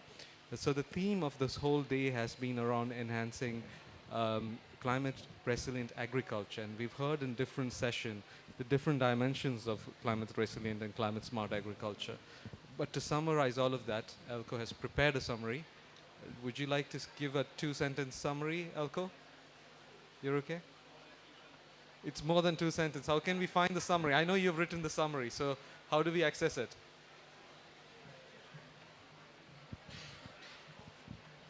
Just a tweet to go with the summary of the day. Well, a tweak, okay. I think the framing of this day was very much around changing food systems, and that's the overall framing of the Food Systems Pavilion, towards a healthier, more resilient and more equitable perspective, and moving from ambitions to policies and practice. And I think that's the overall ambition. We looked at, if you can, I need to, yeah, thanks. So, yeah, we looked at decarbonizing the food production and moving from global solutions to local implementations. I think one of the things which came out there was really, for me, the focus on regenerative agriculture and the potential regenerative agriculture has. And I think there's a lot of other debates around that as well. I think financing, it came also out in this session. Only 1.7% of climate financing is targeted towards the smallholder farmers, and there are huge opportunities, and many of them were also presented during the day in increasing this. We looked at climate adaptation services for smallholder farmers and pastoralists, and in that I think also the notion, and it's actually also in The Guardian today, based on that pitch session. There are nice examples and it's great, but we need really to take the needs of men and women into account and develop, and I think it relates to the metrics point also in this session, need to develop business cases, viable business cases. We looked at the importance of nationally determined contributions and really the importance also of the budgeting and be specific about it at national and also, more importantly, even the subnational level. Let me go quickly here. Also, the perspective on pastoralism and rangeland restoration, I think, was also a key element coming out of today, and the role it plays in protecting the environment and sequestering carbon, the role it plays for livelihoods, for diets, and also for climate.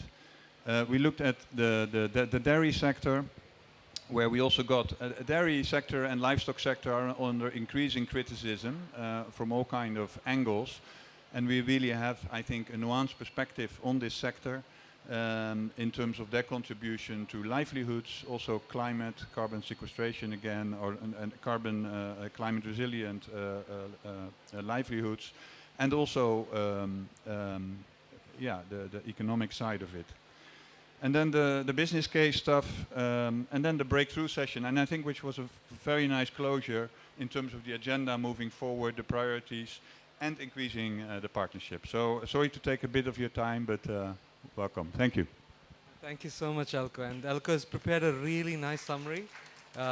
Really impressed by that work, Elko. Thank you for doing that. And you can actually grab him after the session, hopefully, so if you want to find out, dive deeper. And thanks to SNV and Yara for co-leading this day. And thank you to the panelists. And I also want to thank my colleague Lian, who's been the one working on the agriculture breakthrough on behalf of Climate and organizing the session as well. Thanks, Lian. And Anna Di Palma from FCDO, who has come to help deliver this session and who's been a key partner we've been working with. And also the rest of the team, and Rachel Lambert, and Dan, who's not involved until now, but he's been crucial in the beginning with Click, and Pete, and all the others in the UK government who've been really pushing for this. I really like the approach the UK took, because they never said COP26 is over and we're going to give up. They pushed this breakthrough through for the whole year. So thank you so much. Thanks, everyone.